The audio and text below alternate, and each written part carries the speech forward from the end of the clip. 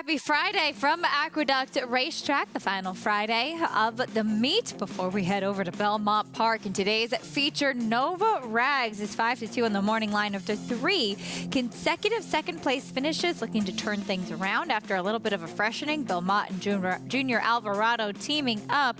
Quite the opposite side of the coin, though, with Dots Dollar, who has won back-to-back races impressively and has quite a bit of early speed. Live racing for you today as well from Oaklawn Park.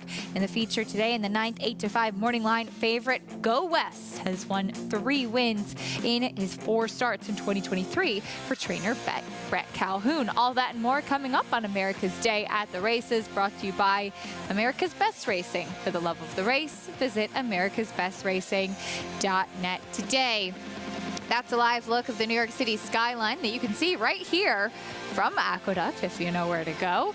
Glad to have you with us on this Friday.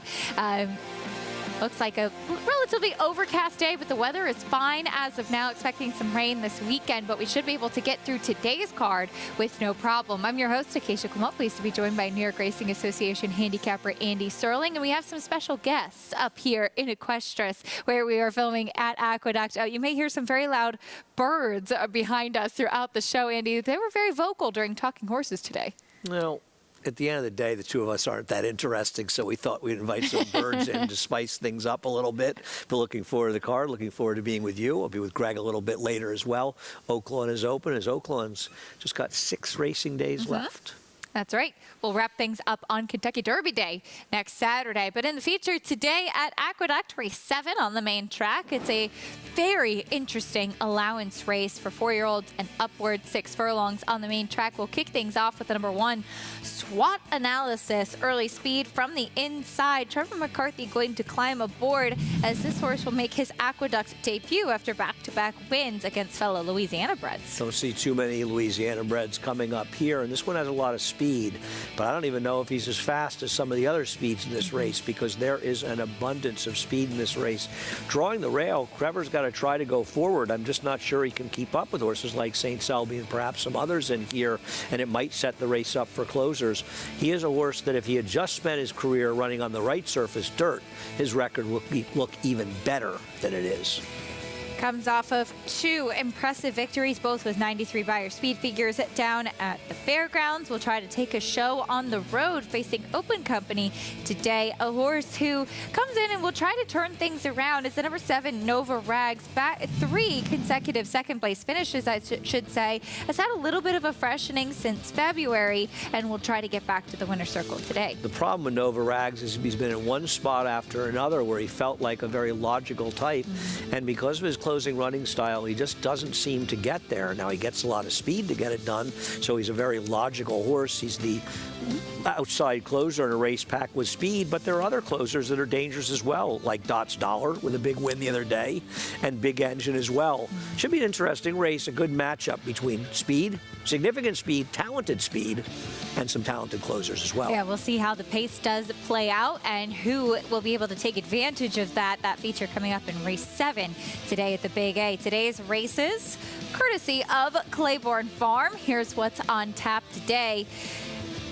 We'll be there in a moment.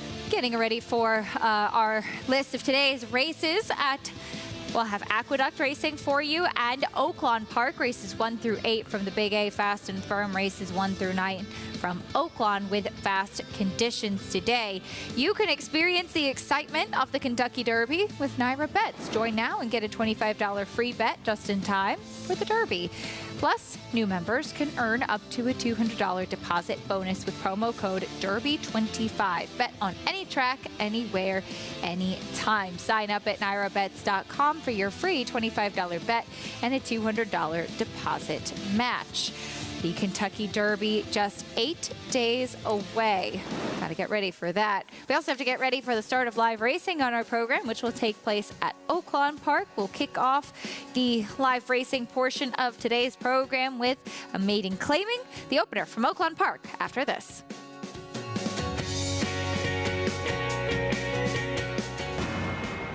Catholic Boy, a Grade 1 winner on both dirt and turf, including this romp in the Run Happy Travers Stakes. He's so impressive today, the others didn't even have a prayer. This 6-time graded stakes winner was the fastest 3-year-old of his crop over 10 furlongs.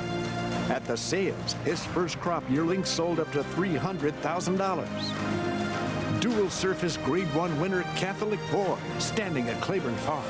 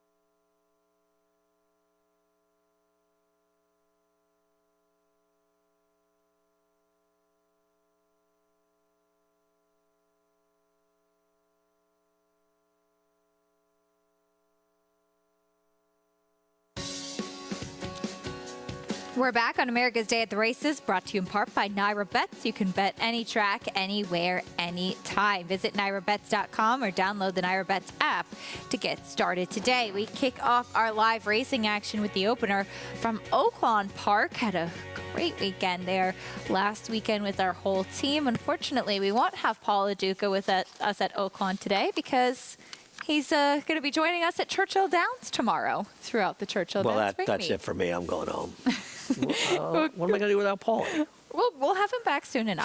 He's been carrying us. He has been, really. He has been. We'll meet the field for the opener. The number 1 Mama Mule went by. Here is the 2 C-. I guess we're not doing the 1A. I can relate to C-. I got a lot of them when I was in college. Does not really look like a dirt horse. No, as he has been running on turf and synthetic, pretty much There's the 1A. I guess we're going a little out of order. She'll break from the outside, Nellie Larkin. I'm not sure who's better in this entry, and she is stretching out from a tough post. Both halves of the entry look overmatched. Here's the 3. I got a name. Another horse stretching out in this race, but has run at least long and ran credible enough 3 back. 9-1 on that one right now. Here's the 4, Mrs. McComber. Yeah, Mrs. McComber just looks a little bit slow. Yet another one stretching out. Drop in class for this number 5, Naughty Madam. I also think a dry track may help her. You know, I know she didn't do much running first time out, but it was against much better. Probably one to beat. It's a big price. She was 3-1 on debut, too. Why is she 8-1? I may have to bet her at 8-1. Here's the 6, Tis Sweet Candy. Yet another one stretching out for a trainer with horrendous stretch out numbers. Elmo's Secret. I wonder what it is. It's probably about the birds. Probably. Did run fast enough going long last time. Has to be considered a contender. Here's Miss Arkansas. Are you in competition with Miss Arkansas? No, I was very good friends with Miss Arkansas, really? Actually. Yeah. Oh, that's nice. Well, yeah, she's now I agree. a horse. Maggie's Miss Arkansas now. She's been Arkansas right. a lot. The queen of Arkansas. Yes, she is. And Lexington Diamond, your favorite. Okay, it's a Ken McPeak drop down, but somebody's going to have to explain to me why this horse is so much more likely to win than Naughty Madam. I agree. It's the same kind of drop. Yeah, this one does get Lasix for the first time. There's the layoff to contend with, though, too. Yeah, I mean, I understand the last race was awful, but it was a sloppy track for Naughty Madam. But, geez, it seems to me like Naughty Madam's an overlay. I'm going to lose a few dollars on Naughty Madam. And Naughty Madam, as mentioned, she was 3-1 in her first race. I know she didn't deliver, but the blinkers go on, and it's a significant class drop for that one. As we see the number 9, Lexington Diamond, being just a little bit naughty out there on track. She might be a little bit fresh off the layoff, too. Christian Torres able to get her to settle quite nicely, and Christian Torres, leading rider down down there at Oaklawn Park. He's been having an absolutely terrific winter, of course, teaming up with some high percentage barns as well, but has been riding in very good form. We turn our attention back over to Aqueduct. Horses are in the paddock for the first race of the day. A maiden claiming for 40,000, going 7 furlongs on the main track. That's a look at the number 3. Dolce Serra is today finally the day for this filly, Andy. I actually picked her in this race. I thought she was very, very dangerous. I wouldn't bet her at 5-2. I'm a little surprised. I expected the 2 to be an overwhelming favorite. In a lot of ways, on paper, the 2 probably is supposed to be the favorite in here, and that's Valentina. But Reed Rodriguez is on an 0 for this meet, and he's got terrible numbers. For the last 9 months, he's 0 for 17, going maiden special to maiden claimer. Having said that, how is she 4-1? How is she a bigger price than the 7? I do agree. Now, she does get blinkers on. You see, has that hood attached too, so her ears are covered to muffle out the sound. But a significant drop in class. She showed some speed after being a little bit green in her first race too. Does drop down. While Dolce Serra is 5-2. First time at this level. She has run in maiden claiming before for a higher level maiden claiming of 75,000 back at Saratoga, but she's just been facing significantly tougher horses in her last few races. Well, she ran against Randomized last time, who right now might be the fastest filly in the country outside of Munnings Gold, having run a 92 buyer when she broke her maiden in that race. Gifted ran second as an MTO that unfortunately is likely to get in on Sunday. The time before that, she finished second in a race that would probably beat these. I was hoping the lower profile connections would sort of help the price here, but Dolce Serra's taking a lot of money as of now, and maybe part of it is because the 2 is just completely dead on the board, but we still have plenty of time to post. Back to Oaklawn Park, approaching the gate for the opener, and Andy and I are in agreement that the number 5 Naughty Madam an overlay at 7-1. But she's 5-1. We're not. Okay. We've got to get our odds queued up because they're not. Yeah, those odds are not accurate, drifting guys. down a little bit. The 9's 9-5 is 8-5. Lexington Diamond with that significant drop in class for Ken McPeak does have the layoff to deal with as well, and I'm sure the presence of Christian Torres is something to say about that too. Yeah, he had a fabulous meet, and I got to think pretty much it's over for him as far as winning the riding title, and deservedly so. He's ridden so well. Loading in for the opener at Oaklawn Park, 9-5 on Christian's mount. Lexington Diamond, race 1 of the day at Oaklawn Park. Here's Jim Byers with the call. And Lexington Diamond, Naughty Madam, Mama Mule. The entry mates drew the outside 2 post positions here, the 1 and 1A. In goes Tis Sweet Candy, and now the last to load is Nellie Larkin. They're in the gate, and they're off. Quick start for Elmo's Secret, but she's being outsprinted early here. Naughty Madam, and I got a name to the inside. Their heads apart, C-. Well placed on the inside in third. Mrs. McCumber fourth. Miss Arkansas fifth on the outside. And Torres has Lexington Diamond placed on the inside sixth. Only about 5 lengths off the lead to the backstretch. Then a gap of 2 back to Nellie Larkin, and inside of her is Elmo's Secret, who is filtered back to be in front of 2 fillies, and they are Mama Mule, and Tis Sweet Candy is 3 wide and trailing, but trying to gain out of that trailer spot. I Got a Name bounds along by 2. Naughty Madam is second by 2.5, and then Mrs. McCumber, Lexington Diamond remains outside in fourth, and has been fairly patient to this point. Now edges into the third spot past Mrs. McCumber. C- coming under some urging, is racing in fifth, starting to show some interest. There goes C- up on the outside of Lexington Diamond. And that pair is going right on by Naughty Madam and is starting to take aim here on I Got a Name. And C- just whooshed on by to get the lead. C- to the front, 1.5 lengths to I Got a Name on the inside, and up on the outside, Lexington Diamond.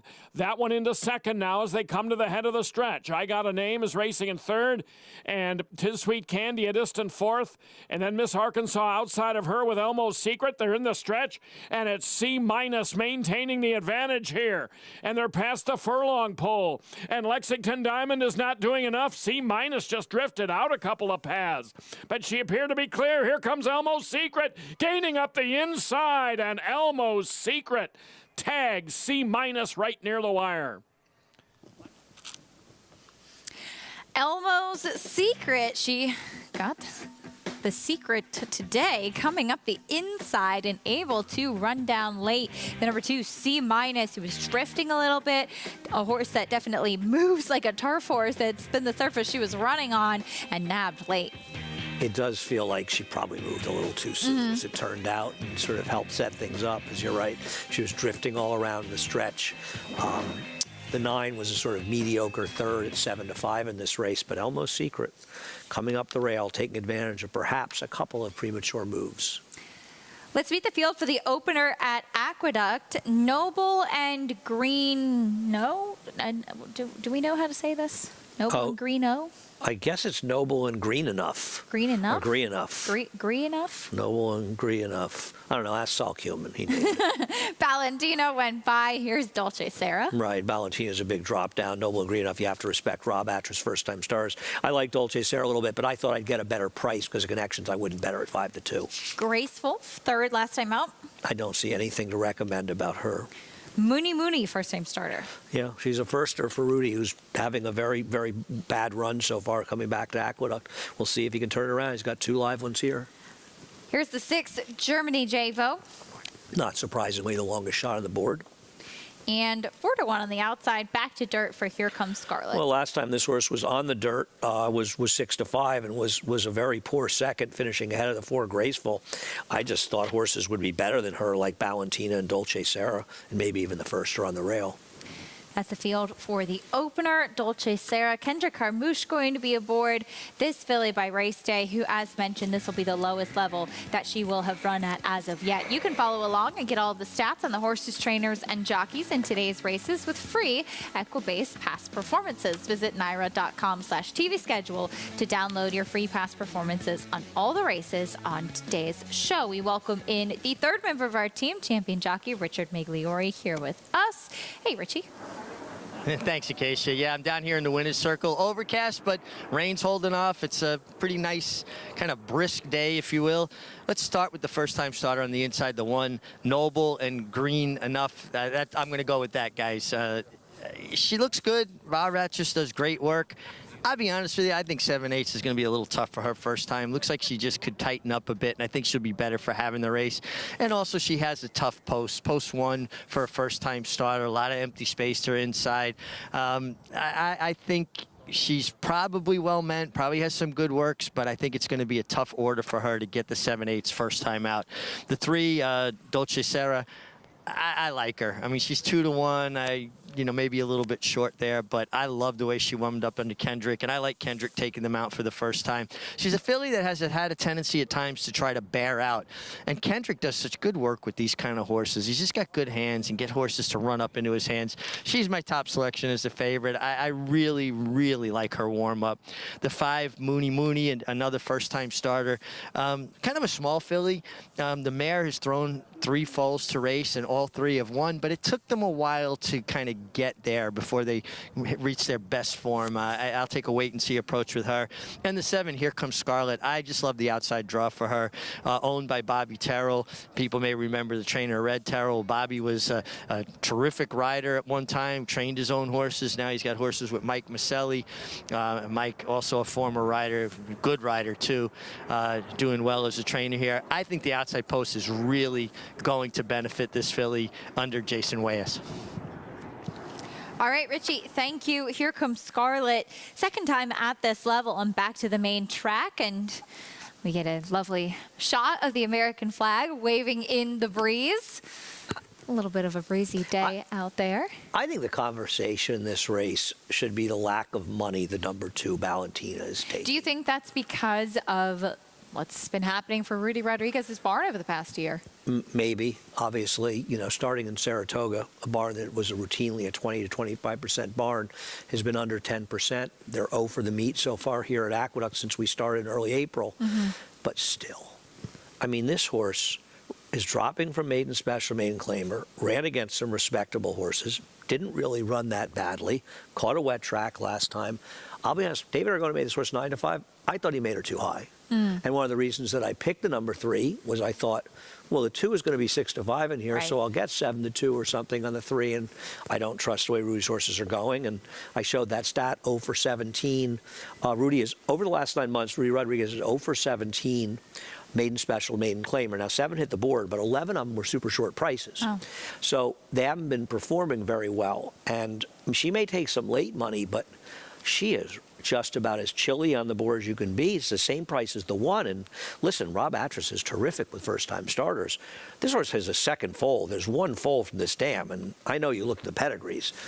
She's going to have to be unlike her sibling, or anybody in the family, really. And the Always Dreamings haven't really been particularly productive. I mean, the 3 is kind of 2-1 by default, right? Yeah, she will also turn back in distance a little bit too to the 7 furlongs, and I think that the draw with Dolce Sarah, if nothing else, you mentioned the competition that she's been keeping just recently, and that's not even going back further into her form, Granny's Connection. Right. Just the talented runners that she's been running against, and yet she is 0 for 15, Right. only having hit the board 3 times. She's over 15, and I don't mean this as a knock on Eddie DeLauro. He's not a household name. Right. And you can say Rudy's going bad, but people are going to gravitate towards betting Rudy Rodriguez horses more than Eddie's. Now, I picked Eddie's. I have no problem with him at all. I'm just saying that, these low-profile connections, one of the reasons as a handicapper, you kind of like it when you come up with low-profile connection horses. They don't usually take much money. Sure. So you would anticipate the 3 and not get bet. The 3 is 2-1. Because the 2, who went down to 5-2 and back to 3-1, and my old friend Harvey Fack always referred to that as the backflash. And the backflash was a terrible sign, and I agree with him. Because it means that, like, when the late money's coming in, they say, no, we're really not interested. So the guppy money sort of snuck in. And now she dropped down to 5-2, but still, I'm a little bit suspect here. The guppy money, I like that. Loading in for the opener, both Richie and Andy preferring the number 3, Dolce Sarah. Richie made a good case for a nice run from the number 7. Here comes Scarlet to the outside as well. 2-1 favorite. Let's see how it plays out in the opener at the Big A. Chris Griffin standing by with the call. 2 out, Germany Javo, and here comes Scarlet to the outside.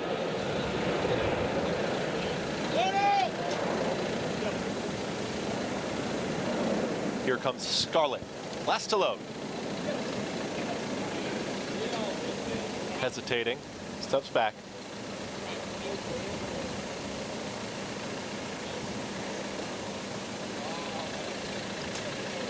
Goes in. All set. And they're up. Good speed to the outside. Germany Javo is going to be in the early mix. There's Valentina, and at the rail it's Noble and Greeno, who wants to be there with the early pace setters. Mooney is in between horses, now in the 3 path, as Valentina and Jose Gomez, they're up by a half length. Up on the outside, it's Germany Javo. Joey Martinez, they're trying to keep up. In between horses, here comes Noble and Greeno, is in the 2 path, is progressing, is going right there with Mooney. 4 across the racetrack towards the back end of the field. Dolce Seta is there with Graceful, and the trailer is Here Comes Scarlet. They work up the backstretch here in the opener. 23-1 for the opening quarter mile. It's Valentina in front. Noble and Greeno is in the clear, is in the 2 path, and following that move is Mooney. These 3 up top. Dolce Seta is looking for room. In behind rivals as Germany Javo tries to keep up, is holding that 4th spot. Graceful is under a tight hold there for Eric Cancel and now gets the cue, and from the back it's Here Comes Scarlet. They went 46-3 for that half-mile time. Still in front, it's Valentina. Valentina with a neck in front. Noble and Greeno is trying to split rivals. Mooney, and here comes the run from Dolce Seta, who got some clear running room, and grandstand side, it's Dolce Seta. Now straightens up. Kendra Carmouche and Dolce Seta, they sprint for home. They're up by a full length. Mooney is trying to keep up down towards the inside, and here comes the run from Graceful. Graceful is now 4 off the leader. A 16th to go. It's Dolce Seta still striding clear. Dolce Seta up by 2. Dolce Seta wins the opener. Dolce Seta over Mooney. Then came Graceful and Noble and Greeno in 1 minute 24.86 seconds.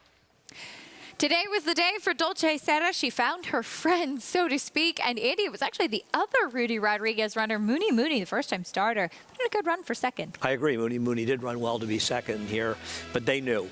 They knew that Valentina wasn't going to run, and they knew Dolce Sarah was the only other real horse to play in here. I thought I was being clever. I said during the race, I really thought I was going to get $9 on Dolce Sarah, so I picked her, but that was a bad opinion. The public agreed. She was the favorite, and she ran like the favorite. Much the best. A good patient ride from Kendrick Carmouche as well. Dolce Sarah, the lowest level of competition that she's faced in her career, and start number 16, the winning one, Kendrick Carmouche in the saddle. She gets the win.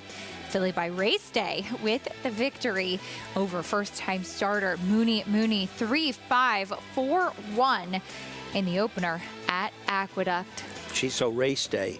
You know, all the 3 inside horses are sired by horses that Todd Pletcher trained. Yeah, it's really incredible. It really is. It really is. When you look at just any given race and the mark that he's left. And it looks like the audibles are kind of the new Todd Pletcher really? Stallion. Yeah. Is he the 2-year-olds this year? Yep, I'm excited to see them on the racetrack. If Todd you're excited, Pletcher. I'm excited. Todd 2-year-old Pletcher, racing soon. maker of Stallion, absolutely. 2-1 favorite, Dolce Sarah gets the win in the opener. When we come back, we'll talk about the namesake of Saturday's stake at the Big A. Former Diana winner, memories of silver. We'll look back on her tremendous career after this.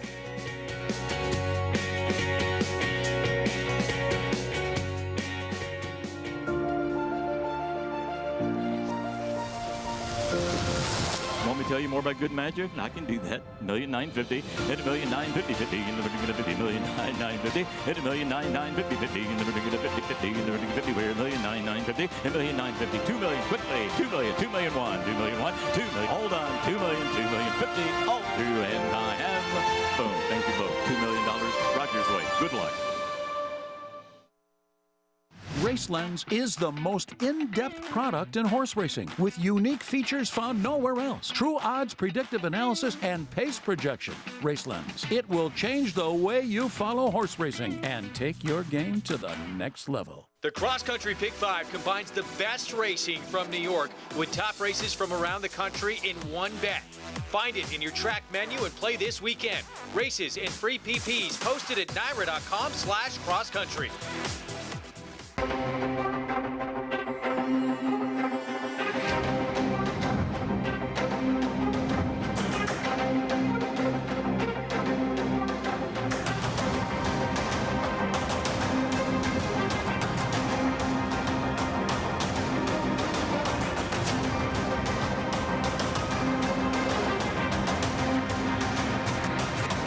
Tap it.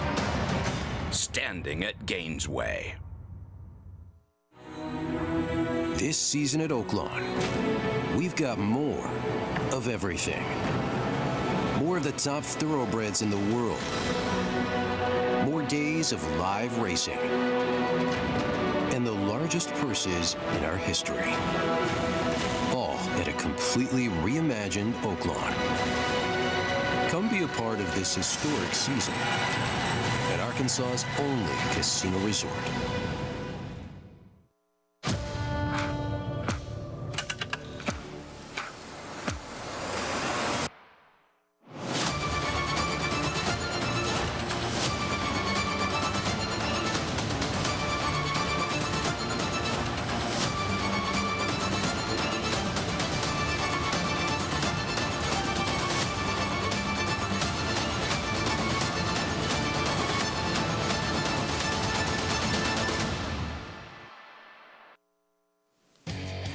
Welcome back to America's Day at the Races, brought to you as always by Claiborne Farm. 100 years of doing the usual, unusually well.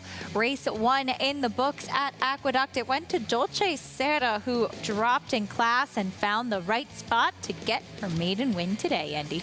Yeah, and got the right ride. I think Kendrick was very confident with this filly that she could get it done. It was pretty contentious up front, sat behind them, swooped, and just got the job done. Congrats to him and Eddie Delora.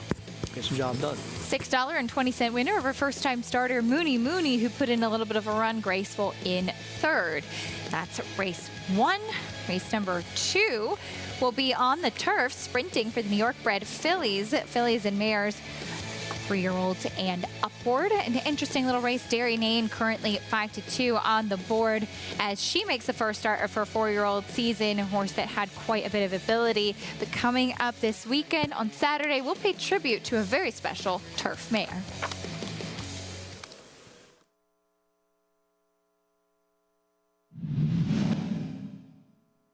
Memories of Silver just in behind. Anti-Mame spun wide as the field comes off the turn and into the stretch. B.A. Valentine. Memories of Silver comes on through. Anti-Mame is there on the far outside. Wishful thinking at the hedge into the final furlong. B.A. Valentine. Memories of Silver and Anti-Mame. They're coming down to the final 16th now. It's Memories of Silver on the outside, and she's roused to the lead. It is Memories of Silver in front. B.A. Valentine, Anti-Mame.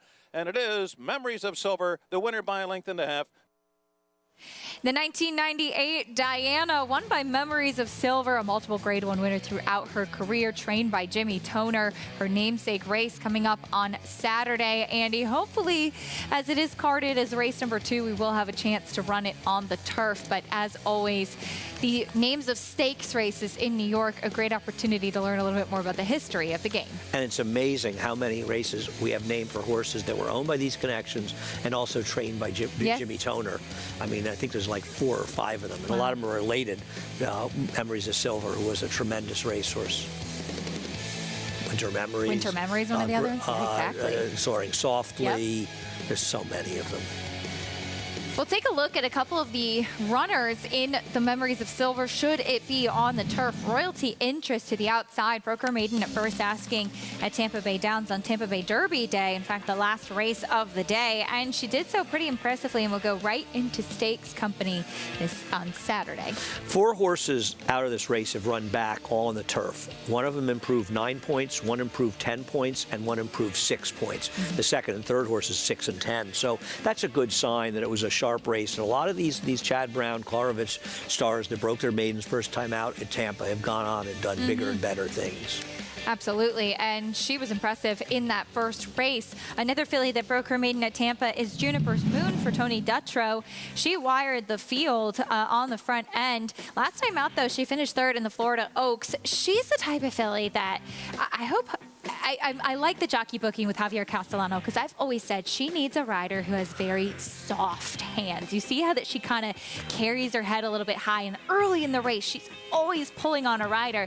She ran remarkable in that Florida Oaks, though, given the pace. No, I completely agree with you. Their pace completely fell apart. Other than her, everybody else was closing, was effective.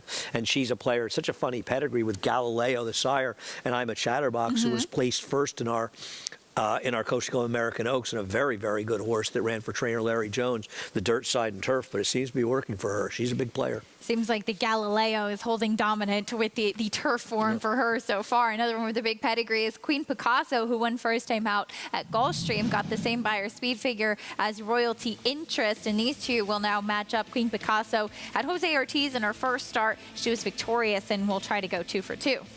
Yeah, I can't knock her. The only thing I'll say is it was a very moderate pace, and it was pretty much a merry-go-round race, so it worked in her favor.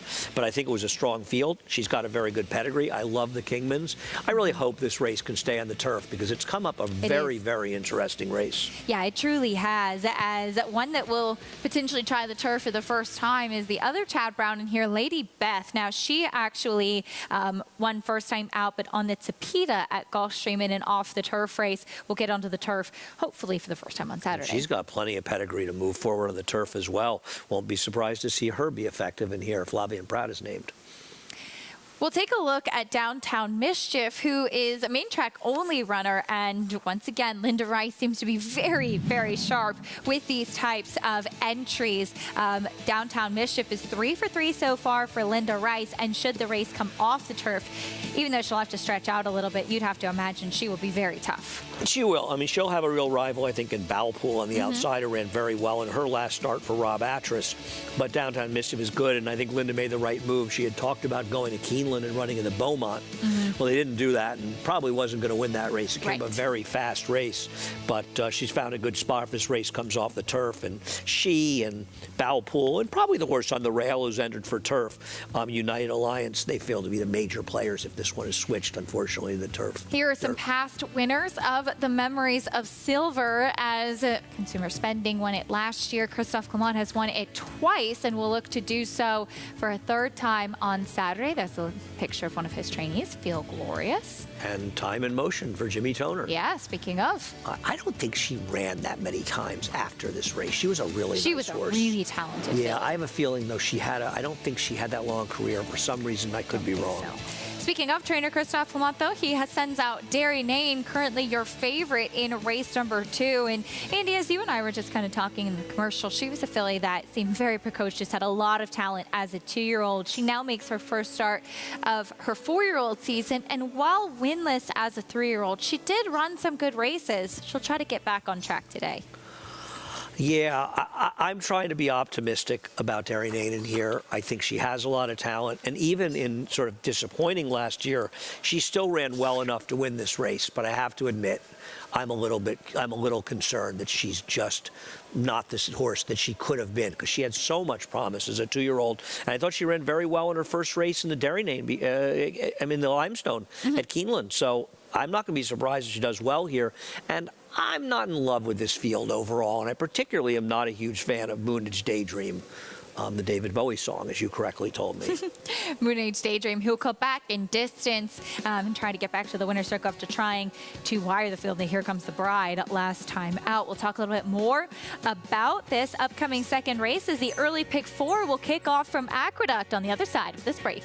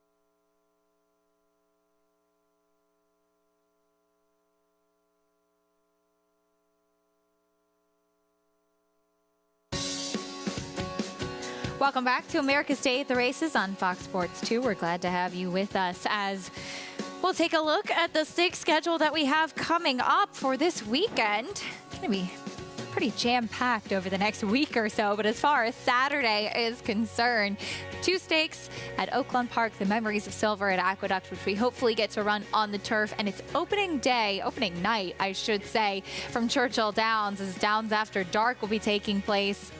And we'll have the Roxalana. Paula Duca will be with us live from Churchill Downs, thankfully, as we'll get a chance to see a lot of the changes and improvements that have been taking place there in preparation for this year's Kentucky Derby, Andy. Yeah, there's going to be a lot of changes. I'll get to see them for myself. I'll be there for the Derby and the Oaks next week. Are you going to send us some photos? No, I'm not you. I'm going to send them to just Travis, our cameraman. Okay, that's fine. He's really That's the only fine. one. I'm Yeah, not Travis saying is great. We Not don't need Claude, him because the other Paulie, cameraman? Claude gets nothing. Yeah. Paulie's going to be I set. know. He's got all sorts He's of already good been stuff tweeting out there. videos. He He's the tweeted out man. one of the new paddock yesterday. Yeah, looking forward to that. The Roxolana, though, taking a look at the field.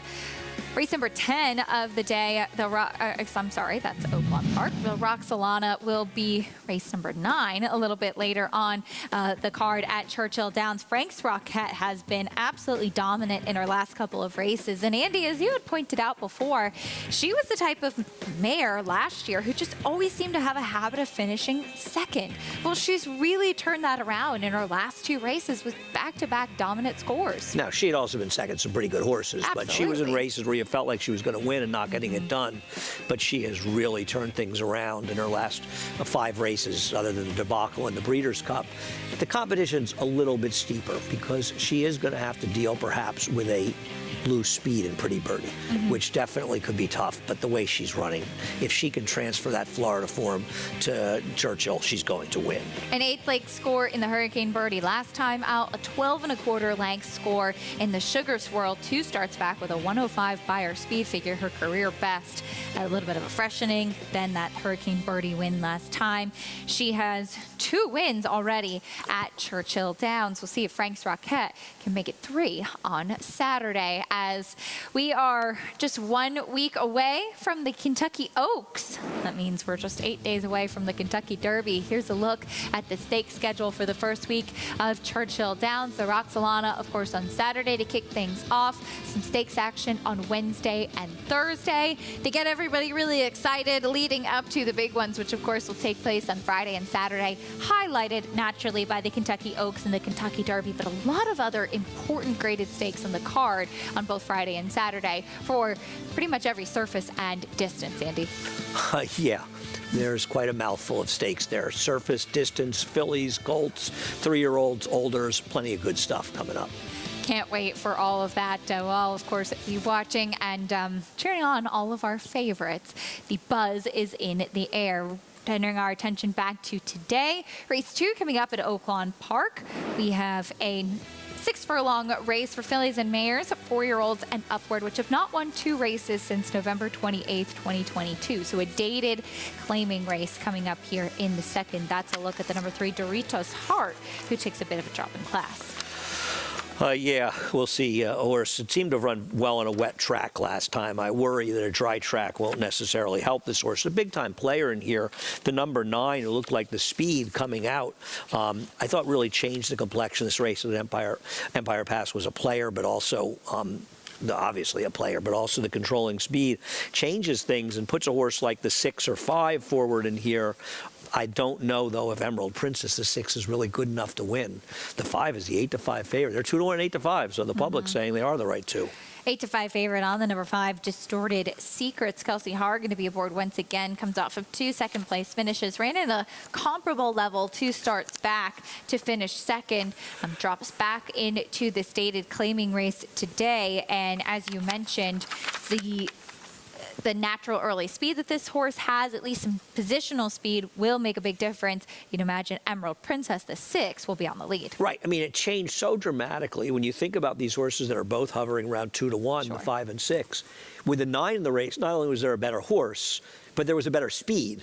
So And they that had one was even money on the morning line. They had very little chance with that horse in the race. And with him coming out, or her coming out, it changes the complexion of the race so much, and it throws it much more in their favor, where they end up being sort of the controlling speeds in this race and very possibly the likeliest winners. I think Distorted Secrets, the drop down has to be playing a big role, and they are dropping to the very, very bottom level. I don't really have any clever ideas. I mean, the truth is, I looked at Empire Pass and I thought, well, that horse can't lose. That horse ended up coming out. I don't know. Who else would you want to take here? You want to turn back with GP's Amazing Grace with less speed? I would worry a lot about that horse. Currently on the board at 9-5 is the 5 Distorted Secrets, your favorite after those significant scratches towards the outside, particularly, as Andy mentioned, with the number 9 Empire Pass. You see horses on the right side of your screen in the paddock for the second at Aqueduct. And this is an interesting race, too. We talked a little bit about Darian Ain, who's trying to get back on track. The 3 Moon Age Daydream right to her outside, though, is cutting back in distance after she had one race already off the layoff, and that was in Graded Stakes company down at Gulfstream. Yeah, I know that she's probably more of a sprinter. And Jorge Abreu, her trainer, has terrible numbers stretching out.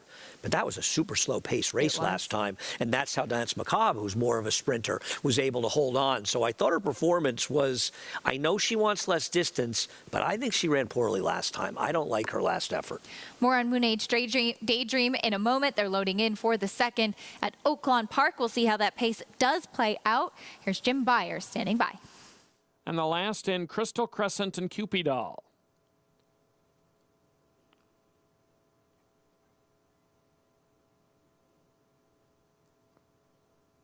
Cupidol being led forward.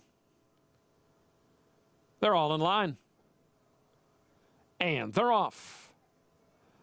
Emerald Princess is driving off to the early lead. There goes Cupidol, eagerly up on the outside. Then comes Distorted Secrets, and to the inside, Dorita's Heart. Dorita's Heart's making an impression on the lead now. She gains inside of Emerald Princess.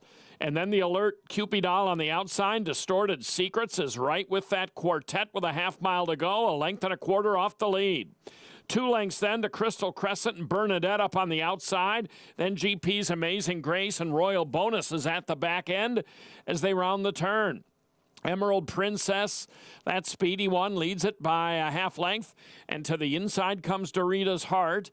And then it's Distorted Secrets in between runners. Outside of her is Cupidol. Then a break of about 3. And it's Crystal Crescent back toward the inside in 5th. They're in the stretch.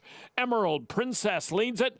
And Distorted Secrets to the outside is racing in 2nd. Dorita's Heart is 3rd. Closing down the center is Royal Bonus. It's still Emerald Princess and Kylie Jordan. Here's Kelsey Haar and Distorted Secrets trying to get her from the outside. Distorted Secrets up to get Emerald Princess late. Then 4 back to GP's Amazing Grace and Dorita's Heart.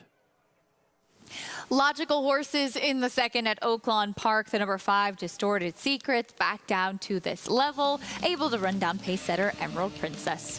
One of the things that's so interesting about racing is sometimes it works out just the way it looks like it's supposed to on paper. But very often, what happens on the racetrack, at least to a lot of us, makes no sense whatsoever. There's always going to be somebody where every result makes a certain amount of sense to them. And in this particular case, as we talked about beforehand with the 9 scratching, you had 2 horses that just figured to be running 1-2 around the racetrack, making it very hard for anyone else to catch them. They were the best 2 horses, and the 6 just couldn't quite hold on. For once, it played out exactly how it read on paper. Back at Aqueduct, horses stepping on the track for the second race, sprinting on the turf. Here's Temperamental back on grass.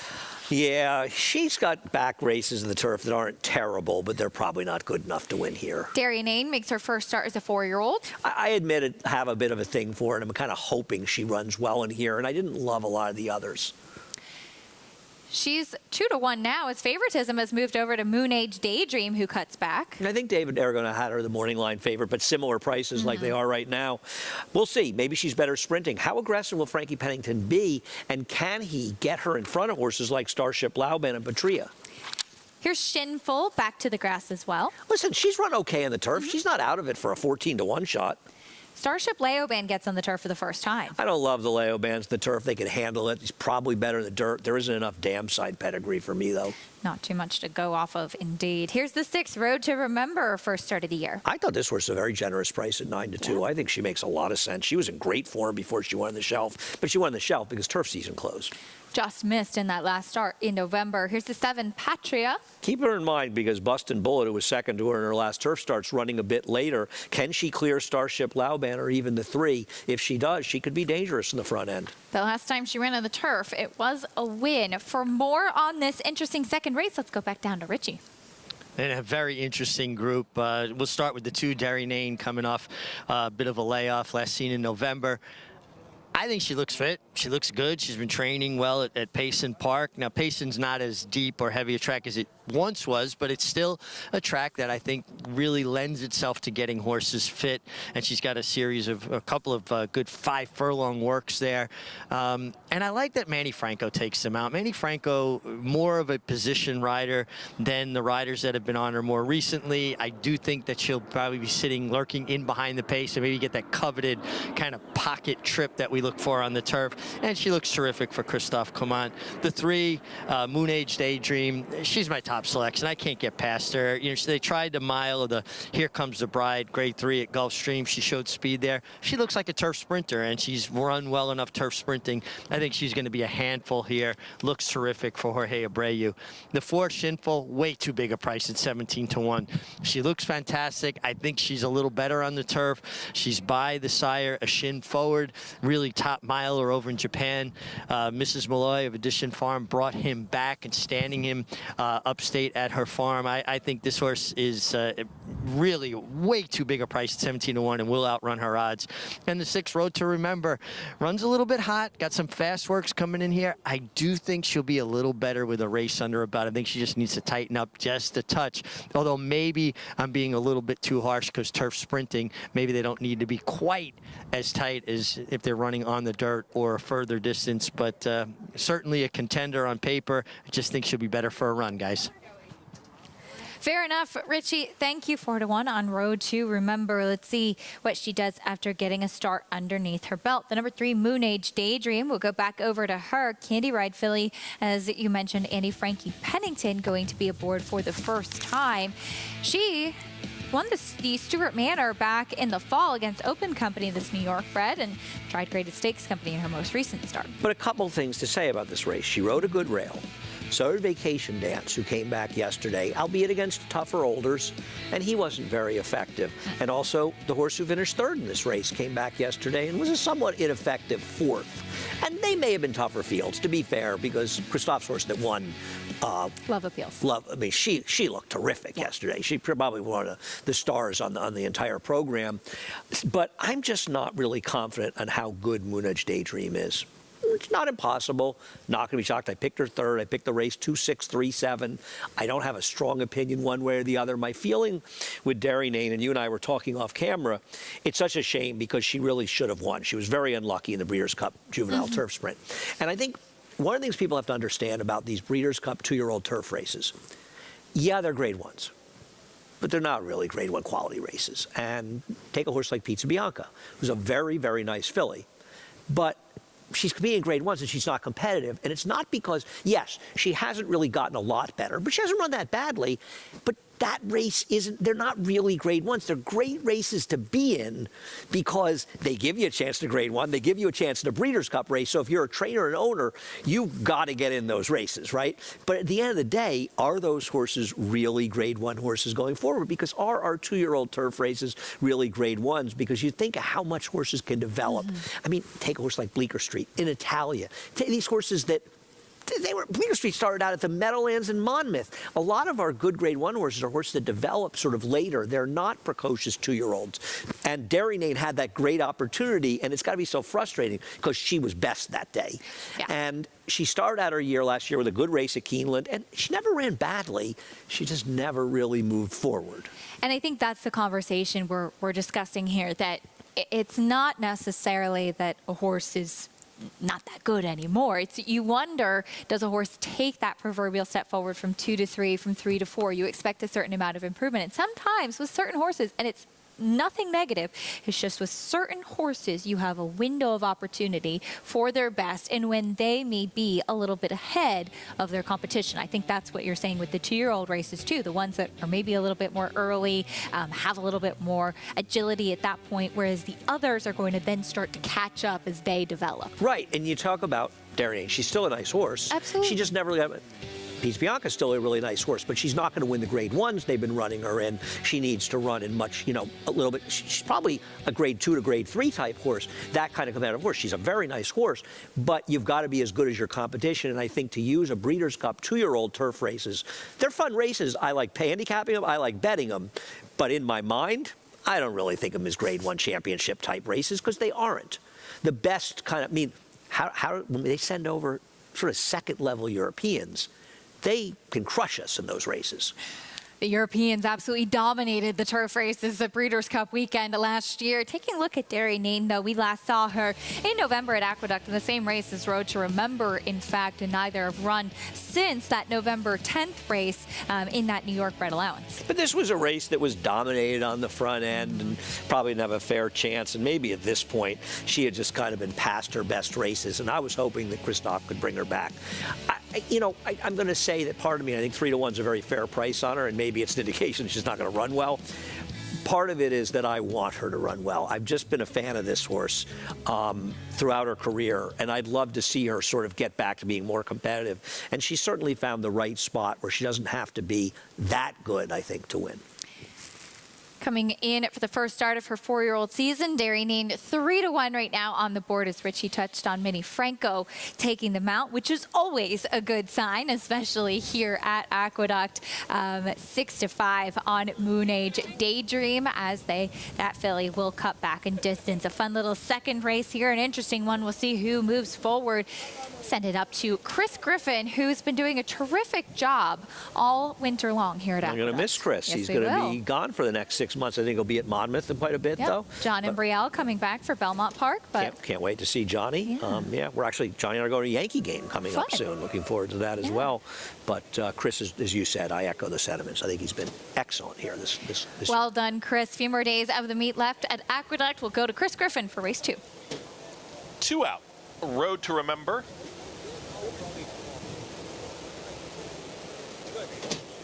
Patria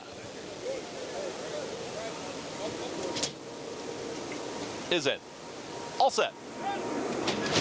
And they're off.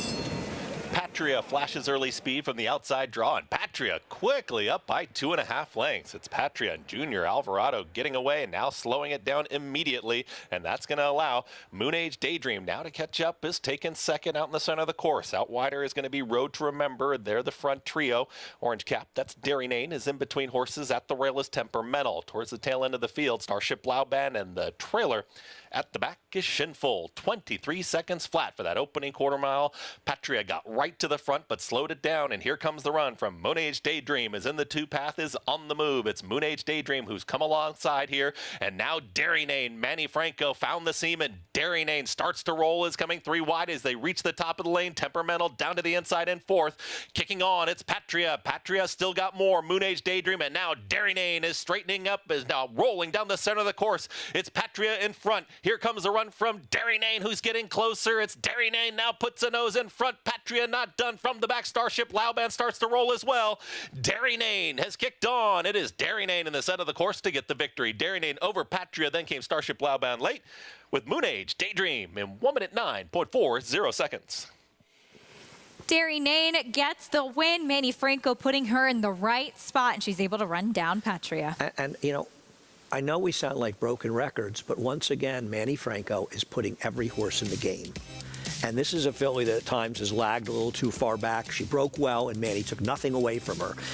A terrific job on the number 7, by the way, by Junior. I mean, he came out of the gate like a rocket ship. And he just seized control of this race. And I love seeing that from Junior. And she ran terrific. She just ended up being second best. But Derry Nane, she's not as good a horse maybe as she looked like she could have been, but as I said before the race, she might have found a field that she just could be a little bit better from, and she's so good she overcame that guy. The only thing that guy is going for him, frankly, are good horses and his daughter-in-law. Oh no. I think he's a terrific trainer, Christophe. He is. I wouldn't make fun of him if I didn't think he was as well. And of course, a friend of yours. Derry Nane with the win, though, as I saw David Grenig tweeted yesterday that after back-to-back wins yesterday afternoon, that was the 9th consecutive card at Aqueduct that Manny Franco had multiple victories. So he's well on his way today with one on the board, and I can imagine he might be picking up another one before the afternoon is done. But just echoing everything we've been saying about Manny over the past several months. I mean, this horse could not have gotten a better trip than she got in this race, and Manny had her in the game. Everything went well. I wonder if something happened to start. There's an inquiry. It looked like there was something odd that happened at the beginning of the race with the 3, I think. Tough to see from our vantage point. We'll take a look at the head-on and see what happened here. Everybody really came in close. The 6, the 7. Did the 7 cut over? I think that might be what the inquiry is about. Because, but it's the start. But it is the start of the race. Let's show that head-on again. If we can, as you mentioned with the number 7, Patria, that she was sharp out, and you'll keep your eye on the 7 in the blue blinkers. And I think it was actually the 6 that caused that pile up, though, more than anything. I agree. And I think the question you have to see is, and I don't think the 7, because you have no depth, obviously, because it looked like Patria was in front of the field 2 lengths about bang out of the gate. Right. So I find it hard to believe that she was the one that was causing the tightening. And I think you're right about the 6 being the one that tightened things up. Yes, I was just watching a look that the stewards might have, and it looked like the 7 Patria was clear early. My guess would be that. So there is an inquiry. I don't think it has anything to do with the winner. And there goes Dairy Nane. She'll get her picture taken. Right. And I think the reason they were looking, and they stopped looking already here, was they were wondering if it was the 7 that did it. Yes. Once it isn't the 7, the 6 finished nowhere. There's no reason for there to be a disqualification because the 6 isn't in the top 4. We'll keep you updated on that inquiry and bring you prices and more after this quick time out. We'll be right back on America's Day at the Races, as we'll talk a little bit about what's coming up this weekend at Oaklawn Park. Last year's talented Sanford winner Mo Strike will make his first start of his 3-year-old season.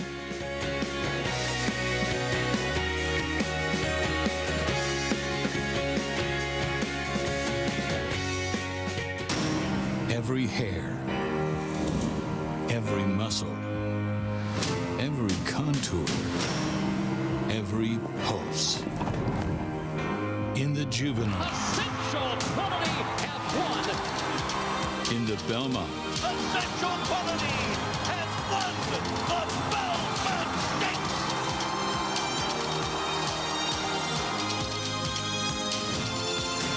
well named. Experience the adrenaline-pumping, suspense-filled action of the Sport of Kings no matter where you are with Naira Bets. It's fast, easy, and secure. Download the app today and start winning with our lucrative weekly promotions, thrilling handicapping contests, and a one-of-a-kind VIP rewards program. Don't just watch horse racing, be a part of the action with Naira Bets.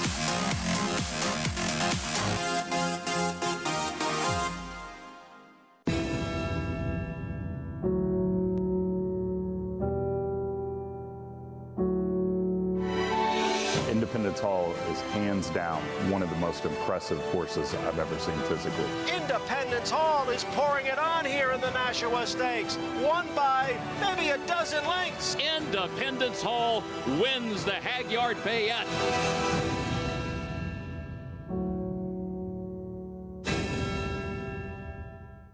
Racetrack Television Network brings you every race, from every track, on every screen, every day.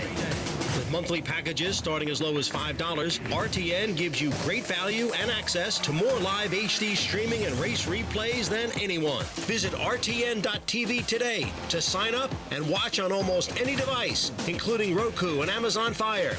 RTN has packages that start at $5 per month.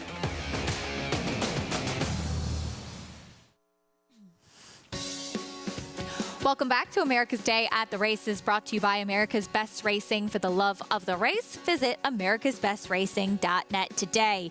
Race 2, Dairy Nane, the winner. The inquiry and objection that we see taking place has nothing to do with your winner. It is the 3rd place finisher against 2nd. So that's the 5 Starship Leoban against the number 7 Patria. You just saw a shot of Junior Alvarado, pilot of the 7 Patria, explaining himself. And the 7 in the blue blinkers to the outside. Looks to get clear pretty quickly right from the beginning. The number 5, Starship Leoban, does get squeezed back. But Andy, as we take a look at the pan shot once again, you can see here again in the blue blinkers, pretty quickly the 7, Patria, gets right over. And I guess the argument would be that she pushed the 6 in to cause that accordion effect. And one of the reasons that optically it looks like she was able to clear so easily was that she came in enough, bunched the field together, and everybody got squeezed back. So that's where the argument. Now the question becomes, do the stewards adjudicate gate fouls? This wouldn't be, if they think the 7 caused it, it's not really a gate foul because you're saying what Junior did was come over. And his zeal to get over towards the inside, he may have tightened things up. I don't have an answer to it. I don't have a strong opinion here. I doubt there's a DQ, but I can understand, and I'm glad they're looking at it. And I'm being told that the inquiry and objection has been dismissed. Still flashing on the board. But again, that question would be, and typically as it does come down there and will stay, no change to the order of finish 2-7, 5-3. Typically with those sorts of incidents or questions, so to speak, that happen at the beginning of the race, those are not typically situations where we'll see a disqualification. I agree. You know, it isn't. I understand why they don't adjudicate them, horses coming out and coming in. I could understand if, and I'm not saying this is what happened, if the steward said in Junior's zeal to get over towards the inside and clear, he came in, then I could see it not being one of those, seeing a gate foul that could be adjudicated. It's a difficult situation. I don't really have a problem with the call either way. No change to the order of finish. And again, that inquiry and objection had nothing to do with your winner, Derry Nain, in race 2. We're going to take a look at the sequence for this week's cross-country pick 5, which will begin on Saturday with race 6 at Aqueduct. Will include the 2 stakes from Oaklawn Park and the Dig a Diamond and the Bachelor Stakes. Will be races 6 and 8 from Aqueduct, including this 8th race on Saturday, which will be quite an interesting one, Andy, primarily for the return of a very talented runner in Zandon, who's a very short price on the morning line, making his first start of his 4-year-old season. Yeah, no, I'm looking forward to seeing him run. I hope a wet track doesn't detract him from running in there. It's a very interesting field. I mean, there's other horses in here that are pretty good as well. But the good Zandon is very good. I mean, obviously, if he didn't run him on a wet track, maybe go to the Westchester, though he also has Dr. Ardito running in that race as well, that being Chad Brown. And listen, you look at Zandon right here, finishing second, our Jim Dandy to Epicenter, who many of us feel was ultimately the best 3-year-old in the country last year. He's very, very good. He didn't quite get it done at the highest echelon, but he ran well enough to win a lot of races, and he could be a very interesting horse in the big races as we go forward. Won the Grade 1 Bluegrass back in April, 3rd in the Kentucky Derby behind Rich Strike and Epicenter, and then of course had to face Epicenter in the Jim Dandy and the Travers, 2nd and 3rd in those races respectively. So maybe not quite up to the level of an Epicenter, of a Taba as a 3-year-old, but a horse that always made a very good account of himself and really nearly beat Mo Donegal, the Remsen, too. Yeah, and he almost won the Derby, and I think he had a very unfair trip in the Cigar Mile. Not really the wet track that did him in, but it was a track that was very kind to speed. And if you look at the race, it was dominating the front end, and from where he was, it was going to be very hard to win it. I don't think it was the wet track that hurt him as much as the dynamics of the race and the way the racetrack was playing. That race, of course, won by the very talented and now Stallion Mind Control. That was the last time we saw Zandon. Saturday at Oaklawn Park, our America's Best Racing race of the week will be part of that cross-country pick 5 sequence. It's the Bachelor. We race 10 on the card, 6 furlongs on the main track. As we'll take a look at Mo Strike. Broke his maiden at Churchill Downs at first asking, then won the Sanford with that big Buyer speed figure. We have not seen him since a 4th place finish in the Hopeful. And the question is, Andy, is this Sanford, this race, kind of an anomaly? Is this really who he is? What is he going to do now back as a 3-year-old? Right. Some will say, well, Forte suffered his only career defeat in this race. This was the race that taught him about racing a little bit, Forte. I don't count him in there. And you think about it, Great Navigator came back at Gulfstream, was disappointing. Andiamo a Firenze has been a bit disappointing going forward. I wonder how strong this race was. And the other thing is, from a tactics standpoint, he's not going to get the lead from horses like Count de Monet and Tyler's Trump. Tribe. Right. So is he a horse that can rate? It's Brad Cox. I'm never counting him out. But I have some questions about him, and I think that Rivet, the horse outside of him, is a very promising player based on his last effort.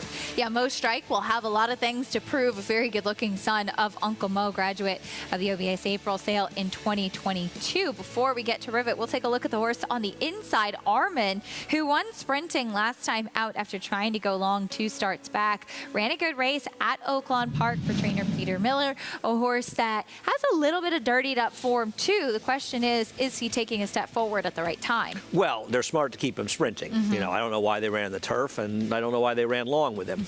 However, I don't like the fact that Easy Action came out of that race to run sort of a mediocre third, as you can see, behind Rivet in his next start, running 11 Beyer points worse. So it makes me wonder, how reliable is this 93 Beyer? Because he's going to have to run a big figure to win it, but he did run, at least on the surface of things, a fast race, and he's not impossible here. We've mentioned Rivet a couple times, and we'll get to him next. Broke his maiden at Oaklawn, then came right back with a very impressive score last time out. Keith Asmussen will stay aboard for his father, Steve Asmussen, and this looks like he's a horse that's really taking a step forward at the right time. And this was the kind of ride also that showed the evolution of Keith Asmussen. He's got more patient, a horse who had been more forward in his prior start with a win, but he saw there was plenty of speed, so he didn't want to rush in there. He waited. He split horses, and I thought was very, very impressive in winning this race with a 90 Beyer. And honestly, this Bachelor in and of itself could be a prep for our Woody Stevens, the Grade 1 of Belmont. A number of horses, Armin, Mo Strike, Rivet, horses that could look towards that. And you have to think with Rivet, that 90 Beyer last time, if he can build on that, he could turn out to be yet another star for Steve Asmussen, and much like Matoli, who wore those silks as well. Matoli, so talented, now a sire. Rivet, we'll see if he can live up to it, a son of competitive edge. And we'll see if Rivet, who just seems to be taking that step forward at the right time, has been nice to see Keith Asmussen riding for his father, Steve, as well. I think that the feathered friends are here for you occasionally. The no, birds we're leaving are in a couple everywhere. days. See, that's the thing. I'm not a fan of birds. I want them to live their best life just away from me. So you haven't seen the Hitchcock movie The Birds? I Or have. you did see it, and that's I probably have. the It gave problem. me nightmares. Yeah. I have. Well, That's the problem. you know what it is? The birds just want to talk about the Kentucky Derby. The countdown to the Derby continues. 8 days away from Kentucky Derby 149. We'll talk a little bit more about some of the key contenders after this. The Run Happies are running, the Run Happies are selling, the Run Happies are winning. Eclipse champion Run Happy is showing a new dimension with winners on turf, dirt, and all weather. A record-breaking sprint champion, Run Happy is also showing winners at all distances, burning up the tracks. A sire whose runners can carry his speed over all distances and all surfaces. Run Happy, price for value, and standing strong at Claiborne Farm.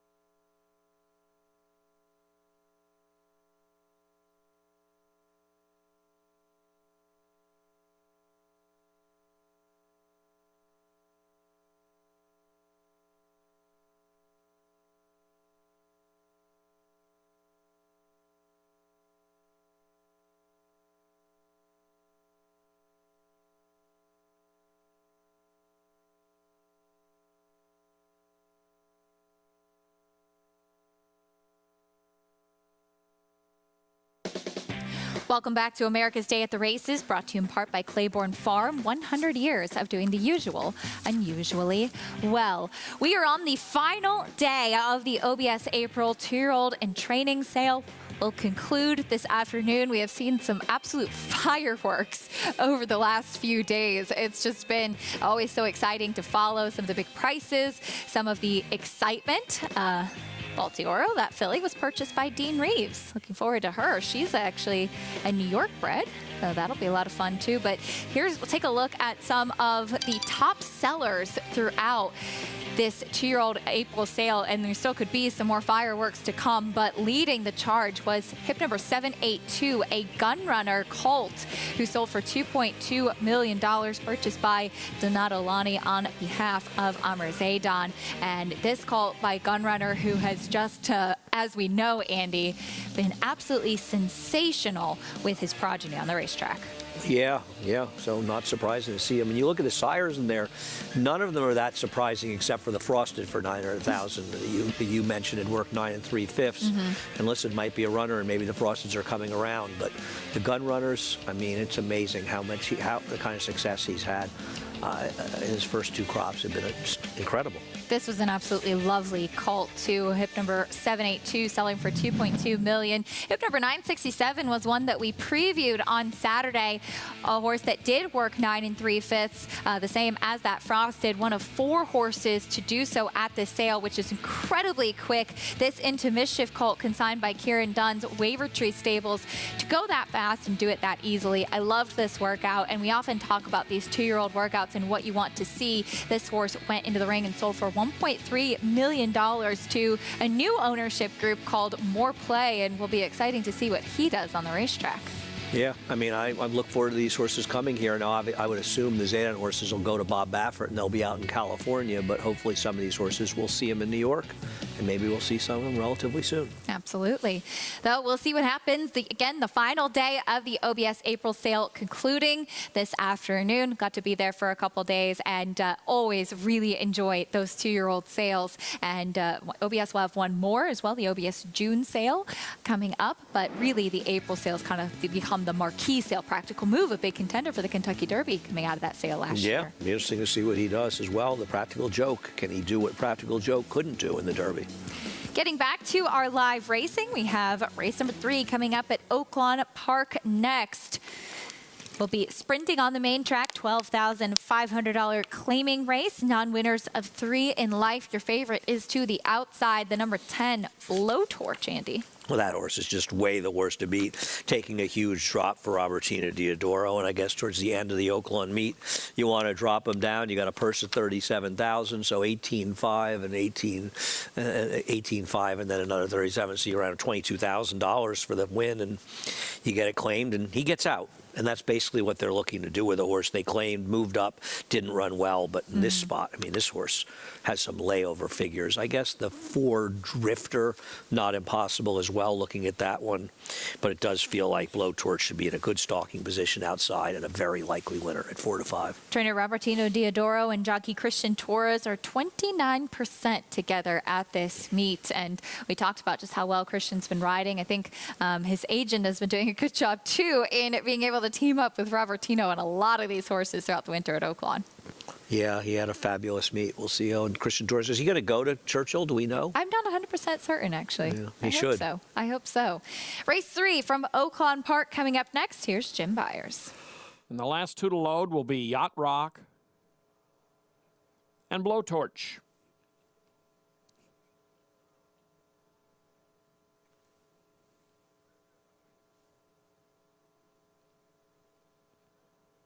Blowtorch steps forward. They're in the gate. And they're off. Atras is displaying early speed. Blowtorch moving to position from the outside. Torres peeks over his left shoulder and heads toward the inside. And then comes St. Pio in third, right to the inside. Sissaway now. 1 length then, and it's Yacht Rock who's racing in 5th. As they advance into that turn. Then comes Mark the Moose and Drifter, Title Shot, and Wesleyan trails the field. We have a solitary leader here into the far turn. Atris and Alberto Pusek lead the way by 3 to St. Pio. Sisaway now on the inside, and Blowtorch. He's in that second flight on the outside in the red. Then a gap of 2.5 to Yacht Rock, Mark the Moose, Drifter. Both of those are coming under vigorous urging. And then Title Shot takes the inside route, and trailing the field is Wesley, and they're in the stretch.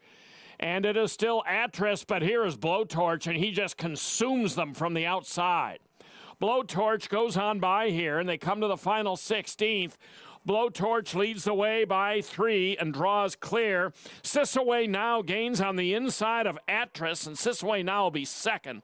Atris may have held off Title Shot for third, but it'll be a photo for the show. It looked at the top of the stretch like Blowtorch might be in trouble, but Christian Torres found a little bit more and was able to run down the number 5, Atris. Well, it looked like this horse had a bit of trouble on the heading into the turn, going around the turn, but just kicked in and was just the best horse in the race and able to get it done. Atris did pretty well, I think, holding on for second. I think so, yes. But Blowtorch, the heavy favorite. Could have, well, wait, maybe the one caught inside, actually. The one got up for second. Yes, he did. Apologize. Got his nose down there. Number 10, Blowtorch, the winner, though, on that big drop in class over the number 1, Sisaway now. Back over to Oaklawn Park, we have race 3 coming up next, 7 furlongs on the main track. And it's only fitting with Maggie T in the race. We welcome in Maggie W for the first time today. Maggie Wolfendale joining us. Hey, Maggie. Hey, Acacia. And yeah, she is the favorite in here, Maggie T. But we'll take a look at some other players, including the outside runner, number 7, Luna Loca, who does return to what is a sprint distance, just turning back a furlong here, going the 7/8. But as I said, while she's built, she has a frame that suggests that maybe longer is better, the way that she runs, she kind of runs really downhill, kind of down into the ground, where that's more of the action of a sprinting type. And last time embroiled in a contested pace, really did stop though. But I think that given the fact that she now draws to the far outside, whereas she was inside last time, it just gives her a better play of the race. And I always respect horses who do have those multiple wins in these types of allowance conditions. To her inside is one making her 3-year-old debut. Technically, she's not even a 3-year-old yet, but that's number 6, Attached, for Jorge Duarte. She has returned getting Lasix after just a clear win last time out, way back when in September. She did break a touch slow, but she got into stride quickly and then kind of circled up wide in the turn and blew by. She was just much the best, and she was beating the other Maggie that day. But looking at her, I was not in the paddock for that race. I'm not 100% sold on the fact that she's done a lot of development from 2 to 3, but she comes back looking really ready and well prepared, very, very fit. Not as if she ran 6 months ago. It looks as though she ran just 6 weeks ago. But she's a little bit of a high-strung individual, as Jorge was telling me. Her dam was just like that as well. They did have to saddle her outside, but has since calmed down quite nicely. As we'll also take a look at the horse who comes in from Maryland. That's Blow Through Yellow Lights. And last time out, she just looked full of run going the 7/8 on her way to victory, albeit in a claimer, and soundly defeating the favorite that day. But it almost was in that last ace, she looked a bit leg weary. But on the flip side, if you look at her form, she is a horse that prefers to be forwardly placed. So therefore, going the 7/8 allows her to do so. Now, she came in, she was full of energy when she came into the paddock. Same can still be said here as they have gotten them tacked. We're just waiting on I believe, a saddle adjustment here on number 1. But she stacks up quite nicely against the rest of her competition for a trainer in Brittany Russell, who is always dangerous when she comes in here. And Acacia, you're getting a generous 9-1 on her. She's a big price as the new face. Maggie, thank you. Blow Through Yellow Lights. You have to say that slowly. Good luck, Chris Griffin. The story in here is the number 6, Attached, who's the second choice in the double, and maybe a little of it is the Franco double and a Franco factor, but clearly somewhere there's a big story on this horse, Jorge Duarte, coming in here, because this horse comes out of a pitifully slow maiden race first time out. And some people maybe are excited because the horse won by 6 lengths, but it was a very, very slow race. It got a 43 buyer. It got a 57 Timeform US rating, and it was a weak field. Now, maybe this horse has completely turned his career around, and he's been working really well, and there's a big story on him for these connections. If he's working well, they certainly aren't showing up in the paper, because the paper workouts are very, very slow. But somewhere there is a story on this horse. Whether it turns out to come to fruition, I don't know. I like the number 7, Luna Loca, out here. I think is value at 4 to 1. I was the one in the paddock for Attached and her debut, and she was a horse that I just thought really needed to strengthen up and thought might be actually better for a race, and she did kick away in what, as you pointed out, turned out to be a very overly matched field, as just not really much behind her as far as that's concerned. Maggie had some positive things to say about her coming back as a 3-year-old, though maybe not too much development. She does look rather the same, but looks ready off the bench. She certainly won first time out for Jorge Duarte, and he has been sending out some live horses, indeed, including ones off the layoff here. Yeah, I mean, I cannot account for tips and stories, and maybe the horse is working really well, though. But she's been working at Colts Neck Stables, too. Right, and the workouts are not good on paper, but maybe there actually are better workouts somewhere. And there's some story somewhere for her to be that like absolutely. this. And with a training center, you have to keep in mind, too, as Richie was even touching on with Payson a little bit earlier. With certain training centers, you're going to see different types of times come back. If it's a deeper track, it may be different, may read different than the Belmont training track, for instance. Yeah, no, I know. They aren't even the best workouts those days, but I don't know who else was working. I like the 7, Luna Loca. I like the cutback in distance for her to 7 from a mile. Last time out, she was caught up in a pretty fast-paced duel against better horses. I think she makes a lot of sense in this race, an alternative. I have nothing against Maggie T, who improved dramatically for Linda Rice, and clearly that improvement is the reason she's getting bet like she did. But Luna Loca to me, good post on the outside with Kendrick. I thought she could be in a very good spot. Stalking on the outside, she could be the speed of the speed, and if not, she can stalk from the outside. I know this was a wet track, her big win, but I think she's a very interesting horse for David Duggan. Maggie T was 3rd in this race behind Luna Loca. That was back in January. Luna Loca tried the Maddie May after that. Tough competition there, and is in for the $50,000 claiming tag today. We'll see if she can get the lead from the outside. Kendrick Carmouche looks for his 2nd win of the day. Slight cut back to the 7/8 should suit. Maggie T, though, the favorite, and I'm sure in large part off that big victory. First off the claim for Linda Rice. It's just a different horse for Linda. You look at her race last time compared to the other, she was much, much better. I found a stat, though. 2nd off the claim, off a win on the dirt. Linda Rice is 10 for 56, 18%, $1.21 ROI. So a lot of times they don't come back, and I don't think it was a big gold rail this day, but I do think it was a rail edge. So I think this horse was with the racetrack at least a little bit in here that might have enhanced the performance. But she did run very, very well that day and is very dangerous. Filly by Destin, who will try to make it 2 victories in a row. That was also going a mile, her first time going longer than 6.5 furlongs, and she was obviously able to be up to the task. She's currently 6-5 with Javier Castellano in the saddle. As they head out from the paddock, we will meet the field, kicking things off with Perfect Senorita. Broker Maiden first time out is a massive upset, being a 1-5 shot of Linda Rice's. This field is tougher, but she didn't run that badly. She was 25-1 that day, too. Here's the 2 blow through yellow lights. Her races aren't fast enough on paper. Timeform US likes her race last time a lot more than the buyer figure does. We'll see. 7-1 on that one. Next in the post parade will be the 4 Dream Away 7. Yeah, she's going to have to get faster, but she can be forward there. Broke her maiden at first asking, then disappointed last time out. Here's Aaron Warrior. She's going to find the going a lot tougher than a field she dominated last time at a short price. A 10.5 length score for trainer Dave Donk in her most recent. Here's the 6 Attached, that intriguing layoff runner. Yeah, I think she makes the race a little more interesting because on paper she's tough to make, but the board says she's going to run better than her last race, and perhaps she will. 5-2 on her right now. Patented Kendrick Carmouche warm-up on Luna Loca. Yeah, I like Luna Loca. Right post, speed. I think this is a good spot for her. Goes out for trainer Dave Duggan. And last in the post parade will be your favorite, Maggie T. I have no knock on her except the price. She was with the track a little bit last time, but she ran well and very dangerous here. You can experience the excitement of the Kentucky Derby with Naira Bets. Join now and get a $25 free bet just in time for the Derby. Plus, new members can earn up to a $200 deposit bonus using promo code Derby25. Bet any track, anywhere, anytime. Don't forget to sign up at NairaBets.com for your free $25 bet and a $200 deposit match. Just 8 days away from the Kentucky Derby.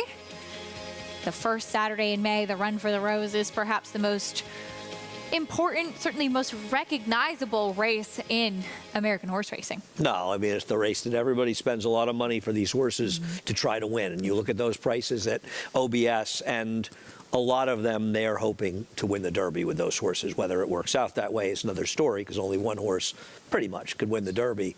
But that's the race they want to win.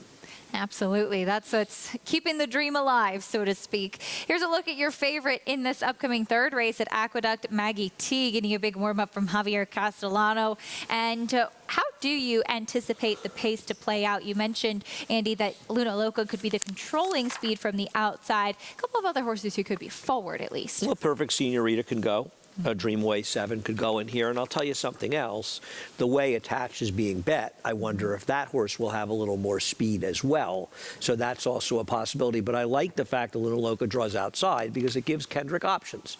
It says, I can beat a speed, but if other guys want to go, I can stalk on the outside. So I think that post gives him a bit of an advantage. For more in this field, let's go back to Maggie trackside. Well, I just want to mention Attached real quick. With you guys talking about the workouts, too, when you have a training center, you don't have official clockers. So they're just calling in those times to somebody, I would think, at Equibase that enters them in. So it's not like at a racetrack where you actually have clockers that are paid by the racetrack to time and record those workouts. So that's why there's the workout times listed in the form or PPs can be somewhat ambiguous. As we'll take a look to at number 4, Dreamway 7. I didn't like her much in the paddock at all. And then she got on the racetrack and she just really caught my attention. She warmed up beautifully with Trevor McCarthy aboard. Like I said, and Andy mentioned it too, she got to control in her first start and just ran away from an overmatched field. And last time, she just could not sustain being forwardly placed, and she did stay on her inside lead until late in the stretch. But I just really liked the way she was moving on the racetrack today, and she's a huge price at 17-1, but I'm hoping it's just not too much weight on Luna Loca for both Andy and I. I just thought she was the best alternative. I really like the cutback in distance, Acacia, but I can definitely see your current 3-2 favorite, Maggie T, getting away with another win. We'll see if she can keep it going. Maggie, thank you. Yeah, a little bit of weight on Luna Loca to the outside. But the good thing is, Andy, she's quick. And you can imagine Kendrick Carmouche will be aggressive with her from that outside post. Yeah, but he also has options. And I think sometimes Kendrick gets a raw deal being labeled as this super aggressive rider. And I'm not saying he's not, but he's more than that. And I know you agree. Of course. He's a very well-rounded rider. And I think knowing his post, he'd probably like to be in front. But if other people want to be aggressive, it makes it easier to stalk on the outside. Now, we saw a much more fair track yesterday than we'd seen in weeks. We saw horses winning on the inside, but that doesn't mean that being in a stalking spot's ever a bad thing, unless you have a super gold rail, which I haven't seen any indication of. It did seem, as Andy was touching on, the last couple of weeks, the inside was really not where you wanted to be. And Kendrick Carmouche, one of the first jockeys to share that, talking to Richie and then doing an interview with me later, too, and saying, I really want to be on the outside, not along the rail. And that continued on for quite some time, but the inside was not the place to be.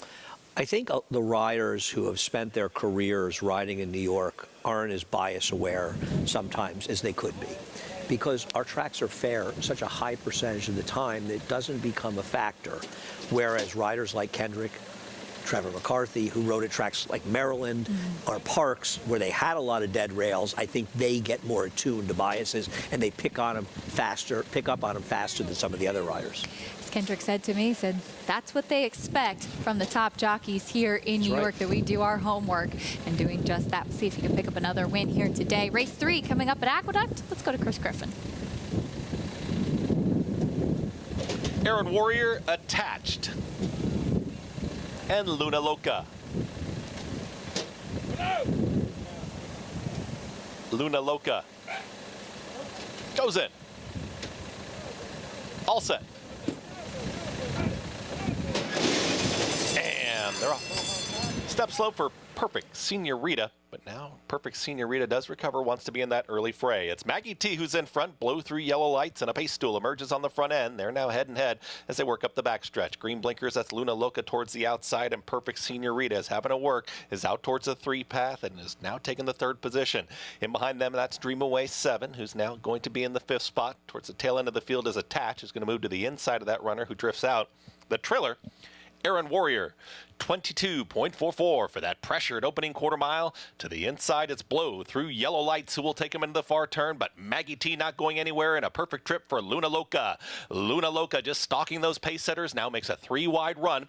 Perfect Senorita is trying to keep up from 4th. From the back, starting rally on is Aaron Warrior, starts to pick up some rivals here. Attached, and the Triller is Dream Away 7. It is Maggie T in front. Maggie T is back up by a half length. Maggie T is in hand with a quarter mile left to go. 45.67 for that half-mile time, and Maggie T looks very strong at the top of the stretch. It's Maggie T who kicks on. Here comes the challenge. Trevor McCarthy on the grandstand side, wandering about a bit, but it's Dream Away 7 who's in full stride. Dream Away 7 up on the outside. Maggie T starts to drop back now. Dream Away 7 inside the final 16th is drifting out, but Dream Away 7 gets the score. Dream Away 7 gets the victory over Maggie T, Perfect Senorita, and Luna Loca in 1 minute 24.59 seconds. Dream Away 7 gets the win. You heard Maggie say she liked how this filly warmed up on the racetrack, closing on that left lead again, drifting out, but it did not matter. She was able to run down Maggie T. And this was a race that was run completely differently than it looked like on paper. It didn't figure the 2 and 3 would be dueling on the front end. Maggie T looked to be in control when they came in the stretch. Kendrick got a good trip with Luna Loca, but you could see, turning for home, that she was going to be no match for Maggie T. But different plan here for Trevor McCarthy, not to be engaged in the pace, hoping they went faster. And she was dominant in victory at 18-1, blowing up this early pick 5 and blowing up the pick 6 too, with the start at 18-1, and Trevor getting it done. And nice to see Trevor getting the wins. And as far as Attached and whatever the story and the money was, it was wrong. Never she a ran back factor. to her debut. She's slow. Yeah, never a factor in there. 4-3-1-7, co-longest shot on the board. Dream Away 7 at 18-1 gets the win for trainer Chris Englehart. Trevor McCarthy in the saddle, closing full of steam on the outside to run down your 6-5 favorite, Maggie T. Bring you prices and more when we come back. We'll take a quick break on America's Day at the Races. More live racing from Aqueduct and Oaklawn Park after this.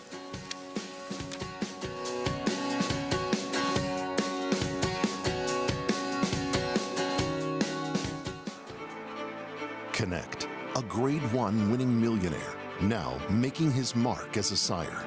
With Grade 1 winner Rattle and Roll in his first crop, along with Grade 3 winner Hidden Connection, and stakes winners The Alice Look, and Implicated in his second. With a full book bred last year, there is more quality in the pipeline. Connect, a proven sire in the making, standing at Lane's End. Would you believe that champions weren't measured by rings, but by a crown? That the history books were written on dirt?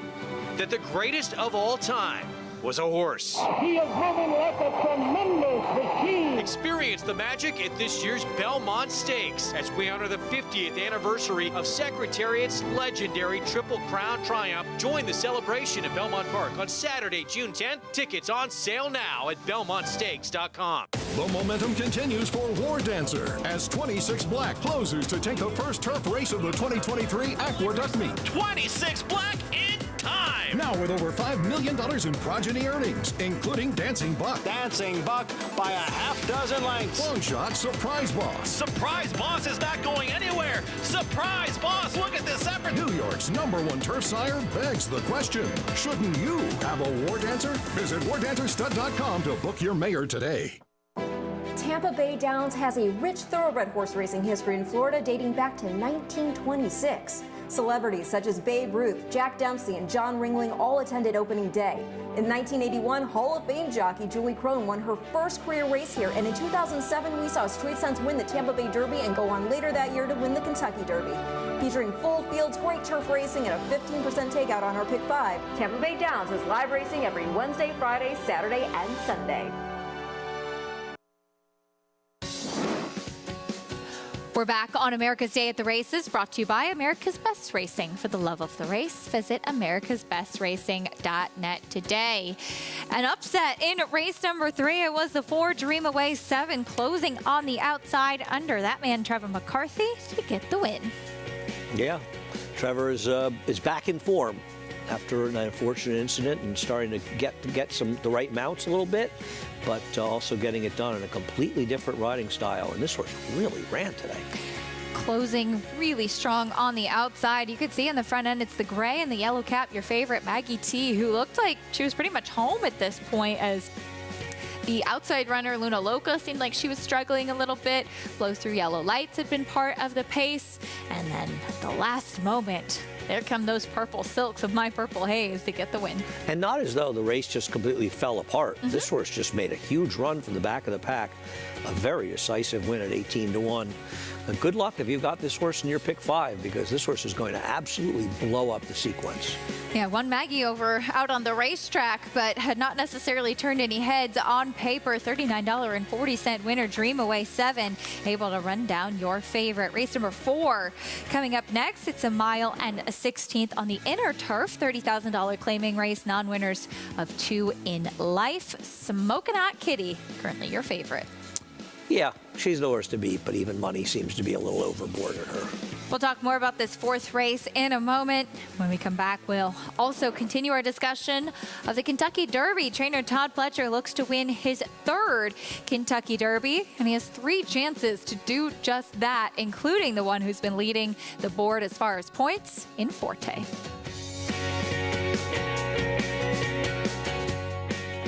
Anybody going 70, 50, 75, 850, 75, 175, 175, 150, 175. Ralph, 850,000. Thank you. Volatile in front by 2. Whitmore is down at the rail. Forense Fire and Mind Control. It's Volatile in front as they pass the 16th hole. Volatile victorious in the Vanderbilt. 1 by 2 lengths. 850,000. Thank you.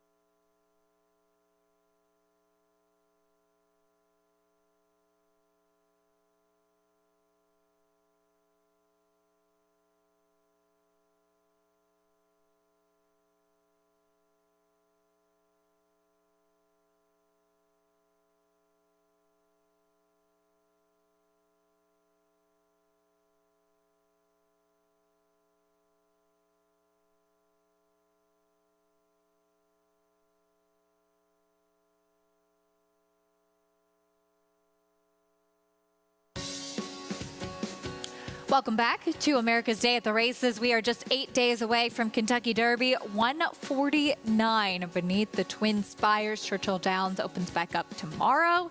And of course, all eyes pointing towards the first Saturday in May. Take a look at the current field and the leaderboard presented by Claiborne Farm. Forte atop the leaderboard with 190 points. One of 3 Kentucky Derby contenders for trainer Todd Pletcher. Yeah, you know, there's a lot of different opinions, but in general, I think that people are mistaken on how short a price Forte is going to be in this race. I ran a poll the other day where overwhelmingly people thought he'd be 5-2 or less, and far and away the second biggest was 3-1. I don't believe he'll be that heavy a favorite in here. It's too big a field. I understand some feeling with Mattress Mac makes big bets on the favorites, but I don't really know how much that'll come into play. He can win, but I don't think his last race is going to enhance his reputation. I think that the second place finisher, Mage, ran the better race than he did. Now, I don't think that he's a major Derby contender, Mage, with that lightly race record. And certainly Forte has had a very, very good career, and he's been a model of consistency. I don't love his last race. I think he's a horse who can win, but he's one that I'm looking to play against. I think it will be very interesting to see if Forte holds his race together before it even begins. What I mean to say is down in Florida, before the Florida Derby in particular, he was really, really sharp, on his toes, getting pretty revved up prior to the race, and that's something he's done a few times over his career. And with that big a crowd, the walkover, everything that takes place in Kentucky Derby Day, I can't imagine how many times they've schooled him already leading into that. But if he's a horse that you say gets revved up like that and he always runs out and performs well, does it really matter? Maybe a bad sign if he didn't get revved up. Certainly is fair. Now, Tappet Trice, as we take a look at him in the bluegrass, when he drew the rail, I said, oh no, that's not a good sign for him, because he has the tendency to break slowly, drop back, resent the kickback, and need to be taken to the outside. His performance in the bluegrass was a real improvement from him in the way that he handled things, Andy. I agree. I thought it was a big step forward from the Tampa Bay Derby, and it was against better horses as well. And Verifying ran well. Blazing Sevens made that move in the outside. He just didn't really finish. I think Tappet Trice is a terrific racehorse. I just worry that a horse like him that has to be ridden the entire way is not exactly the kind of horse you want at 10 furlongs in the Derby. I do not deny his talent, and I do not deny that he could win this race. I just don't love that kind of running style. And you talk about how he had to be ridden, and that's another thing I didn't like about Forte. I had to ride him every step of the way last time, and that's the first time I've ever seen him do that. He's been a much more of a push-button horse before that. So is that a good sign? Is it a bad sign? I don't know. I like Tappet Trice a lot as a horse. And for me, I'd be more inclined to use him than Forte in the Derby, but I just wonder if he's a horse that just requires all that riding. Is that going to benefit him in the Derby? Louis Sias, his pilot for Tappet Trice, that is, of course, crossed the wire first with maximum security in the Derby a couple of years ago just to be disqualified. I'm sure a win outright in the Kentucky Derby that he'll get to keep would be sweet indeed.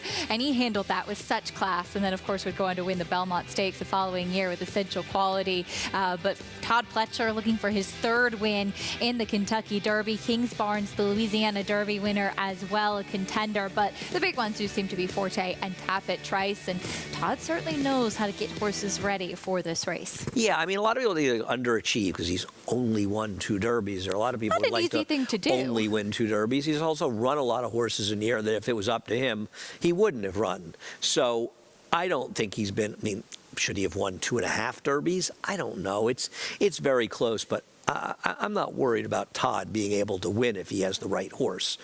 He's a tremendous trainer, that's for sure.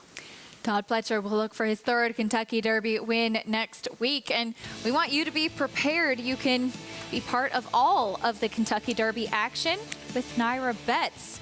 Experience the excitement. Join now. Get a $25 free bet just in time for the Derby. New members can earn up to a $200 deposit bonus with promo code DERBY25. Bet any track, anywhere, anytime. Get started at NairaBets.com or download the app today. We turn our attention back to Oaklawn Park. It's time for race number 4 coming up next. 6 furlongs on the main track for non-winners of 3 in life, 3-year-olds and upward. In the spotlight, 1 scratch of the number 8. The current favorite is the 7, St. Andrews. I think a scratch to the 8 was important because it took some real speed out of the race, and now Matt's Fire and Ice, the number 3, who's a bit of a long shot, is the controlling speed, at least on paper.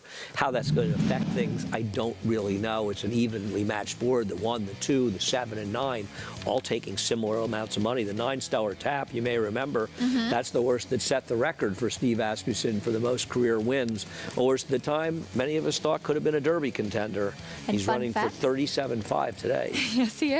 Tough game. Do you know who he is the half-brother to? Yeah, the horse that won yesterday. Yeah. Yeah, Jay Estella. I didn't even realize that. That's the Christophe Clement turf horse. Love Appeals, yeah. the good-looking turf horse. Well, they tried the turf one to this horse. Isn't it? Yeah. And it's really interesting. It's such an odd game. There's so many different facets to it. You've got horses off the claim like the 7. The 1 ran a big figure in finishing second last time. He should get a good trip in here. The 1, Ace High Royal. Ace High Royal, who finished second last time out in the first start for the barn after being claimed. After going through the non-winners of 2 condition and stepping up to this level, was 20-1 that day. He's your co-favorite at 3-1 today, sticking around this level. And I'm sure it's not in any small part by virtue of the fact that Christian Torres is going to be in the saddle this afternoon. Steve Asmussen sends out the number 2 Grapnel, as he did have American Experiment, who is also for Steve Scratch. That was the morning line favorite. He still has Grapnel here, who Keith Asmussen, his son, will be aboard. He's not impossible. He hasn't won a race yet this year, but he seemed to fit in this race. They're fairly evenly matched. So, it's interesting with Stellar Tap. He's never run 6 furlongs before. I like the turn back for him, but with the 8 scratching, taking speed out of the race, it'll make his job a little tougher. I prefer the 1 Ace High Royal. Yeah, he is the type of horse that likes to come from pretty far out of it. Of course, as you mentioned, started with Steve Asmussen. Loading in for race 4 at Oaklawn Park. Let's go to Jim Byers. St. Andrews. Matt's Fire and Ice.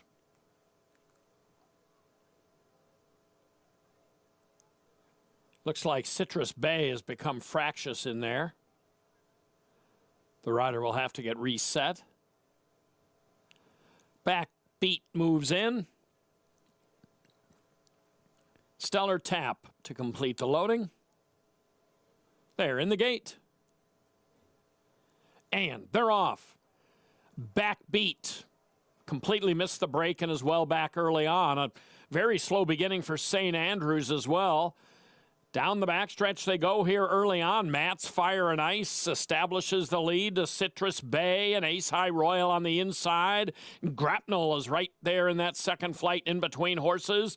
And then it is a big chasm back to the next flight, which consists of Rotary Dial inside of the gray Stellar Tap. They're about 7 lengths off the lead. And then it's about 5 further back to Backbeat. And it's incredibly far back to St. Andrews as they round the turn here.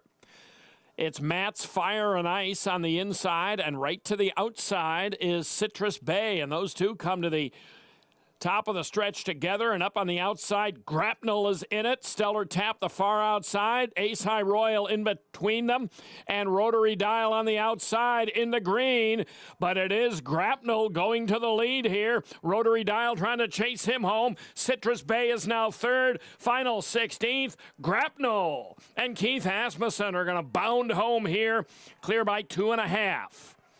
Over Rotary Dial and Citrus Bay, and Stellar Tap was 4th. Another one for the Asmussen family. Steve Asmussen and Keith Asmussen team up. Grapnel gets the win. Another perfect trip. Stayed close to the pace. The number 3, as we expected, was the speed, was overmatched. And the 1 Ace High Royal had nothing between horses, but Grapnel gets it done. Another win for Keith Asmussen. The 7 St. Andrews was very far back. Saw him cross the wire, but he did. He lost contact with the field and then just had absolutely nothing. They gapped out quite a bit in here. The number 4 also Backbeat broke slowly, very slowly. Favorite scratch, but the other one for the Asmussen barn, and Grapnel gets the win. Back in the paddock here at Aqueduct, Smoking Hot Kitty takes a big drop in class. The last time she ran at this level, she finished 2nd. We'll talk more about her chances as it'll kick off the late pick 5 from the Big A after this.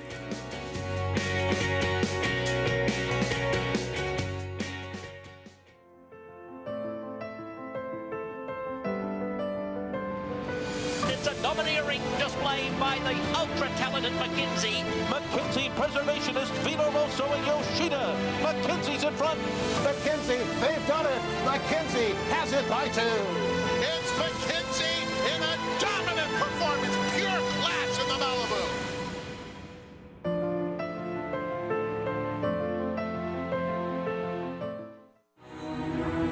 This season at Oaklawn, we've got more of everything. More of the top thoroughbreds in the world. More days of live racing. And the largest purses in our history. All at a completely reimagined Oaklawn. Come be a part of this historic season at Arkansas's only casino resort.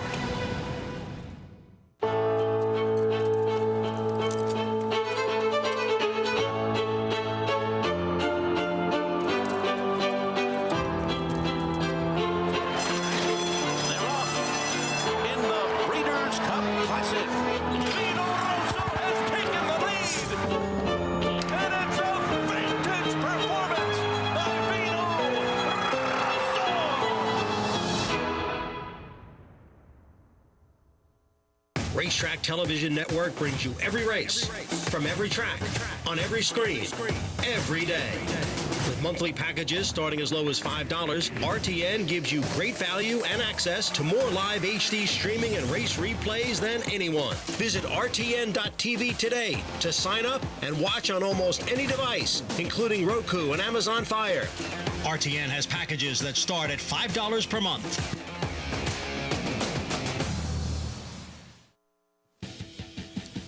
Welcome back to America's Day at the Races, brought to you by Naira Bets. You can bet any track, anywhere, anytime. Get started at nairabets.com or download the app today. Stepping onto the track at the Big A, race number 4 will be on the inner turf. It's non-winners of 2 in life. Everyone looking for the second win of their career. Smoking Hot Kitty, your favorite at 6-5. But kicking things off on the rail with the number 1, Heartburn. Got a good trainer stat for this trainer off layoffs on the turf, and looks like the early speed at a big price. Coming in from Laurel, making her first start of the year. She is a New York bred, facing, well, I guess this is not a New York bred race, but she's in New York for the first time. Here's Russell back on the turf. Yeah, based on her turf races, 32-1 might be an underlay. Snow loves a fight, second last out at Gulfstream. Did run second at this distance last time at Gulfstream, though I wonder if she's better going shorter. She might appreciate a 7-furlong race at Belmont. I'm in agreement with you as well. I also think the same thing about this filly, Smoking Hot Kitty. Well, I know she shouldn't be 6-5 in here. She's overbet. She was wide against better last time. But it's not like any of her races are that good. Probably the right favorite, just I don't know why she's this short. Dropping down in class after facing much tougher in her last 2. Here's the 5, Annihilate. Another horse for Brittany Russell. She was wide in her last race in the turf in her prior efforts. Good enough to give her a chance. Always Laughing gets on the turf the first time since October. Her one turf race was as a 2-year-old. It was a slow race. Maybe she can improve. Not too much turf pedigree on her either, I at least agree. in the first generation. Here's the 7, Rosemary Potatoes. I don't understand why this horse is 9-1 and the 4 is 6-5. She's run races every bit as fast, if not faster. And to me, she's a very, very possible winner of this race at a massive overlay. Cross Island, first start in over a year. She is after a turf winner that was very slow, not an exceptional turf pedigree. Why is this horse and Rosemary Potatoes the same price? I agree. This one's very tough to make. And to the outside, first time on the turf in a long time for Crystal Orb. Is that from like one of the Indiana Jones movies or something? Oh, I'm not sure, actually. Crystal Skull or something? Maybe so. Not a good turf horse, this horse. Smoking Hot Kitties, 6-5. Let's check in trackside with Maggie. And Acacia, the jury's still out, or at least the jury of Maggie Wolfendale is still out on what distance is best for Smoking Hot Kitty. Physically, to me, she looks like a sprinter, but she's run fine going longer, as she will again here do the same. She looks great, too. She looks strong. She looks fit, ready to go, second off the bench, and doing something that Linda Rice is very astute in doing and bringing these horses, back. I mean, she's had like nearly 3 weeks now, but I have no problems with her as your favorite. I just really think that at the end of the day, she might be better with a little less ground to work with. Snow loves a fight. She also has a 2023 race under her belt.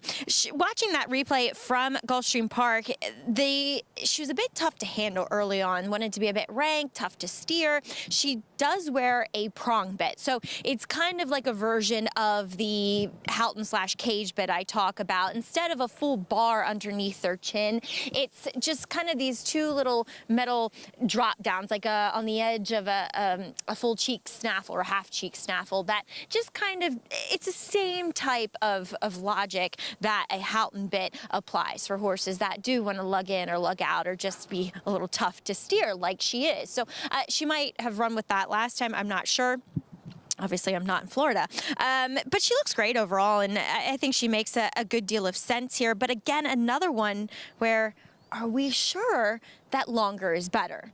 She is built more like a sprinting type, much like Smokin' Hot Kitty. So let's talk about a few that I'm convinced that this might be the right type of race for them. And one of them is number 6, Always Laughing. I know you guys mentioned not that much turf to go on, pedigree, but watching that race, albeit from October of last year when she was a 2-year-old at Indiana, I really liked the way she moved over it. And she did show a bit of a turn of foot on the surface. Physically, she looks like a turf horse. And furthermore, she's kind of one of those ones that is just a little bit kind of sticky behind when you watch her on the dirt, and she's very angular. You can see it. And those types just find the turf so much more forgiving for them to kind of push off of. And so I'm going to land on her, but I was between the 6 and 7. I asked our producer, Bobby Klatt, who did Andy pick? Because it just never works when we're on the same horse. I really do like Rosemary Potatoes here.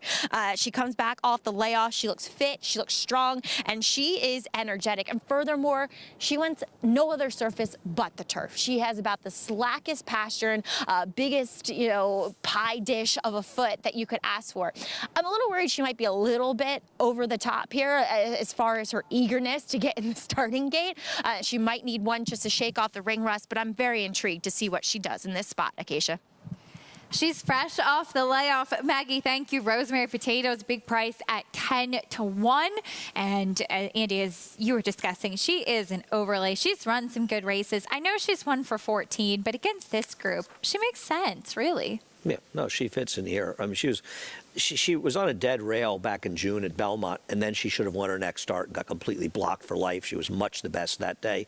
And she hasn't won, but she's consistently running against better horses and run figures that are good enough. I'm not saying I love her, but 10-1's a preposterous overlay. Maggie made a strong case for Always Laughing, who did have that one race on the turf back at Horseshoe Indy in October. There is Smokin' Hot Kitty, 8-5. We'll take a quick pause to welcome in our regional networks. Race 4 from Aqueduct coming up.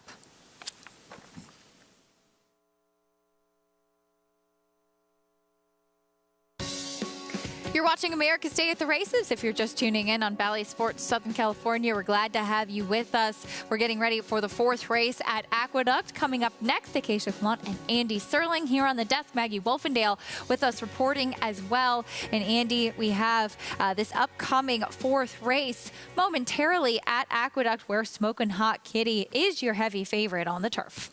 Yeah, and she may win this race. I picked her second. She was in against Tuffer last time. But I don't understand what makes her an overwhelming favorite in this race. And relative to the number 7, Rosemary Potatoes, who I like at 9-1, their turf races are at best similar. Arguably, Rosemary Potatoes run some better races. I think the betting is askew here. I don't have a problem with Smokin' Hot Kitty as a potential winner of this race, but I don't think she's supposed to be 8-5.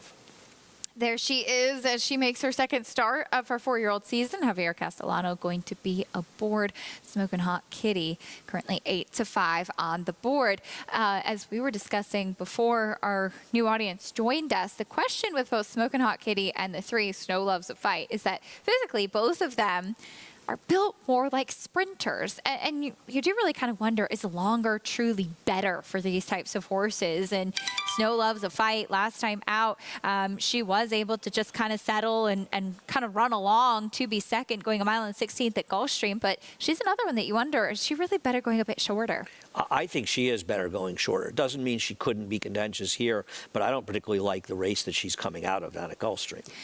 Andy taking a price. Number 7, Rosemary Potatoes at 9-1. Maggie made a case for Always Laughing, who's been running on synthetic recently, including breaking her maiden last time out. And while there's not much turf pedigree, she touched on some physical attributes that this filly had that would suggest that she'd prefer the turf. And she did run well, though slow race as a 2-year-old in that lone turf start back in October. Yeah, she's not for me at 7-2, but I guess and respect Maggie's opinion. I think the 1 is usable at almost 30-1 as the speed near Heartburn. I think she's going to outrun her odds. I think it's an interesting race, mostly because the 4 is overbetting here. There's probably some. If I'm right, the 4 is overbet. It creates some value on the board in other spots. Number 8, Cross Island, giving the starting gate crew a tough time. She makes her first start in over a year. A horse that Michelle Nevin reclaimed. I'm sure quite frustrating to claim this horse back and then have to wait another year before you get to race her. Yeah. One more to load. Race 4 at Aqueduct. Here's Chris Griffin with the call. All set. Got it. And they're off. Gets tight at the start there for Annihilate. Had to back out of there. Is at the back end of the field. Snow Loves a Fight has early speed. And to the inside, there's Heartburn. And now Heartburn takes it to Snow Loves a Fight, who wants to go. Is a little ranked there. Going to be reined back in and is now going to stalk this pace setter as they cross the wire the first time. It's Heartburn who's got the lead. And to the outside will be Snow Loves a Fight. That's the gray in second. Russell saves ground to the inside in third. Drifting out, that's Rosemary Potatoes as Snow Loves a Fight didn't corner. Rosemary Potatoes drifted out 4 wide. In between horses, there comes Smoking Hot Kitty, who's in 5th. Then came Crystal Orb, who's in the green silks. Red Cap starts to straighten up, and saving ground to the inside there is Always Laughing in 7th. The 2 towards the back end of the field, Cross Island, and the trailer after the start, Annihilate. On the front end, it's Heartburn. Heartburn is in front, is up by a length and a half. Snow Loves a Fight. Now more settled is right there in second. They went 23 seconds flat for that opening quarter, 48 seconds flat for that half-mile time. Russell at a big number is progressing at the rail, and just off of them, that's Rosemary Potatoes is in the 4th position, is alone, only 2.5 off the lead. Starting to make a move is Annihilate. Annihilate in the lime green cap is going to launch wide. Has had a tough journey, but here comes Annihilate with the run. Down towards the inside comes Smoking Hot Kitty, who's in some traffic. Crystal Orb towards the back end of the field comes Always Laughing, and Cross Island 113 for 3/4 of a mile. Snow Loves a Fight and Annihilate at a number. It's Annihilate up on the grandstand side. Snow Loves a Fight, Annihilate, they brush. It's Annihilate who's kicking on. Annihilate is now up by a length and a half and drawing away. Always Laughing, though, has got another gear, and here comes Always Laughing down towards the inside. Annihilate, Always Laughing with every stride saving ground, and it's going to be Always Laughing. Trevor McCarthy to beat Annihilate and Katie Davis in today's 4th race. Running time, 1 minute 43.68 seconds. Always Laughing gets back on the turf, and it turns out the turf is, in fact, her preferred surface. Second win today for Trevor McCarthy. Excellent ride by Trevor coming up the inside. A lot of premature moves in this race, including Annihilate, who might have run the best race in the year of all, making that premature move, and it was keeping it in the family as Trevor outgames his wife, Katie Davis. Katie Davis, who's been riding quite well throughout this meet, too. Yeah. Juggling being a mom of a young daughter, and has been working really hard in the mornings as well. But hey, it's a nice payday for the family with the Exacta. Yeah, absolutely. And the heavy favorite, the 4, was just a complete and total no-show. No. The 5 was also bothered by the 3. Didn't Snow Loves a Fight appear to come out a little bit? She was drifting a bit there, but then, and I guess it is pronounced Annihilate, the way it's spelled can be a little confusing. But the 3, Snow Loves a Fight, it looked like she was almost kind of tiring a little bit. She was starting to lug out there in the stretch. And then Annihilate, the 5, after that, she kicked on past that horse. How about my goofy long shot, Heartburn? They held on for 3rd at 26-1, setting a fast pace. A big price on that one. Who is the horse that did set the pace as was expected? 6-5-1-3 in race 4 at Aqueduct, as that means it's time for me to say goodbye. Oh, no, never mind. We're talking the Memories of Silver. Yeah. First, I'm not leaving you yet. Don't worry. Thank God. We have to give a little bit of a preview of the memories. The birds were upset. The memories. There are a lot of birds inside the Equestrious Restaurant with us here at Aqueduct. The Memories of Silver, the feature tomorrow at Aqueduct. Hopefully, we get to run it on the turf. It's carded as race number 2, so fingers crossed we'll be able to miss that rain that's expected. And it came up a very interesting race. Royalty Interest is the first one we'll take a look at for trainer Chad Brown. She broke her maiden at first asking down at Tampa with a very nice effort. And both the second and third finishers came back with improved buyer figures, 6 points and 10 points in subsequent starts, suggesting maybe a stronger race than it looks. We've seen Chad Brown debut horses down at Tampa, particularly for Carvis Stables, that have gone on and done very well. Horses like Digital Age, ultimately a Grade 1 winner, as well as some others. Looked very good first time. But there's a lot of horses in this race that look good in their recent races. Indeed, Royalty Interest just one of them. A nice effort from her. Another filly that broke her maiden at Tampa is the 6, Juniper's Moon. A filly that can get a little bit headstrong on the front end, and that's just typical of her. She wired the field to break her maiden and then was really the only one that was part of that pace in the Florida Oaks that stuck around towards the end at a big price. I thought her effort last time was very good. I agree. This is a talented runner. We haven't seen a lot of the Galileos do well in this country, but it does appear like she's one, and maybe she can get that elusive 2000s win for Tony Dutrow. He's still looking forward. And of course, they tried the dirt once, given the pedigree she's out of. I'm a Chatterbox, but turns out that Galileo influence is strong, as these are some past winners of the Memories of Silver, and named for a tremendous racemare on the turf. And it's nice to see Jimmy Toner in there with Time in Motion, who I think had her career cut short. But of course, Jimmy trained Memories of Silver, and many of the horses we have stake races named, the Winter Memories, the Soaring Softly. I think there's a couple more, and they're all related, these horses. Back today, into the winner's circle, top pick for Maggie, Always Laughing, gets the win. Trevor McCarthy getting yet another victory on the card. This one turns out that the turf is what she likes. And an excellent ride here by Trevor. You know, I'd like to think that some of the wins, he won at 18-1 in the last race, and it's tough when you get injured. People sort of forget about you a little bit. And Trevor had that huge winner here last year, and unfortunately missing so much in the winter. But I'd like to think some of these good rides and wins are catching people's attention. And this was a terrific ride on a horse that I'm not sure this horse wasn't second best. I think the 5 kind of moved a little bit early, interfered a little bit in the stretch. Might have run the better race, but this was an excellent ride by Trevor getting it done. Always Laughing to get the win. $9.30 winner at 7-2. Andy had some nice things to say about Heartburn at a big price, who held on to complete the trifecta. We turn our attention to race number 5. We'll be on the main track here, going a mile, $12,500 claiming race for 4-year-olds and upward. Here's a look at the field. Pretty wide open board. No More Talk. Currently the one taking the most attention. Well, those are the morning line odds. Actually, the number 5 horse No is More the Talk. 5-2 favorite right now. I'm off a win, a perfect trip win against Lesser. I took the number 7 in here without much confidence, Musical Heart. This is a tough race. Tricky race indeed, as now it's time for me to say goodbye, but don't worry. The bird's annoyed.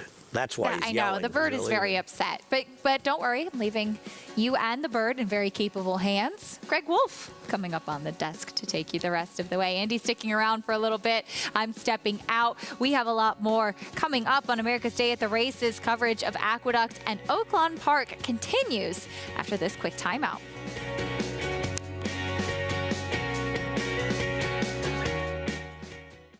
Good magic in a good-looking performance.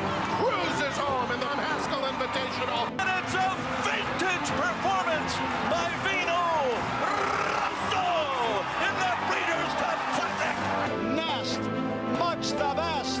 Elite Power on the far outside, and Elite Power gets up to win the sprint. On the outside, it's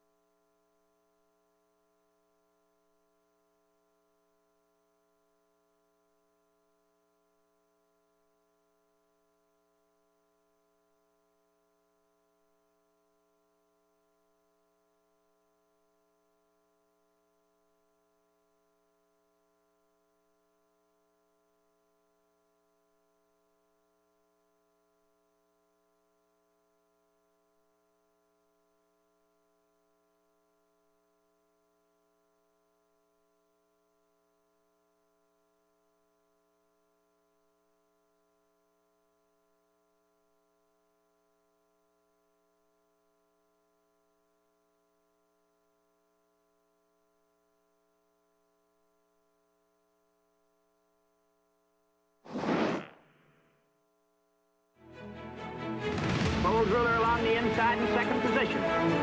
Here they come, spinning out of the turn. Took the period now by 5 lengths. Few horses have stood in esteemed stall number 1 at Claiborne Farm, and all of them champions, legends of the sport. And down the stretch they come. Unbridled takes command. Who influenced the generations that followed. Today, stall number 1 belongs to Run Happy, who is looking to create champions in the generations to come. Bold Ruler, Secretariat, Easy Goer, Unbridled, and then Run Happy. Each of those horses were North American champions at one point in their careers. All in line, and they're off. Secretariat by 7. Secretariat 8 lengths. Bentley just hand-riding him under the wire. He takes this thing covered by 2.5 lengths. You got to basically be a champion to live in that stall, and certainly Run Happy was. Whoever's after Run Happy will have to make sure he was a champion as well. Hopefully Run Happy will be able to keep his name on the door and add to the list of great horses that live in that stall.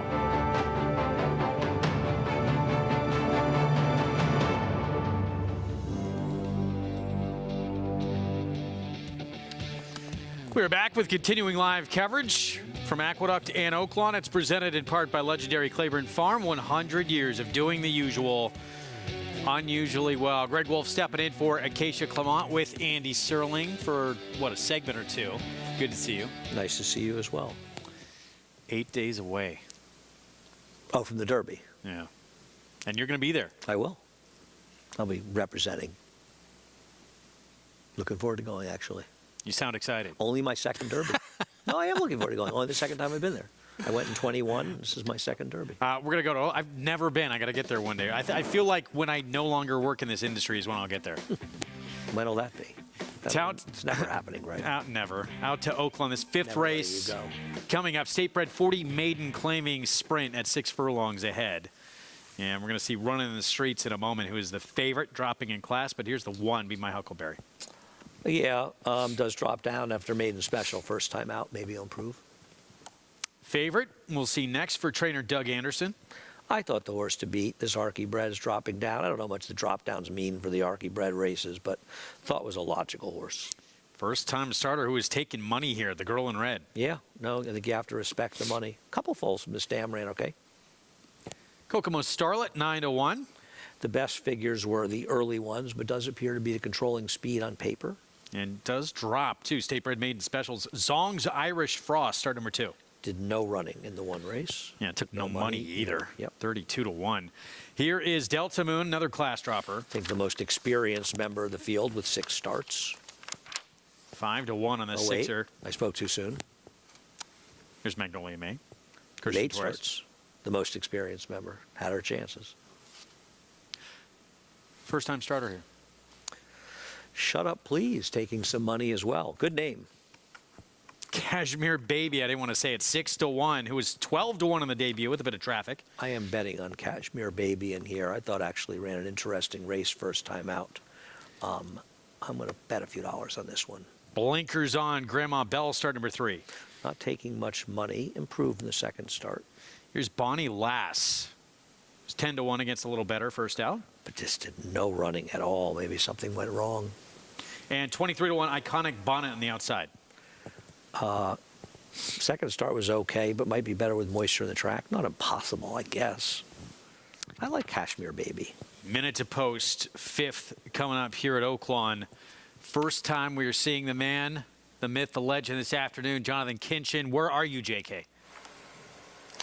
I am in the basement in Saratoga, Wolfie, but I appreciate you checking in on me. Just making sure everything's in order for you guys when you get up here. So I'm just getting a real head start. We still got to go to Belmont, but wanted to make sure everything's under control for when you guys arrive.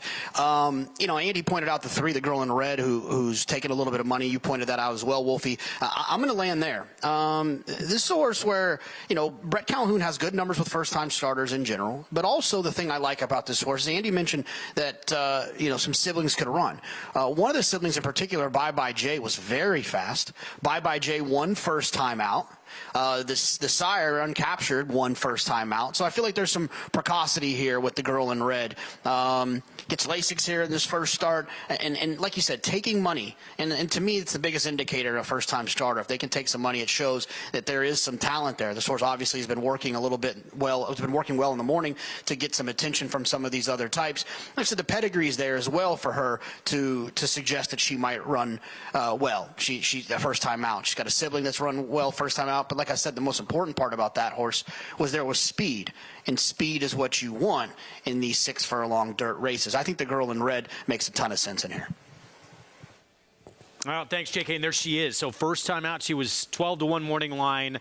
She's 5-1 now. That's what's more significant, that she has taken all that money for this debut. So we'll get back to this in a moment. Let's take a quick look at the Derby leaderboard while we have a moment.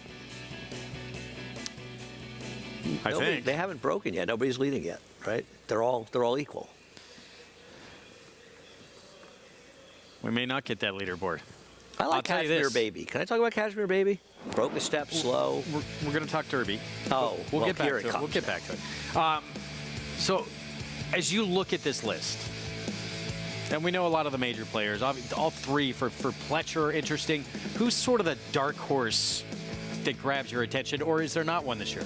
Well, I think Hit Show's interesting because I thought he ran well despite, being more forward than I think he most wants to be. But honestly, Greg, I'm really trying hard to not develop strong opinions about this race until the PPs and that they draw the race and I can look at them all in the PPs. I think it's a mistake for people to handicap the race 3 weeks ahead and get themselves married to horses. I like to try to handicap it like any other race.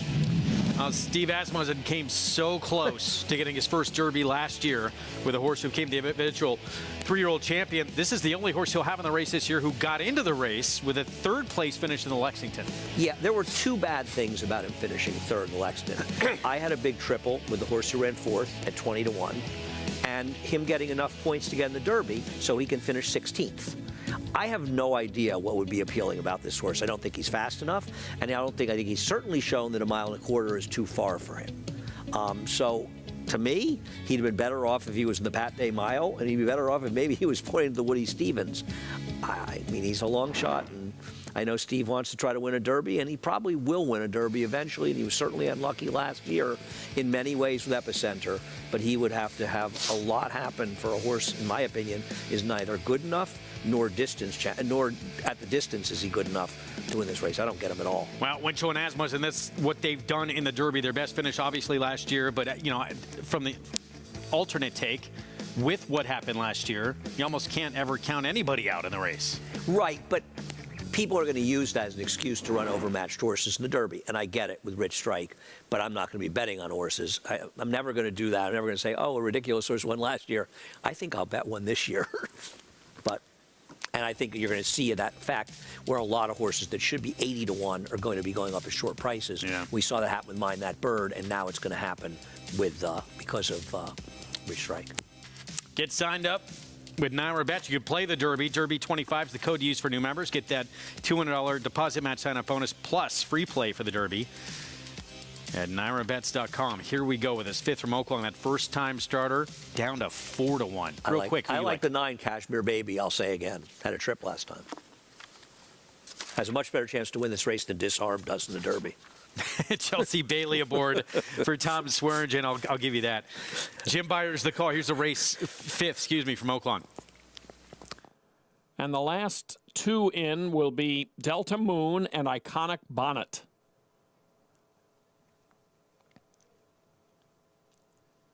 Delta Moon, one of those getting play here, is currently the 3rd choice. And on the outside, Iconic Bonnet. They're in the gate. And they're off. Shuffled back after the start was Shut Up, Please.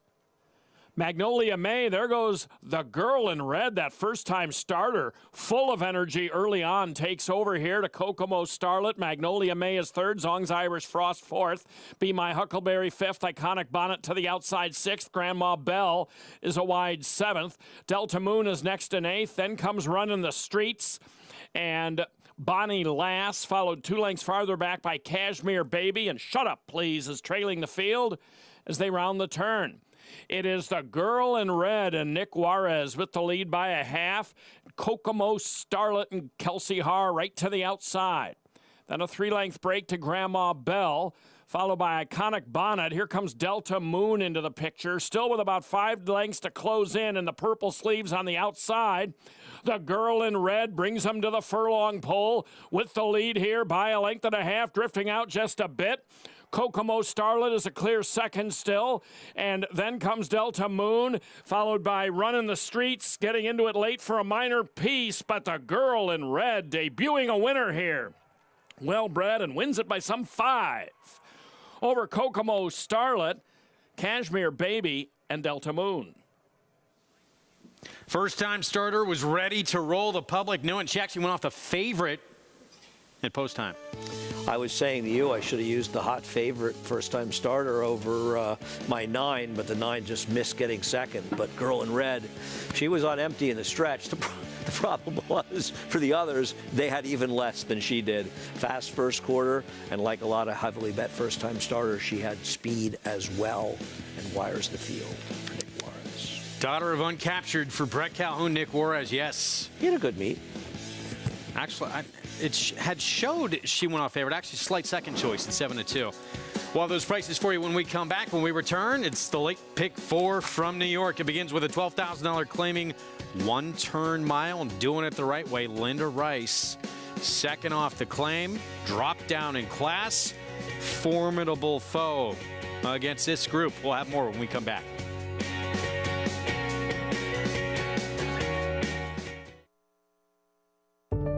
Whatever you use to predict future stallion success, breathe slowly and gaze at the desert's first great championship race. Curlin won it. So did Street Cry, Arrogate, and now, in a time even faster than Arrogate's, Mystic Guide.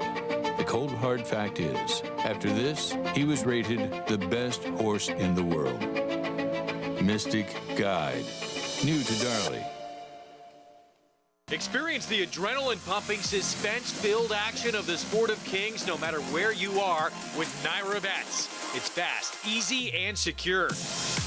Download the app today and start winning with our lucrative weekly promotions, thrilling handicapping contests, and a one-of-a-kind VIP rewards program. Don't just watch horse racing, be a part of the action with Naira Bets.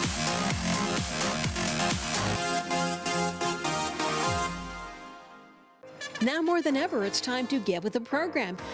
When shopping for your next race prospect, consider that New York breds start with an advantage. Our New York breds run for serious green.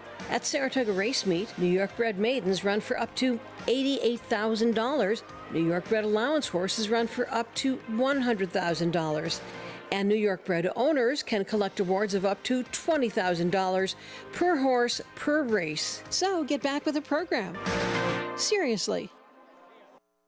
These are the trainers and teachers, the cooks, carpenters, and clockers, grooms and gardeners. These are the hardworking people who show up every day to keep horse racing running across the state. Good-paying jobs that support New York families, along with the thousands of local businesses that depend on Belmont Park. Modernizing Belmont Park would generate $1 billion in economic activity and protect and create thousands of jobs. Albany, create New York jobs. Modernize Belmont Park.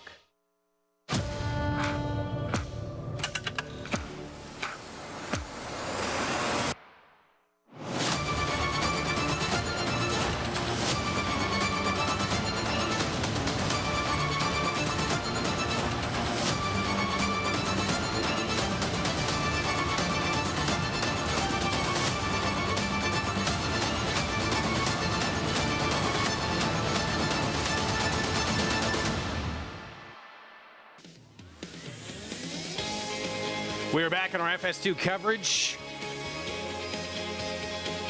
of America's Day at the Races, brought to you in part where you can play it all at Naira Bets. Go to nairabets.com, bet any track, anywhere, anytime. Get signed up, started just in time for the first Saturday in May, just 8 days away. We have the late pick 4 up next here in New York, and here's our post-parade. Bourbon Bay will kick things off. Mervyn Bay taking a lot of money. People just love those entries. Soon they're betting him. I don't know. He ran okay last time. I didn't love his chances. His entry was 10-1 morning line. Post 4 for the entry made Icy Storm. Yeah. I don't get Icy Storm at all. He looks like a 100-to-1 shot in this race. Just doesn't look good enough. Remaining half of the other entry. Here's Don't Be Late. And I think this entry was a shorter morning line because of the 2 who's running later in the weekend. Don't Be Late's probably not good enough to win here. Here's the one we showed you going to break. Doing it the right way, Linda Rice, class dropper. Yeah, I mean, this horse makes some sense, and the drop down is cold on the board, but I think is somewhat logical dropping. Cool. Actually, we'll move to No More Talk at 5-2, the favorite. Yeah, I don't understand why this horse's favorite got a perfect trip to beat a terrible field in a much cheaper race and was wide against a dead rail. 12-time winner, though, Kieran McGee. The 6 went by Royal Realm. And here's Musical Heart at 5-1. I like Musical Heart here. Finished well ahead of the 1 while they dueled. I'll give a break for the last race out at Penn National. I think this is a dangerous player. Manny Franco, Vintage Hollywood, second off the claim for the Nota Barn. I mean, I don't know what to make. His race 2 back makes him a major contender. His race off the claim last time was atrocious. And Perceived on the outside, Trevor McCarthy. Rui Rodriguez went to win his first race in April here at Aqueduct with a horse that just has no speed and has not been in great form. Somewhere out there, the 4, that big long shot at 20-1 as we take a look at Vintage Hollywood. And the man who is wrapped up leading rider honors at the meet, Manny Franco. I got bad. He only got 1 win today. It's kind of over him. Dave Grenick had pointed out on Twitter yesterday, I believe that yesterday was the 9th time in this short Aqueduct, the spring meet, the spring boutique meet, we like to say, that he had more than 1 winner, multiple wins on a card. I mean, he has just steamrolled his way to victory. Yeah, lately. It's been incredible. Crushing. And, he's run away with it. Linda Rice has run away with a training title as well. Here's Vintage Hollywood, missing by a nose back on March 18th. Yeah, I mean, he finished right at the wire with the Revenger, who won that last race, and he was nowhere to be seen. And Swift App was 3rd in there. He didn't run a step off the claim. We'll see if he runs better. I have no idea what to say. But his last race was bad, but maybe he bounces back from it. Well, at least he gets away from the Revenger, who's beat him each of the last 2. But he didn't run it all last time. Really didn't. Manny Franco's winning at 26% this year. Close to 100 wins. 2023. 7-1 on his mount here coming up. Let's head downstairs to Maggie. 2 for the price of 1. I suppose that might be what's going on here with this Arriaga entry. As we'll take a look at number 1, Bourbon Bay does get back out to the mile. He looks fine. He's just not that intriguing to me. If anything, I preferred the overall physical appearance of his entry mate in here, Icy Storm. Icy Storm looks as though he's doing a bit better and does get Katie Davis aboard today. I'm going to go with number 3. And I did not have the strongest opinion on this race when it came to looking at it on paper. So ultimately, I just deferred to looking at them. And to me, number 3, doing it the right way, was doing just that in the paddock, out in the racetrack, in the warm-up. I like everything that I'm seeing from this class dropper, and also I do tend to gravitate to horses that do get that relief, kind of new faces when you're dealing with these claiming ranks. We'll also check in with number 7, Musical Heart, who does get back out to a distance he's far more proficient at. And 2 back when I saw him in that 20 first off the claim, he just looked dull. Physically, he looked dull too in his demeanor. And today, there's a bit more energy. He's just looking a bit brighter overall. And I will say it feels as though David Jacobson's horses are kind of adjusting to the warmer weather, to the springtime. They just look a bit better overall. When you think back at running with scissors yesterday, it just feels like they might be rounding into a little better form. As we'll get it over to JK. No more talk for me, JK. I see what you did there, Maggie. That was very good. I like the 5, No More Talk. The last race was a $10,000 claimer. It wasn't a great field, like Andy mentioned. But the horse got a fast speed figure that day. And a lot of times when you see horses who jump up in their speed figures, you have to ask yourself why. Because sometimes, although I trust figures more than anything else from a handicapping standpoint, a number can be wrong. The issue is here, or not the issue, but the thing here with No More Talk is that there was a trainer change recently. It was a claim back, actually, and or a switchback in terms of the trainer. And when you see that, that can be the reason for that jump up in number. I just can't have the number jump up out of nowhere. There has to be a reason. And I think that this horse will run to that number again. No More Talk ran well with the trainer, Kieran McGee, previously in his career, and now back in that care in his last 2 races with Kieran, I thought were improved performances. I think No More Talk might just be getting a little bit better, and I think that we'll see that here in a couple minutes.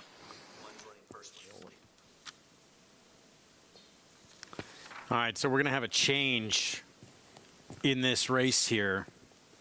Icy Storm is coming out. Right, and so because of that, the 1 will run for purse money only. So Bourbon Bay, the 1, does have the rail in this race, stays in the race, but as Andy just mentioned, because of the scratch, the 1A coming out, runs for purse money only. As we get set to load here in just a moment. The 5, your favorite, No More Talk. Well, if that victory for $10,000 last time out for the 9-year-old. 12th win of his career. A win that you did not like. No. And you prefer to play against? Yeah, I don't like the 5. I mean, it's not impossible. I'm not shocked. But I thought he beat a very soft field with an extremely good trip. He stalked a pace. He was wide. The rail was dead. I'm just not a fan. I think he's cheaper than these. I think there's too many horses near that somebody's likely to pop up and beat them. We'll see. I mean, I like the 7, but now with the scratch, he's going to be 7-2. There's really no value at all here with that entry scratching. All right, so making their way to the gate. Late change again. If you just tuned in, 1A comes out, and that means the 1, as you see on the screen, runs purse money only in this spot as we get set for this pick 4 coming up. As you look ahead to the rest of this card, did you find somewhere to narrow down if you're playing the pick 4? Oh, I don't know. What did you think of the Nova Rags race? I thought that race was very tough. I like Dot's Dollar in there. But no, I thought it was a very wide open sequence. Yeah, St. Selby, Big Engine, Dot's Dollar. SWOT Analysis comes in on a roll. You know, River Dog is a couple of races too. That wouldn't shock you. As we get set for the first leg of this sequence, so down to 2-1 favoritism, No More Talk. Let's go upstairs. Chris Griffin to get us started in the pick 4 on this Friday card. Here's Musical Heart. Musical Heart is now in.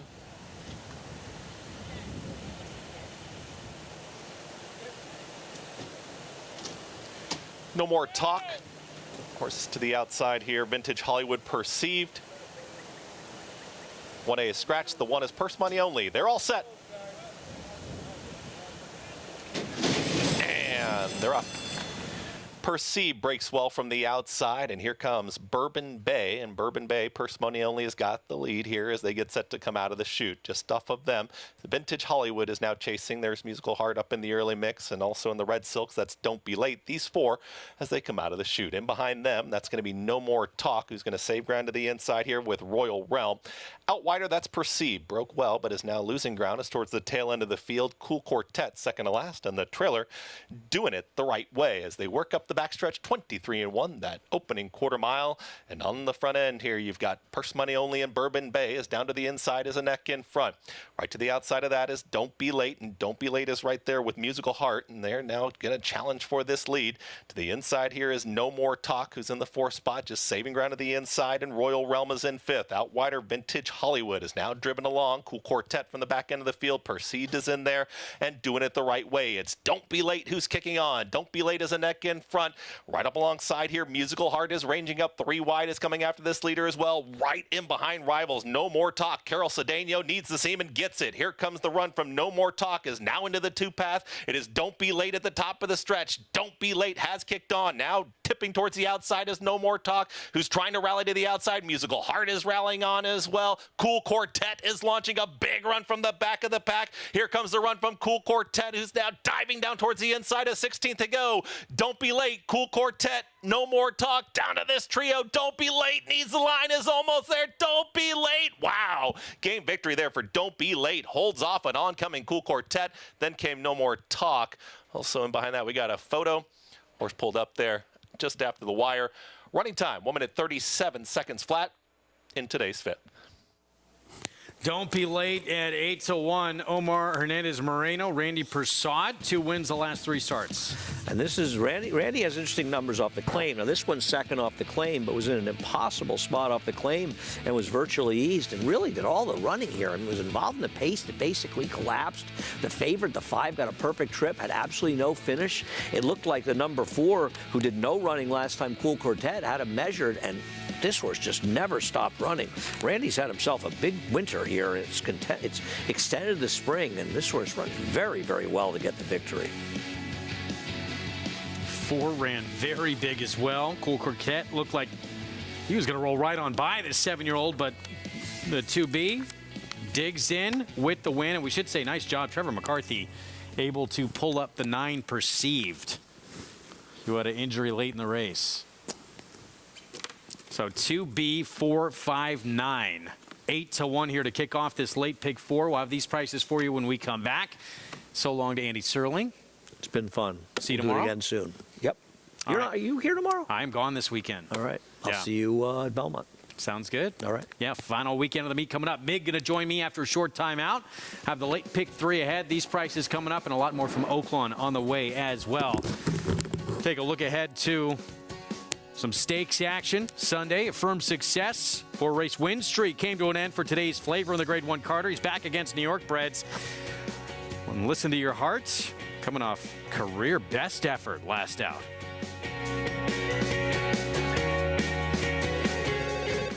Hello. Yeah, I saw his second first crop leading sire. He's second crop leading sire now. We might have sold him a little early. Here's Long Range Toddy. Hello. Yeah, I know he's third crop leading sire. I'm glad we got that clause to buy him back. Yeah, I'm gonna try to see what I can do. Kenny, we've got to take charge Indy back.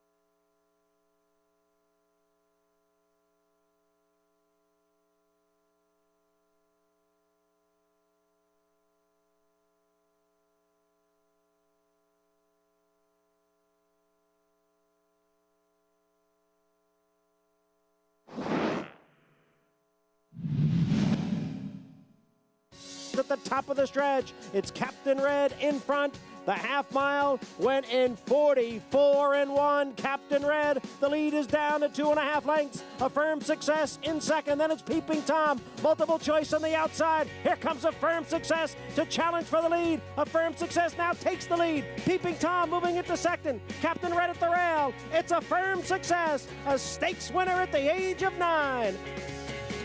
The great affirmed success. Yeah, 9-year-old in the Grade 3 Toboggan, who the MIG rode late in his career. What do you remember about him? Just a tough hickory horse, showed up every single time, and as generous a racehorse as there ever was. And I love that Toboggan because I didn't give him a good ride to start before. and Rick Schosberg kept confidence in me. And you're going to see peeping toms between us. And this is race riding.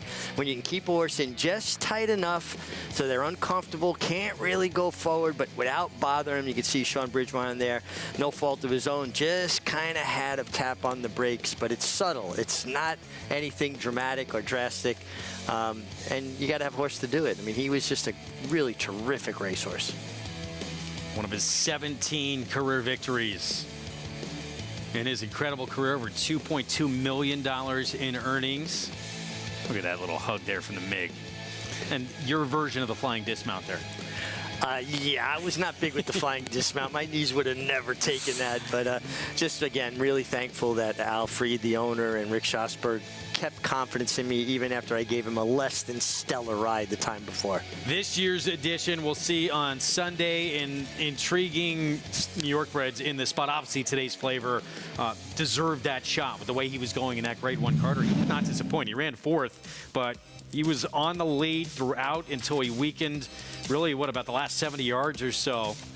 Now back in against New York bred is going to be very tough. Yeah, I think so as well. I mean, he took a lot of pressure this day, and now he gets some class relief, and he's a good horse. Listen, he's shown that he's got a lot of ability, and he's got speed. And those are two very good things to have as a racehorse, speed and talent. Not just speed. I mean, he looks like he's going to be alone in front, doesn't he? Yeah, he looks like he's going to control this race and should be in front and get very comfortable. Listen, he's coming out of a Grade 1. Right, dropping back into a restricted stake, and I think it's a perfect move, something to keep his confidence and something to build on, and maybe he'll try graded stakes company again in the future. But I like when connections take advantage of spots and make it a little easier for their horse. Meanwhile, listen to your heart. 6 years old, and all of a sudden jumps up and runs this race out of nowhere for him that makes him look like maybe he could be in some graded stakes soon. Well, you never know. Horses change. They get older. You can see, listen to your heart. He looks like he's trying to drift out a little bit. He's in the bridle. But never a bad thing to listen to your heart, right? And Katie Davis just did such a good job on a horse that has proved to be difficult. And you can see she's kind of looking around. Another case for us getting that patent on that jockey rearview mirror. But, gosh, he couldn't have won any easier, could he? It was incredible. Just dominated that field, obviously. The big question, can this horse follow up a performance in 13 prior starts that we've never seen from him? Obviously, he's got to answer that question on Sunday. If he can, very interesting horse going forward. If he can back that performance up, but again, a tricky horse, and sometimes change in rider, a rider gets to know a horse. Katie gets on so many of these horses in the morning and develops a relationship, a rapport with these horses, and I don't think you can underestimate that. For years, the late, great Alan Jerkins used to pair horses up in the mornings with exercise riders that eventually he would let ride in the afternoons, and they had great success doing it. Meanwhile, Sheriff Bianco, 13 times first or second in 19 career starts, comes off a win on a sloppy seal track race. Was actually meant for the grass that came off back on April 23rd. Yeah, wheeling right back, but we've seen Linda Rice do this before and done it with great success. And this is one of those honest hickory kind of horses. He just shows up. He gives his performance every time. You can count on him giving you a run, and he's honest. He may not always be the most talented horse in the race, but he's certainly the most tenacious. There's some good runners, too, when he gets beat. And he's usually right there. He, as you said, honest, brings his best just about every time he's on the track. That's how he's notched that resume. Jose Ortiz will have the call for Linda Rice. We look forward to that race. It's going to be a fun one on Sunday. Actually, it would be fitting if Sheriff Bianco won the Affirmed Success because they're cut very much from the same cloth. Show up every time hickory kind of horses. Yeah. We'll have live coverage of that for you this weekend. Back in New York, $12,000 claimer, 1-turn mile. And 8-1 on Don't Be Late. Omar Hernandez Moreno for Randy Persaud. 2 wins now the last 3 starts. Yeah, horse coming off an eased line in the mud, going a mile and a furlong, turns back to the mile, gets a fast track, and Omar Moreno, just a kid that tries so hard. Nice to see him get another winner. You see him out there in the morning working hard, and I like to see hard work rewarded. Don't be late. Well, he wasn't late at 19-20. Hey, how about that exact at 2? 8-1 over 18-1. No More Talk checks in third. Early pick 5. $13,431 for the 50-cent play. That's why we love that wager. We'll set up the 6th in a bit. It'll be on the lawn coming up, but it's back to Oaklawn. Their late pick 5 begins in this race coming up. 6 furlong sprint, starter optional claiming field. And we'll see the 9-5 favorite in a bit. That's Cactus. Randy Morris. Horse is going to cut back in distance. We'll start with Run Today. From the rail, Chris Richard, who is coming off a win at Delta Downs. This will be the 3-year-old debut today.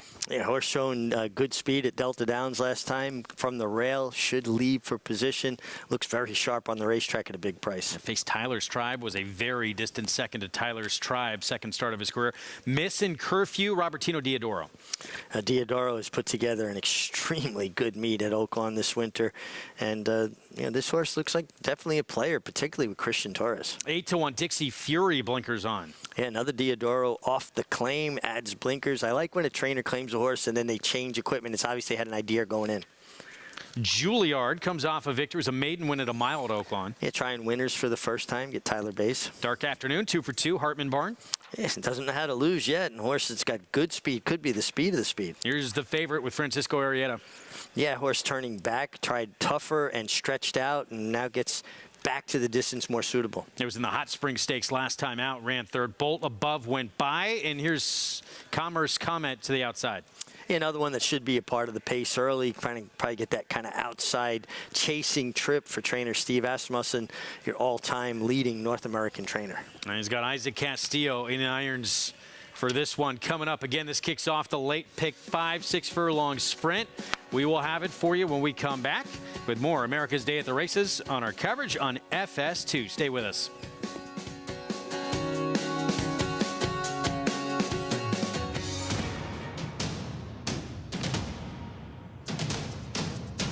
Drain the Clock will win and win by as much as he wants. He'll win by 6 in the end. It is Drain the Clock who will bound home the winner in the Bay Short.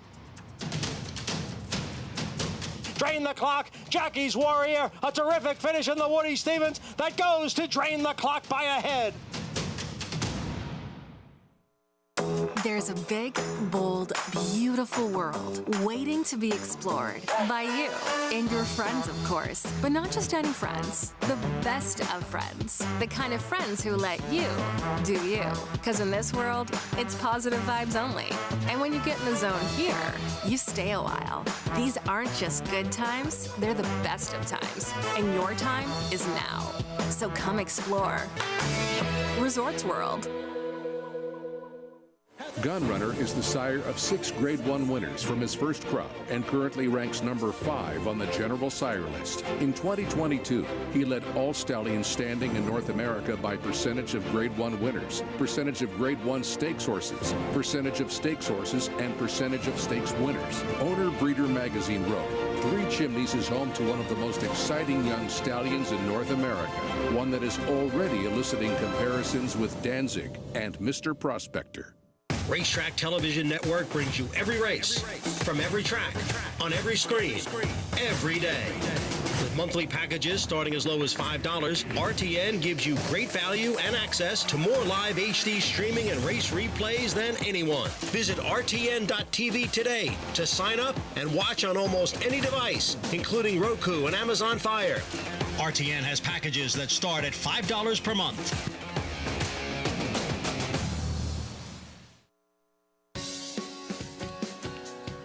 We are back on America's Day at the Races on our FS2 coverage. Regional networks out in Southern California. It's brought to you by America's Best Racing. For the love of the race, visit americasbestracing.net today. Late pick 5 coming up in Hot Springs in this 6th at Oaklawn. Starter optional claiming 6 furlong sprint. Let's go to JK. Yeah, well, if you want to go toward the outside with the 8 Commerce Comment, this horse is just interesting from a speed standpoint. I think the race last time where the horse got really tired and was beaten 11 lengths, I think the horse probably went a little bit too fast too early. The pace figures suggest that early pace was extremely quick. Now, I think if they can find a more efficient way to run that race or run, his race, I think he can run a little bit better. If you look at his previous numbers, he's kind of right there in the mix. And with a Hall of Famer like Steve Asmussen, you feel like he could probably find a way to get this horse figured out. I like the outside draw for Commerce Comet, where you can kind of sit out there and not be forced into a position where he does have to go extremely fast to try to get him to save some energy for later. All of his races are pretty good. I mean, even the last race where he was sixth, it's a little bit better than it looks on paper. Like I said, I think the horse went a little bit too fast early, and so I'm going to go with the outside horse in here, Commerce Comet, the 8. JK, thanks. 7-1. Asmussen, Isaac Castillo. He faced a good one, too, named Rivet last time out, who he battled with early on before giving way. This is, right here, this 2-horse, one of only 3 multiple winners in the field. He's unbeaten, though. He's the only one who's undefeated with multiple wins. 2 for 2 for Chris Hartman, who that barn's still at 27% at the meet, and he disposed of Missing Curfew last time out, that Diodoro runner. Yeah, but this horse will be a part of the pace, and I think Jonathan makes a good point with the 8 Commerce Comet from the outside, kind of gives Isaac Castillo some options, but this horse improved from the first start to the second start and showed a lot of tenacity, found more when asked by Nick Juarez, who's made a really good impression at Oaklawn his first full season there. He looks like he's probably going to be the quickest, but you look at the fractions. Commerce Comet, the 8, was chasing last down. He was just off 21-2 opening quarter. That is flying. Very, very fast. And again, showed tenacity, because then took a challenge mid-stretch and found more. You know when a horse has ability, but you don't know that they're always going to fight for it. So you like to see that when they're put under that kind of pressure. 3-1 on this undefeated multiple winner of the 5, who we're talking about. Here's your favorite, though. 3-2. Cactus cuts back in distance, comes out of a stakes race. We talked about Iron Clover, Gun Pilot, where 1-2 in that race, and the only 2 times he has sprinted, he was a winner. And he's got more of a closing style sprinting, where last time stretching to the mile for the first time, he tended the pace and then tired against much tougher. He still finished 3rd, so he stakes placed. And both of his sprints were good from well off the pace. Yeah, you could get a perfect trip in this spot. Going to be plenty fit coming out of that mile race as well. Here's one of the Diodoro runners, that 3-horse just moving out of the picture. He's a multiple winner as well, but he was no match for Cactus, Dark Afternoon. He was in that Dark Afternoon Missing Curfew race and was well behind, did not have much left in the stretch. No, it makes the first start for Robertino Diodoro, but he's coming out of a good barn. Norm Cassie had a terrific winter there at Oaklawn, actually all over the place, but it seemed like anything he ran at Oaklawn was running well. Loading up, 8-5 favorite, the 3-year-old coming out of a stake, that Hot Springs Cactus for Randy Morris. JK going outside. How much heat will Isaac Castillo on that Asmussen runner try and put on the 5, Dark Afternoon? Jim Byers, the call to kick off the late pick 5. And the last in is Commerce Comet.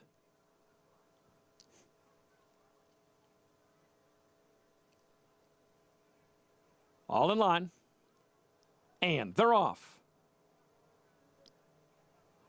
Dark Afternoon is emerging to take the early lead. Missing Curfew was out quickly. Juilliard splits those 2. There's Commerce Comet in the light blue, now 3rd and only a length and a half off the lead. Then Juilliard in 4th. Run Today 5th on the inside, and then Dixie Fury, and up to the outside is Cactus. Cactus is only about 4 lengths off the lead on the extreme outside, and then it's Bolt Above, who's trailing the field as they advance into that turn. It's Missing Curfew with the advantage here by 3/4 of a length. And Dark Afternoon is settled in 2nd, and Commerce Comet to the outside.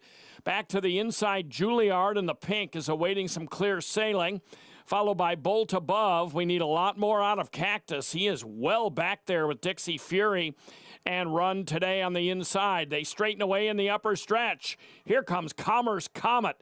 Wider out. Bolt Above is making a bid, but Juilliard gets through right on the inside of Missing Curfew. And Juilliard and Missing Curfew are going to dispute it here to the wire. Juilliard goes to the lead. Missing Curfew is right there.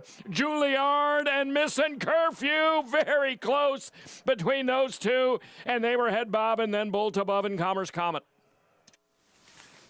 Well, it was a 2 who actually went to the front in here. Christian Torres for Robertino Diodoro. Juilliard then up the fence. Seemed to take control of this race. Winds up a photo finish. Yeah, photo finish. And Juilliard very brave coming up the inside to get it done. Cactus was an absolute no-show. It looked like the 8, Commerce Comet, was poised to make a big run, but it was the slipping up the inside that made all the difference here. And it looks like Martin Garcia there, if I'm not mistaken. Wow, take another look at this. It's just so tough to tell from this angle who got it. I'm calling the inside. I think the inside got it. I will let you call it. 1:11-1. We know the time. We don't know who got it. And it's either 5-1 or 6-1, depending on your winner. We'll make it official as soon as they post it back to New York. And the late pick 3. 6 furlongs coming up on the outer turf in this 50,000 starter allowance. 5-2 current favorite. Cadenzia for Bill Morey. Let's head downstairs to Maggie. Yeah, Bill Morey looking for a second winner on this card, on the turf as well. Get Cadencia in a moment, but there's a lot going on in this race. Several horses coming in off of layoffs and some trying the turf for the first time, actually. Just one. I know some people interested in number 2, True Empress in here. She is the daughter of Classic Empire. And I just haven't seen that many horses look that convincing of this sire's on the turf, and they haven't really run that well either. So I will say that she does have a bit more of a turf hoof to her, and I'm glad that, you know, obviously we stick to sprinting to try it. There really isn't much pedigree on the bottom side either. Like I said, I was really against her going into the race, but maybe a little bit more optimistic having laid eyes on her. As we'll move on to Ray Handel's duo here, coming in off respective layoffs. Number 4, Stella Mars. She's one that, yeah, she actually, 2 of her 2 wins came sprinting, though they experimented last year with trying to stretch her out, and I can see why. She is actually a bit of a longer, leaner, kind of even-bodied filly, but to come back, it kind of makes sense. And she looks better today than she did at any point last year. So I like that. I like that development. She's finally filled out. She's carrying her weight and conditioning better than what she ever has. We'll see, though. I still feel like she might win just a bit further than this 6 furlongs. But again, her 2 wins have come at this distance. Moving on to No Pain, who is pretty cold on the board, and she'll have to get a bit faster as she comes in here off the bench, though in her last turf race was beaten by a very informed Train to Artemis back at Saratoga. She kind of ran by appointment only last year, only having the 4 starts, but I like what I'm seeing from her as she comes back here. She's really strong, well-conditioned, very content here in the paddock, too. So we'll see what she does if we can find a little bit of improvement. But like I said, Cadencia is your favorite. And in her last turf start, going a mile, which is virtually a 1-turn mile at Belmont, she got very headstrong. And Dylan Davis just put his hands down and let her roll on with it, which was the right move. But when you have a horse that's headstrong going longer, it does make sense to turn them back. And physically, she's compact. She very much has a sprinter build. And 2, that was the first time she was wearing blinkers. So I like her now sprinting, especially with those short cup cheater blinkers on. She does make a great deal of sense to my eye, Greg. All right, Maggie, thank you. We'll get to the post parade coming up here in a moment. Approaching the 4-minute mark to post here in this 6th coming up. And we start with Freddie Mo Factor, going to cut back in distance, 0 for 12 on the lawn. Yeah, 3 seconds, 2/3, big cut back in distance. Gets Maddie over. Right next door, the stablemate and entry mate, Game Theory. Yeah, 0 for 3 on the turf and has never actually hit the board on the turf yet. 6-1's True Empress for Carlos Martin. Trying the turf for the first time, picks up Kendrick Carmouche, who's been riding extremely well. Devilly, big number with short layoff here off since late February. Yeah, a little bit of a freshening. Now gets the turf. It's going to have to show a race that we didn't see for a while since last spring. Stella Mars did put together back-to-back turf sprint wins at Belmont. That was back in 21. Yeah, Maggie had good things to say about this horse from a physical perspective, and Ray Handel's horses have been running well. Here's the favorite, Cadenzia, meet leading rider Manny Franco. It just feels like the Goldilocks effect. Right distance, right surface, makes a lot of sense. No Pain, 5-year-old debut is coming up. Yeah, and another one got high marks from Maggie. I liked what I saw there. You Katie Davis, who gets on a lot of these horses in the morning, so she develops that rapport with them that we talked about earlier. La Aguila at 4-1. Yeah, comes off a nice effort in February at Santa Anita, going 6 furlongs when she had some trouble at a big price. I think I botched that name. Bustin' Bullet, Eric Hedsell, does have a win on the grass sprinting. And has speed, and could play out maybe to be the main controlling speed here. 4 minutes to post. 6th coming up here, 2-1. Cadenzia, Maury, Manny Franco team up. $15 bonus for Naira Bets players. Bet $75 each on Aqueduct and Keeneland. And you'll get that free money in your account, whether you win or lose. Don't forget, you got to opt in to that promo as well at NairaBets.com. Let's get JK's thoughts here as we get set for the 6th coming up. Yeah, guys, I'm going to go towards the outside with the 8 Bustin' Bullet. Turf sprints are races where I really need a horse that's going to be kind of forward. Sure, closers can win these races too, but a horse that can be forward, I feel like they can kind of make their own trip. They're short races. I feel like it's hard to make up for mistakes in them, and so I'd rather a horse just be in the clear, cruising along, not getting stopped, and that's the trip that I think you're going to get with the 8 Bustin' Bullet. If you look at that race November 19th, this horse was involved. The pace was honest enough. The horse finished the race well, got a nice final speed figure. The pace figures within that race were fast. It suggests that there was a lot of energy that was being used. That's what pace figures tell me, if a horse is going to have how much energy they actually used. I thought Bustin' Bullet ran extremely well, and I think that Bustin' Bullet will run well here today as well. Yeah, JK, Bustin' Bullet, I think, you know, with the layoff in mind and looking at that from where her fitness levels are, I think she's ready to go. And again, she got a great warm-up. She's always one that does tend to just move really well over the racetrack, which is typical of turf horses normally. They do have that kind of extra bounce and cadence to their stride. And furthermore, I've seen her sometimes get a little revved up, a little nervous. Not the case today.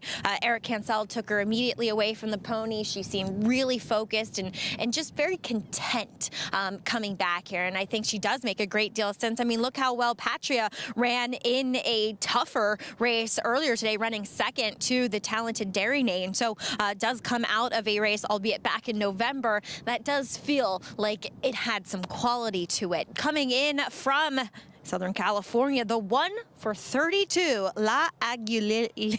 See, Greg, you said it way better than I'm going to even attempt to say it.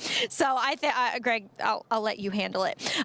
She was out. She is one that doesn't have much early speed. Now, sometimes the nature of those turf sprints in California, they are run a little bit quicker than what we typically see here. You know, it comes down to the ground. Oh, we haven't had much rain. And just to the style in which the riders ride these races. So maybe we steer a little forward, though I don't think you're reinventing the wheel with a 7-year-old mare. She makes a fine impression.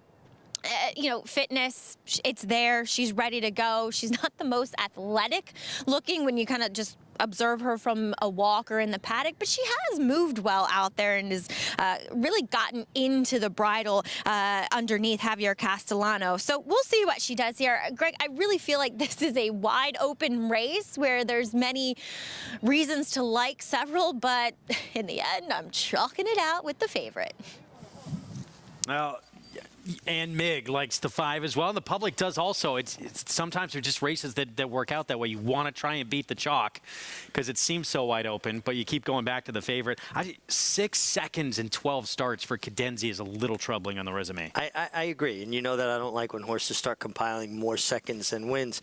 I thought she middle moved, though, in her 1 turf sprint last April, you know, over a year ago. And if she can just work out a decent trip with Manny Franco, I think she'll be stalking the 8 Bustin' Bullet. But Bustin' Bullet might get very loose on the lead here and could be tough to reel in.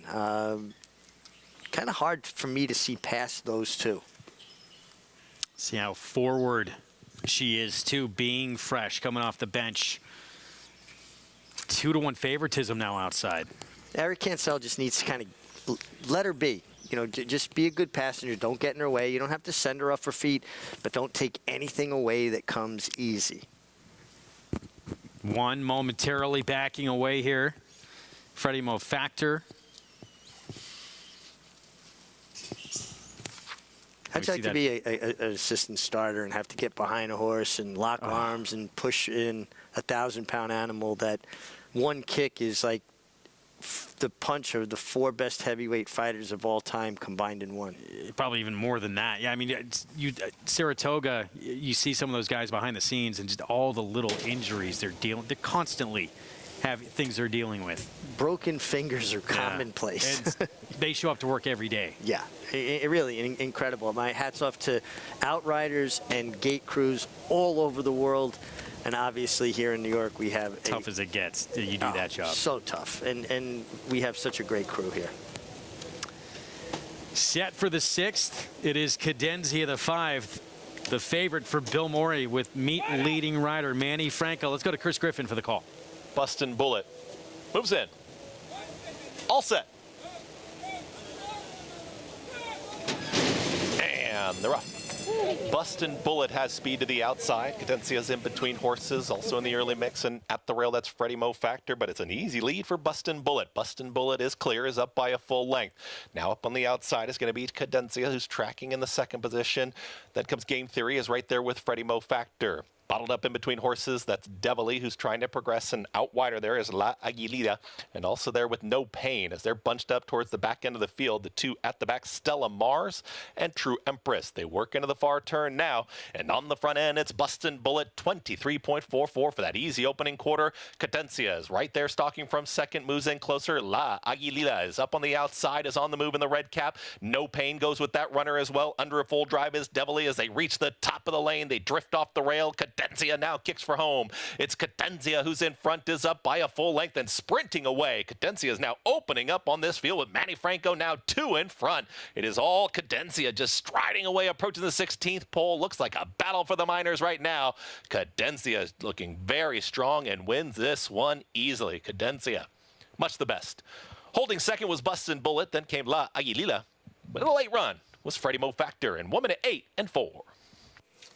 As easy as could be from Cadenzia. We've said it the other day. We were talking about a winner earlier on in the card that won so impressively with a wide margin sprinting on the grass. You win by this kind of margin sprinting on the lawn, and you are dominant. She just looked like a winner every step. She allowed the 8 Bustin' Bullet to clear her, but she was always traveling outside of her, in control of the race from 2nd, and sprinted clear as much the best. Her 2nd time sprinting on the turf, and it was her best yet. And Bustin' Bullet ran well. It was game to hold on for 2nd after setting that pace and being put away by a superior rival in Cadencia. Sometimes horses cave in. Bustin' Bullet did not cave in, and that's kind of the benchmark of the Bustin' Stones. They're usually very, very game individuals. Cadencia had been favored throughout the wagering. Actually went off slight 2nd choice late favoritism. Went to the 8. Bustin' Bullet 5-8-7-1 for your top 4 in here. Cadencia, after all those seconds, 6 times in 12 starts, finally gets another W in the win column here. 2 wins from 13 tries. And they've come 2 of the last 3 starts. Yeah, and again, I just think that, when I talk about the Goldilocks effect, what do I mean? I just think the right distance on the right surface, all the puzzle pieces fit. And, when you're watching a race and you see a horse sitting the way she was sitting with Manny Franco, and he was taking that kind of long, languishing look back at the quarter pole, you're feeling pretty good about your chances. I think Connections know what they want to do with this mare going forward. They found the right spot, what she wants to do here, sprinting on the lawn. Cadencia, slight 2nd choice, 2-1 with a win. We're going to preview stakes action to Hot Springs coming up this weekend. Sanford winner from last summer, Mo Strike. Looked like a star in the making for Brad Cox. Haven't seen him since the hopeful at Saratoga.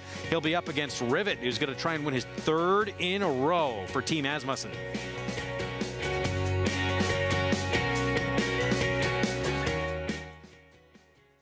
DeMarchelier offers breeders a rare opportunity as the only son of Dubawi standing in Kentucky.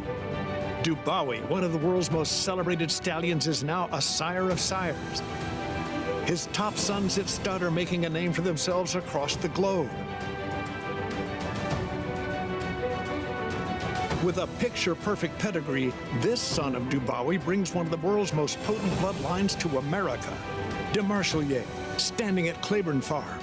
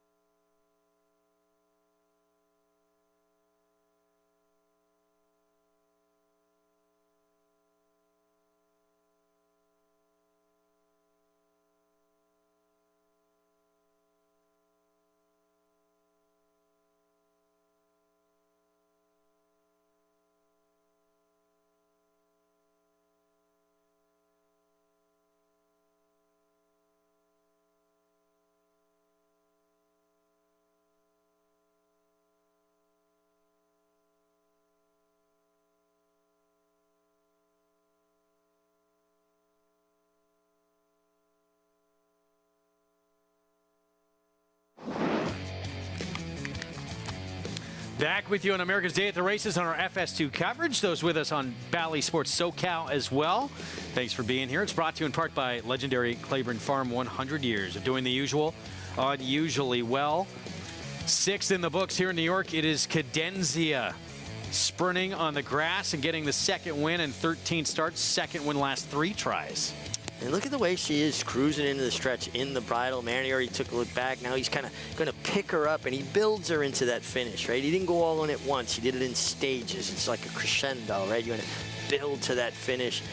Man, she sprinted away. To put this kind of separation in a turf sprint, she's just much the best of this group. 2 today for Manny, winning at almost 30% on the year. He's in the zone right now. Another turf sprint. He won a turf sprint yesterday for Christophe Clement. One early in the day for Christophe. Turf sprinting. Position. He gets his position going forward. Manny Franco, one of the strongest finishers. Cadenzia at 680.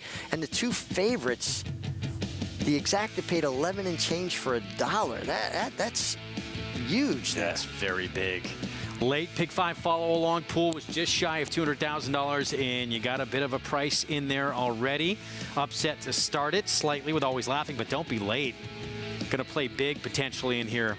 Almost $20 with still 2 legs remaining. Up next, here we go. The 6 furlong sprint allowance optional claiming field in the feature. And a couple of names most notably Nova Rags, who was on the Derby Trail back in 2021 for Bill Mott. Yeah, and then, ran well. He was placed in the Grade 1 Woody Stevens and, doing what he wants to do, sprinting, and now against easier company. Although this is no easy spot. There are some horses that have been running in really good form, really good speed, especially the inside in the one SWOT analysis. Yeah, there's a few players that look like they could give Nova Rags trouble in that race. We'll get back to it. Our ABR Race of the Week coming up on Saturday from Hot Springs. 6 furlong sprint as well. Competitive one for 3-year-olds. The Bachelor with a purse of $150,000. And Mo Strike, who we saw last summer at Saratoga for Brad Cox, won his debut at Churchill, and then he won the Grade 3 Sanford. Looked like he could potentially be a star. Short price, he went off in the hopeful, went to the bench. Obviously, something went amiss. This will be his first start back. Yeah, but no denying how good he was in the Sanford. I mean, he just was powerful. And it sounds like we're in the jungle here at Aqueduct as we get some birds making some chatter. But he was always traveling in the Sanford. He was just head and head for the lead in hand. Now here comes a big challenge from the outside by a great navigator, and he just dropped his head and found more. And being a son of Uncle Mo, you'd have to think he's probably going to want to go a bit further. And excuse me, a correction, that was Andiamo Firenze who gave that big challenge to him. He looked very good, yeah, in this performance. Didn't repeat it, but obviously went to the bench, as we talked about in the hopeful. So it's been, playing the patience game, trying to see him get back onto the track. Son of Uncle Mo for Brad Cox, and we're going to see it on Saturday.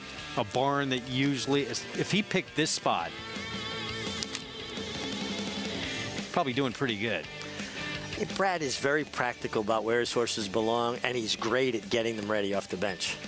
Well, to his outside, right next door, is going to be Rivet, who all of a sudden has turned it on for Steve Asmussen. He'll try and win his 3rd straight on Saturday, but it was really that last start, not just the win streak, putting together back-to-back wins, but a big move forward figure-wise in the victory. Big move forward and a change in tactics from the way he broke his maiden, which he went essentially wire to wire from well up the pace with Keith Asmussen, who's impressed me with his evolution as a rider, just continually improving. And Rivet leapfrogged the field. Okay. Well done. Come on. It's cool to see Team Asmussen do it with dad and son teaming up here on a horse that obviously, Steve's been giving his son a lot of opportunities. But this is an opportunity that's panned out now with a big shot at a stakes race. Well, I think, obviously Keith understands his father's approach and philosophy about racing and horses and race riding. And what's really been impressive is Keith Asmussen has improved the way he has without the benefit of ever riding as an apprentice rider, because you couldn't take advantage of the weight that they take, that you get for being an apprentice rider. He's had to do it as a full-fledged journeyman from the start.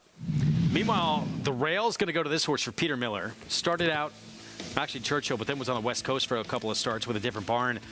Another one who, similar to Rivet, just a huge leap forward, going 5.5 furlongs last time out.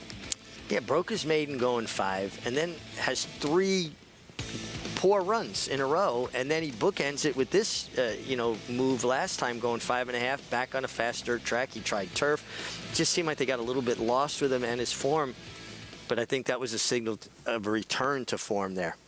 Yeah, lightly raced, too. I mean, the horse who showed ability first time out as a 2-year-old. This horse ran a 74 Beyer June of his 2-year-old season.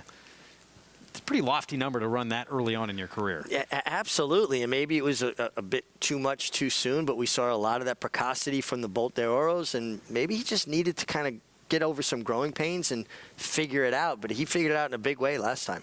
Going to be an intriguing race. We look forward to it. ABR Race of the Week, Bachelor, coming up this Saturday. We'll have live coverage. We're going to take a timeout. We will be back. Looking forward to Saturday night, Churchill Downs. Opening night of the meet. Kathy Howard, obviously a major player of Frank Fletcher Racing. And their Rockette going to be ready to roll under the lights. 3-5 favorite in the Roxalana, seeking a 12th career victory. We'll be back.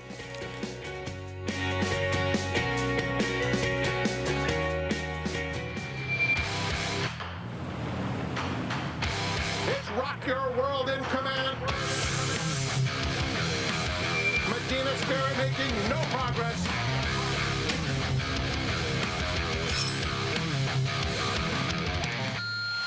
And it's going to be Rock Your World to take them all the way in the Santa Anita Derby. He's undefeated and wins by 4. Experience the adrenaline-pumping, suspense-filled action of the Sport of Kings no matter where you are with Naira Bets. It's fast, easy, and secure. Download the app today and start winning with our lucrative weekly promotions, thrilling handicapping contests, and a one-of-a-kind VIP rewards program. Don't just watch horse racing, be a part of the action with Naira Bets.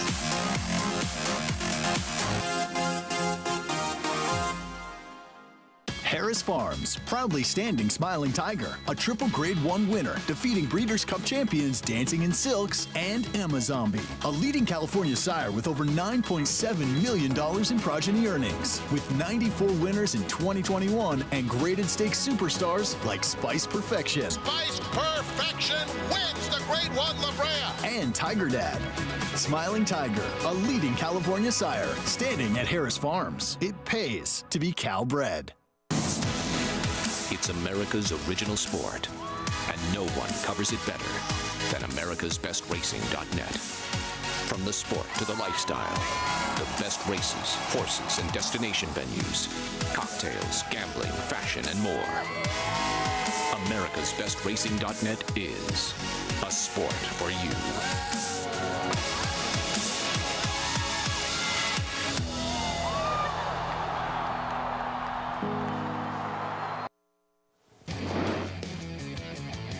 You're watching America's Day at the Races on our FS2 coverage. We're back to Hot Springs.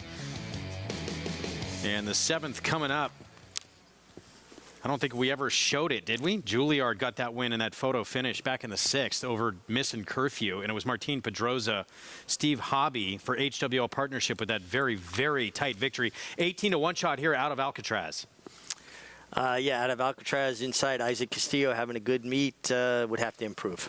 Here's Kiss Principal, Robertino Diodoro. Yeah, this horse, second time off the Diodoro claim. Another one that just feels like I had to find a little bit more in the tank for me.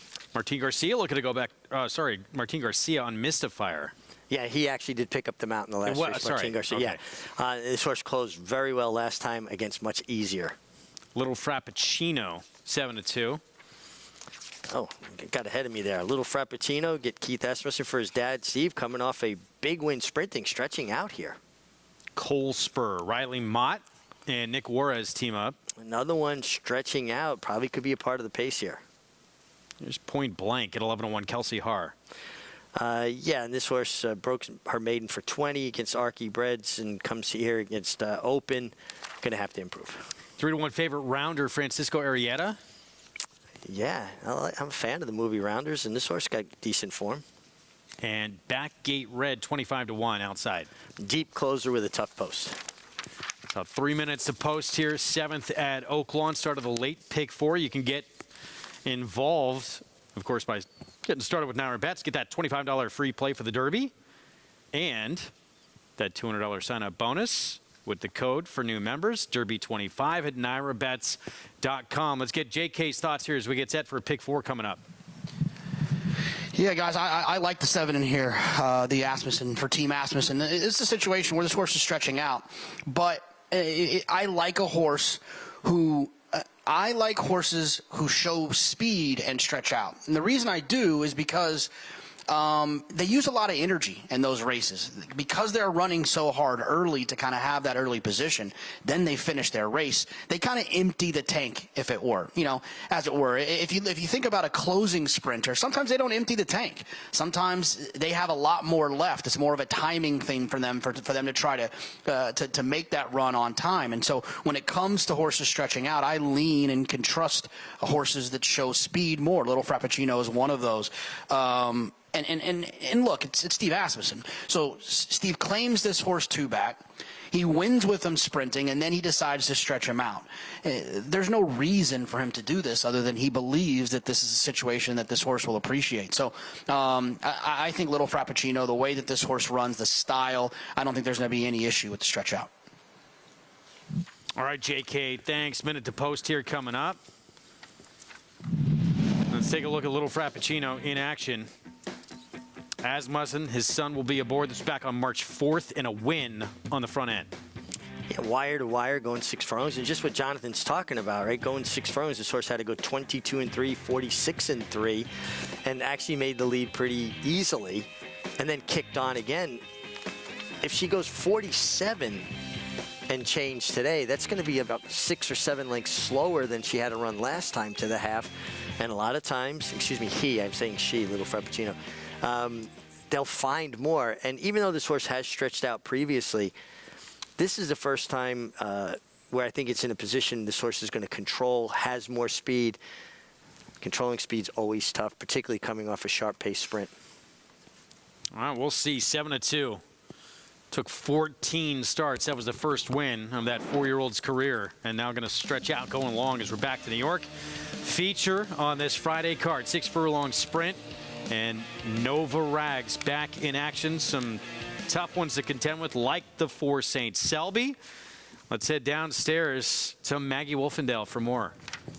Greg, this is a head scratcher, but a really, really good race as far as handicapping, and it's a puzzle because there's some fast horses in here. Are they all going to go? Are they going to burn each other out on the front end? Are these horses coming back off respective layoffs going to be ready? And that's the question I'll try to answer here as we'll take a look at the very speedy number 4, St. Selby, here for Rob Atras. His last one disappointing, though, again, fast race embroiled in. But with that layoff in mind, dating back to September, I wish he looked a bit more fit. He just feels like he needs this race to kind of just get everything where it should be, per se. Now, he has run well, and he's won off the layoff before, but I'm just not totally convinced that he's 100% fit for this effort here, and it just feels like he's up against it dynamically as well, though, like I said, he might be the fastest of the fast, as we'll move on to the horse who might benefit from anybody going quickly up front, and that's number 7 in here, Nova Rags. A little bit of a shorter layoff for him, to say the least, but he looks fantastic. I mean, this is a horse that has consistently, every time he's led over, though it's not often, as he is a 5-year-old, you know, only making his 14th start of his career, he just looks good, and he looks ready. He looks really strong behind the saddle, too, and sometimes he is out-sprinted a bit early on, so he leaves himself with too much to do. I'm hoping that doesn't happen today. Not that he needs to be up on the engine. I'm just hoping that there isn't too much separation between him and those early leaders. And then you have the other New York bred, I should say, River Dog in here. He's run some races that make him a legitimate contender here. But he is one that does prefer, I think you could say, maybe, that he prefers doing things up on the front end by himself. Let's just talk about what I see here, though, physically and his demeanor. He's one that, in the past, I've seen act up pretty badly, getting the tack on. Not the case. Really calm, cool, professional today. I've also seen him just maybe carry a little bit more flesh than he needs to. Not the case. He looks incredibly fit, coming off of a similar layoff to St. Selby. And, you know, hindsight's always 20/20, but in his last 3 efforts, I know they have not been good. He's run against some really nice horses. I mean, look, 2 back in finishing 3rd there is Sibelius, who, you know, has gone on to win graded stakes since then. So I wouldn't completely dismiss River Dog, but like I said, Greg, his job isn't easy with the other pace horses assembled here. Apparently he's working sharp, coming back. River Dog 14-1 right now for the 3 for Kelly Breen. As we take a look at Nova Rags, horse who was 2nd in the Sam F. Davis on that Derby Trail back in 2021. 3rd behind Drain the Clock of Jackie's Warrior in the Grade 1 Woody Stevens. He's got talent. He does have talent, and I think, you know, sprinting, being a one-run sprinter may be ultimately his forte. Now, he is also a horse that has 2 wins, 5 seconds, starting to pile up those seconds a bit as well, coming off a bit of a freshening, but he kind of makes the most sense because I think he's the best closer in a field that looks laden with speed. And he'll be coming from out of it, making his presence felt late. He is not your favorite right now. That is the 6 Dots Dollar, actually, for Linda Rice, who was trying to put together 3 wins in a row. Who's favored? We go back to Oaklawn late scratch, as you see on the screen. Kiss Principle, the 3, comes out of the race. Yeah, you know, sometimes a rider will warm a horse up, and there's something that people can't see, but a rider can feel, and best to take the horse out, go through a full physical examination before they'll be able to compete. I like Jonathan's thought process about the 7 Little Frappuccino. I think a lot depends on what the 8 Coldspar coming out of sprints as well does, drawn directly outside this horse. And trying to stretch out, and there is the 7, stretch out that speed from last time out. We'll see how forward Keith Asmussen has his horse. You would think going to be out in front. Jim Byers the call. Here's a 7th from Oaklawn. 3-5 to 2 shots here. Pending the final updates. They're in the gate.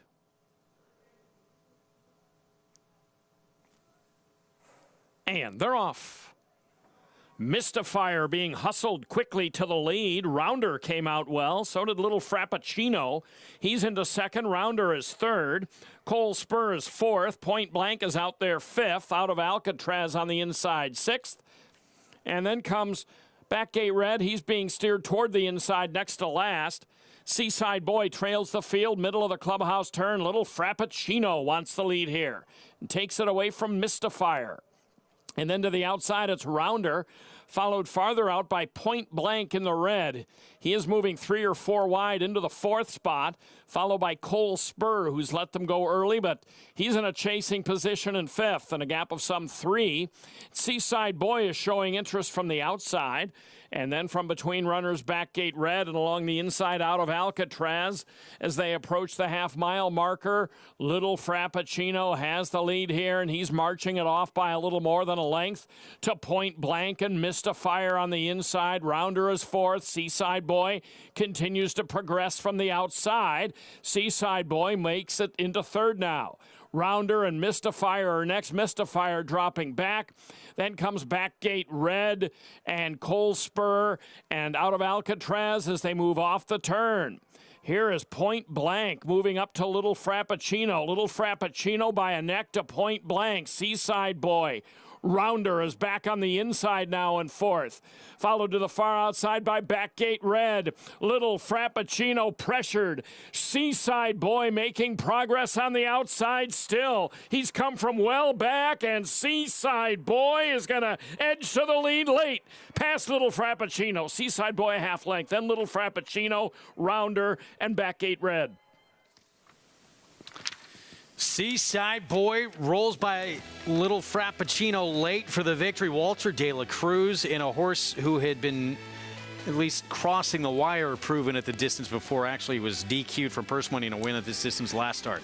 Yeah, closing type who got the late run time to perfection here and runs down Little Frappuccino, if those fractions are correct, who set very slow fractions. Yeah, I'd have trouble believing those fractions. Back to New York. Here comes our post parade for the feature. Here's SWAT Analysis, who's trying to win 3 in a row. If you just look at this horse's dirt performances, 8 times on a fast dirt track with 4 wins, 2 seconds, they're all good. Wasted time, I think, on synthetic. Tried turf. Back to what he wants to do, sprint on the dirt. Turf to dirt, no sabe nada. Not for me. No sabe nada. 16-1. Here's River Dog, the New York bred. Yeah, a horse that showed so much promise early on, training well. Can he find his form? But he has speed in a race with speed. Began with a 97 buyer to break his maiden. St. Selby at 9-1. Had speed to the affair, a horse who does his best work when he's in front. He's third in the Morrissey last summer, Saratoga. Big engine, 11-time winner for Linda Rice. Yeah, closing type, runs his best race when he can make that late run. See if it's effective here. Dots Dollar was the favorite for a while, has won back-to-back starts, 3 of the last 4. Yeah, came settled just off the pace last time to get it done. I think they're settling on the right favorite here with Nova Rags, who appears to me to be the most legitimate closer in the race. Yeah, 15-1 outside. Seas Get Degrees, a 5-time winner. Another horse that should lend itself to some more speed in here, maybe not even fast enough to keep up with some of these. Looks like there should be a hot pace on here. Feature coming up, 3 minutes to post. We got speed from the rail. How will that Fairgrounds form hold here, Maggie? Yeah, I don't know. It's tough to take the Louisiana bred out of Louisiana and win races. Trust me, I know. But SWOT Analysis, you know, I like the way that he has won his last few races. I mean, if those fractions were correct in that race, we don't know. But he does. But he was doing it easily enough. Whether it was a second off, still going 44 and change to the half is still pretty quick. He just moves really well, and he's actually very nice frame where he's got a lot of leg to him, so he covers that ground quite effortlessly.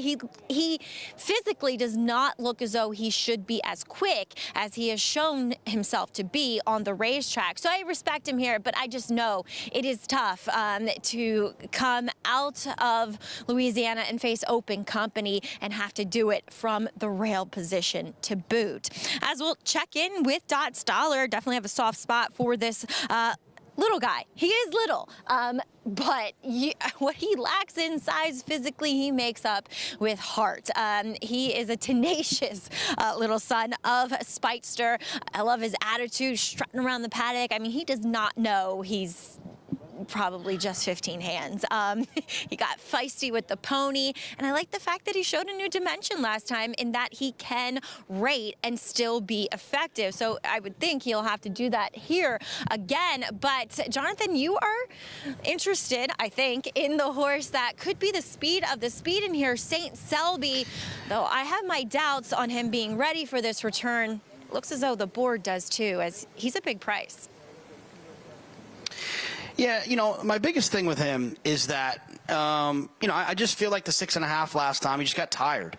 You know, I also don't think that he was in an ideal place on the racetrack. So when you think about a situation like that, he's going to cut back. He's going to be able to go a little bit shorter, which I think the 6 furlongs is more of his friend than the 6.5 or even further than that. So when it comes to these situations, when it comes to speed, when it comes to 6 furlongs, I want a horse that can get out of there and be forwardly placed and let the other ones try to run this one down. And that's who I think St. Selby is. So although the layoff is a little bit of a concern, this horse has run well fresh before, so I'm hoping that he will here today as well. It's the speed of the speed play for me in a race where I feel like there is some speed. Give me the horse that has the most.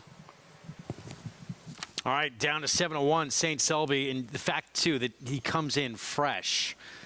It's got to be pretty fired up probably when those gates open. Yeah, usually when horses come off a layoff and they are fresh, they show more speed, and he has ample amount of speed to begin with. Just wonder what the one SWOT analysis does. When you have the rail and you have speed, I feel like it kind of simplifies things, and you've just got to go and hope that you can get away from the other horses. I mean, I think it's going to be contentious on the lead. I wound up on the favorite, Nova Rags, just because I think he's the most quality closer in a race that appears to have a lot of speed on paper. Now, jockeys are human, and a lot of times guys will read the form and they start maybe overthinking it, like, oh, there's a lot of speed, maybe I'll sit a little bit. It's going to be interesting to see how it plays out.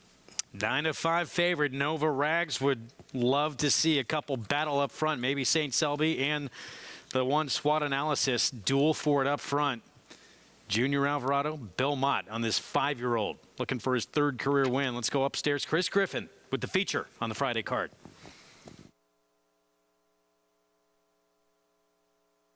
Two out.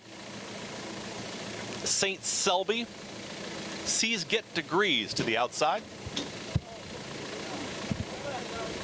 Sees Get Degrees. Kendra Carmouche, they go in. All set.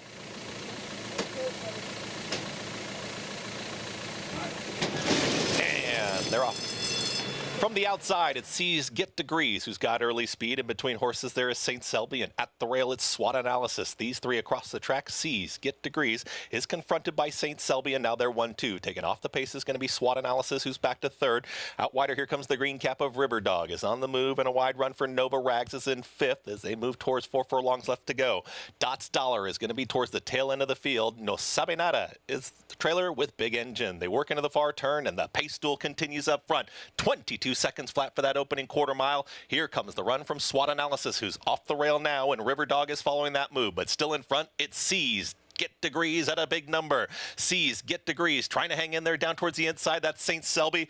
River Dog is trying to rally on, dropping back his SWOT analysis, and up on the outside here comes a run from Nova Rags, who's now in gear, and Nova Rags is coming quickly after these leaders. It sees Get Degrees, who approaches a final furlong, but Nova Rags is now kicking on. It's Nova Rags. Dots Dollar is the late challenge up on the grandstand side. Nova Rags is opening up here through the lane. It is Nova Rags from off the pace to get the score. Nova Rags gets the victory over Dots Dollar. Then came Seas Gets Degrees, who will hold on for 3rd, over River Dog in 1 minute 9.57 seconds. Nova Rags, wide trip under Junior Alvarado, and a convincing victory here for the 3rd win in his 5-year-old career. Did get a wide trip, but he was always traveling nicely in the bridle. It was a very contentious and quick pace on up front, and Nova Regs did exactly kind of what I thought he would do, finish the deal. Nice run from Dots Dollar. Maggie talked about him being a small horse, but he is really, really game, and he finished well to be just second best on the day. And Kinder Carmouche, C's Get Degrees made life very uncomfortable for St. Selby and Manny Franco. Yeah, just always on top. But, interestingly enough, the 8 C's Get Degrees actually showed more speed or enough speed and apt finish. St. Selby, who kind of passed out. Maggie talked about maybe, St. Selby would need a race. Maybe he'll improve off of that. Very unusual in New York to see a race that appears to have this much speed on paper, and it actually plays out that way. SWOT analysis couldn't keep up. He tried to go. He tried to go. I mean, Trevor McCarthy sent him out of there, and then he looked like he was sitting a decent enough trip, but, probably a horse that wants to dictate on the lead, and no one was going to get an easy ride of it on the lead. But Nova Regs kind of doing what I think he really wants to do, and that's be a one-run sprinter. 7-6-8-3 Nova Rags, former Triple Crown contender. Never made it to those series of races, but was on the path. Now a pretty good sprinter as a 5-year-old for Hall of Famer Bill Mott with Junior Alvarado. Wins at 9-5.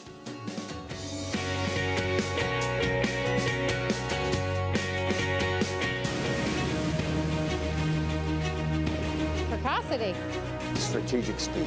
Some speed at 2, but can carry it on through their later careers. Improbable, full of run. Improbable, now a Grade 1 winner. It is a complete runaway, an authoritative run. It's Improbable to win the Whitney.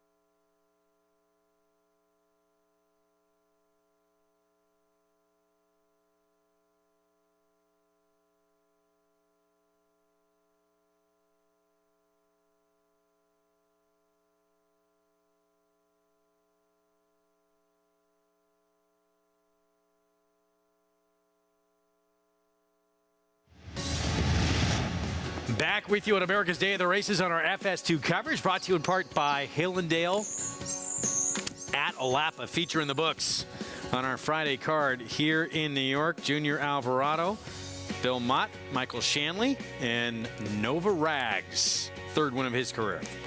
Yeah, nice effort by him. Got a great pace setup, and I think really what he wants to do, be a closing sprint at Nova Rags, a little bit wide every step of the way, but much the best under Junior. Dots Dollar rounds out your exacta here, your favorite over the second choice. It's good for C's Get Degrees, too, at a big price there to hang in there. Man, he did all the dirty work, put the other speeds away and hung around to be third. But you could see the way Junior was riding Nova Rags coming off the turn, how much confidence he had in him. The horse was carrying him well into the bridle. He shook him up, leaving the 8th pole. Got an instant response. And another nice effort from Dots Dollar. Although he'd be small, he'd be mighty, right? He'd won 5 of his last 7. That was a big effort from him in defeat. 5 for 10 coming in. But didn't lose anything here with that performance in defeat. Take a look at the late pick 5 follow along. 1 leg to go. Shaping up to be a nice one, especially with that Don't Be Late, who that might play a lot bigger than that too, with connections that don't take a ton of attention. Yeah, absolutely.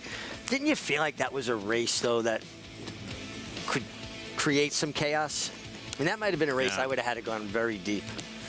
Let's see how it plays out here. 8th to close it out. Non-winners at 3 life, 7/8 of a mile in this finale. It's the 2 drink the win, has the rail. 9-5 favorite. Yeah, and another contentious race. This is another race I think could create maybe a little bit of chaos as well. And it's about trips. Who's going to get the right trip here? Tomorrow, actually tonight, I should say, we're going to wrap up expecting a lot of rain, I believe around 7 or 8 o'clock. So it's going to rain all throughout the night, early into the morning as well. Hoping we get some of these turf races that stay on the grass tomorrow. Early on, race 2, the Memories of Silver. 3-year-old fillies going a mile on the turf, scheduled for the grass. Yeah, I mean, you hope that it stays on the grass or the surface it was intended for, but got a bunch of main track onlys too, so we're still going to have a decent-sized field either way. Royalty Interest, Chad Brown, debuted as a favorite at Tampa at a mile on the turf and was an impressive winner.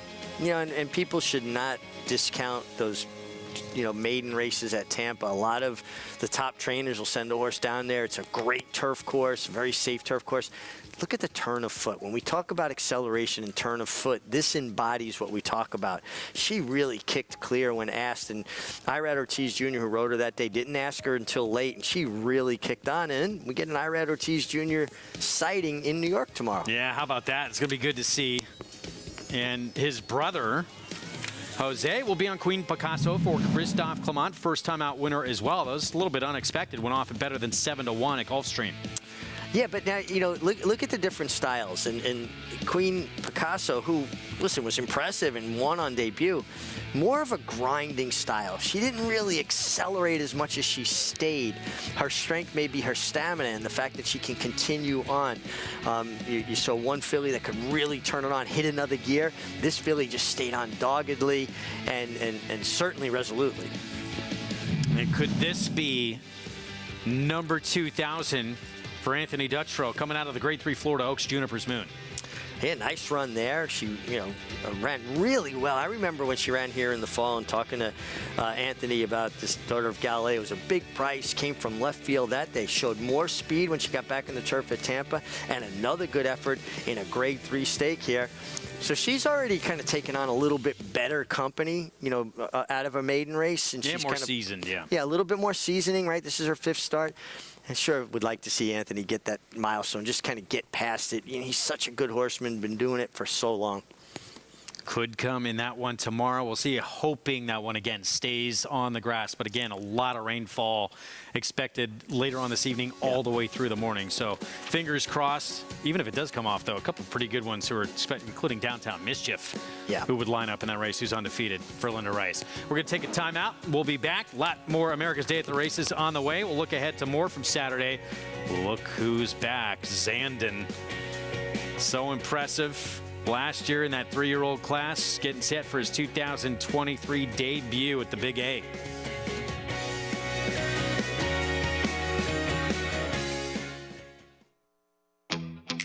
Yes, there's family. If we say La Troyenne, you'll get the picture. And of course, form. G1 this. A breathtaking run. G1 that. Dig down deep to win it. But take a long, steady look, and the word that most likely springs to mind is fantastic. Maxfield. Family. Form. Physique. Fantastic. This season at Oaklawn, we've got more of everything. More of the top thoroughbreds in the world. More days of live racing. And the largest purses in our history. All at a completely reimagined Oaklawn. Come be a part of this historic season at Arkansas's only casino resort.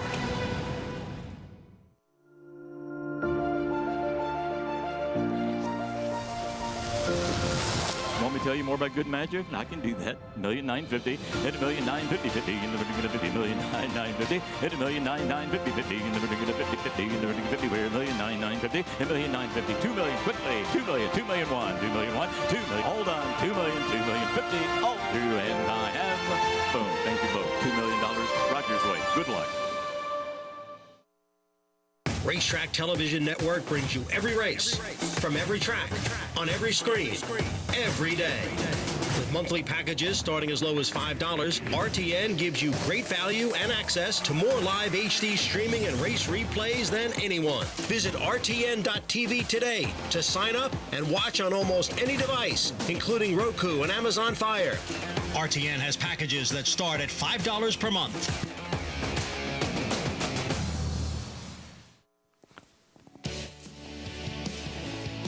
You're watching America's Day at the Races on our FS2 coverage, Bally Sports SoCal as well. Good to have you with us. It's brought to you in part where you can play it all at Naira Bets. Go to NairaBets.com and bet any track, anywhere, anytime. It's back this Saturday, cross-country, pick 5, Aqueduct, Oaklawn races. 3 from Oaklawn, races 8, 9, and 10 will close it out. Race 8 at Aqueduct, the second leg of the sequence, and the Bluegrass winner from last year. Runner-up in the Jim Dandy, third in the Travers, Zandon, making his 4-year-old return for Chad Brown and Jeff Drown. It's just a real good horse. Nice to see him back here as a 4-year-old. And, you know, he was just a cut below the very best of this division, but he was very good. And we talk about Irad Ortiz sighting. We got a Flavien Prat sighting as he comes to New York as well. Yeah, how about that? And, you know, Chad Brown thought he was primed for a huge effort in the Cigar Mile that ended last year, came up a wet track that day, thinks maybe that was part of it. We're going to have weather tomorrow. If it's a wet track again, we'll wait and see if he stays in the race. Yeah, but still a little bit of different company than he was facing right in the Cigar Mile as well. And also it was kind of the end of a long campaign for him, I thought. You know, so yeah, no question. I mean, I'm hoping to see him. And you always love to see how they've made that step. You know, there's always a step from 2 to 3, and then there's usually a step from 3 to 4. And Zandon was very good at 3. He might be, you know, we were talking about the leaders of the older horse division. He has a chance to throw his hat in the ring. He was right there, second to Taba, Grade 1 Pennsylvania Derby as well. I mean, he danced the big dances all year long. You talk about it. What a tough campaign. 7 starts for him as a 3-year-old, excuse me, and just a cut below the absolute best. But he was right there. A lot of people felt going into the Derby, he was the horse. Well, I mean, he gave Zandon, Epicenter all he could handle, right? And then they both got picked off late by Rich Strike, but they were basically having the race within the race, and it looked like it was going to be these two to the wire. Yeah. So he wasn't that far off of Epicenter, who I think turned it on more in the middle of the summer, right? And probably showed he wanted more of that mile and an eighth, mile and a quarter than maybe Zandon did. Part of that cross-country sequence as well is Dig a Diamond, race 9 at Oaklawn Mile, fillies and mares 4 and up. And I mentioned this the other day. I thought she has been one of the really good storylines of this meet in Hot Springs lovely ride for Robertino Diodoro. Those back-to-back stakes wins, that near missed Grade 3 Bayacoa with Christian Torres putting her on the front end, and it looks like she's going to be the controlling speed again on Saturday. I don't, unless the 5-horse gunning, coming out of sprints. Otherwise, it looks like she certainly should have things the right way on the lead here. That seems like the way she does her best running, and Lovely Ride's been very good. She took on the best of the best in Secret Oath and Clairiere in the Azari. They came back to put on quite a show in the Apple Blossom, but and after the Mistletoe, too, every race forward after that, she's not quick enough to get the lead again. She kept getting to the front every single time. Yeah, and doing it the right way. And Christian Torres has been has emerged as a force amongst riders, particularly in the Midwest. But I don't think it'll be too long before you see him trying more of a major league circuit. Maybe he'll be an addition to our jockey colony in Saratoga one of these summers. Another contender in the race on the outside, Tap Dance Fever. Isaac Castillo will ride, has won 3 of her last 4 starts, including a stake at Tampa in the Wayward Lass. Yeah, if she brings her Florida form to Arkansas, she's Hickory. She shows up. I mean, you got to be impressed with the way she finished. Now, this was going 7 furlongs, but she's won going long, too, so it's not like she's not capable of getting further. I love the way she finished here going 7/8. And Jose Ferrer, and we talk about riders that continue to get it done as they get older. Jose Ferrer is still just as physical as he was when he was young. And here's a guy that I was apprentices with back in the 80s, and he's still getting it done. I mean, it really incredible. Keeps himself in tremendous shape. Look forward to that. That's part, again, of that cross-country Pick 5s. Dig a Diamond. We'll have live coverage tomorrow. Good card tomorrow at Oaklawn, so we hope you tune in for it. Getting back to Hot Springs for our live coverage today, and the 8th coming up on the card as we get set for our post-parade. Mile on a 16th. Allowance optional claiming field. I really thought, and the public agrees, Jubella was going to be incredibly tough to beat in this spot. Broke in the air last time. It wasn't horrific, but did break slow, did hop, and was very far back early. Put in this massive late run.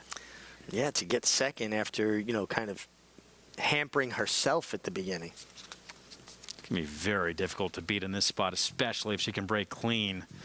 Even money right now, her figures just seem to tower over this group. And a couple of major players as well have bowed out. The one Let's Duet was going to be a little intriguing for McPeak. Not going to see her today. So we'll start our post parade here in a moment with the 3 Lady Commander. And John Court, Jinx Fires, a 5-year-old mare coming off a win last out at the meet. Yeah, ran really well last time. Got a nice trip under John Court. Talking about ageless wonders. Rallied up the inside. Just feels like she's going to have to really improve to compete with the likes of Jubella. Simona's Choice, 3-time winner. Recent form, though, leaving a lot to be desired.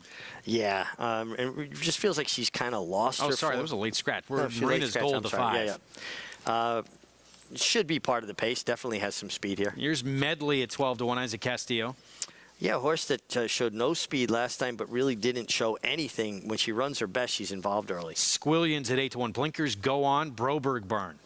Has some races that would certainly make her competitive, but those kind of came in off-going. I Feel the Need, 7-1. Ran in the Apple Blossom last start. Yeah, just overmatched there, but her previous 2 starts were good.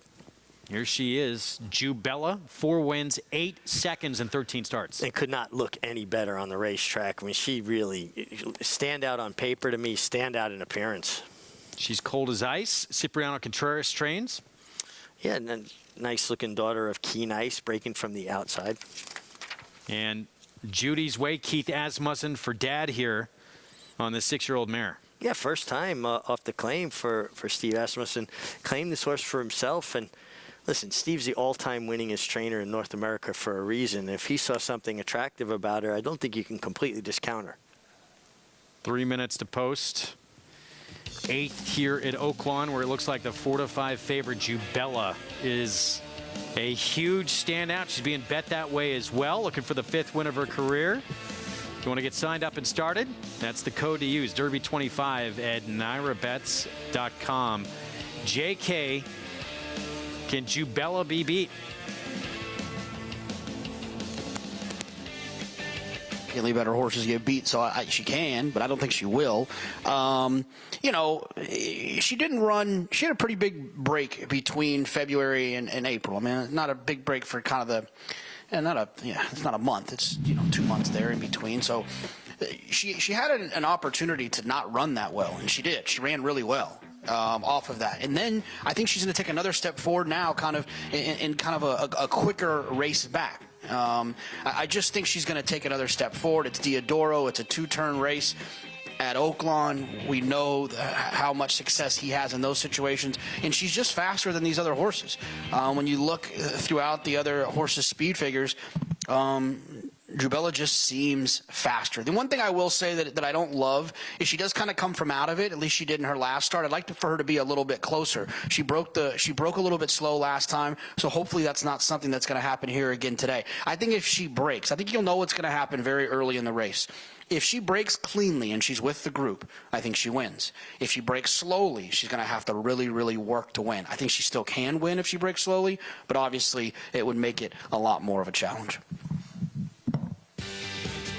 Even money on Jubella as we get back to New York.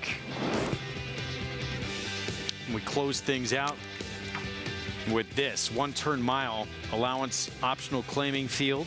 And as we take a look at the two, Drink the Wind, 9-5 favorite. And sorry, the 7/8 non-winner's a 3 claimer. Let's go down to Maggie.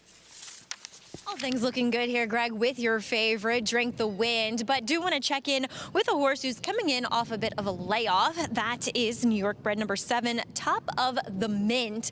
As I have always felt, 7 furlongs, totally a sweet spot. Where, yeah, his 2 wins in only 4 tries at this distance, it kind of speaks for itself, where it's just a bit too far. He's totally that Goldilocks kind of horse, as Meg likes to say.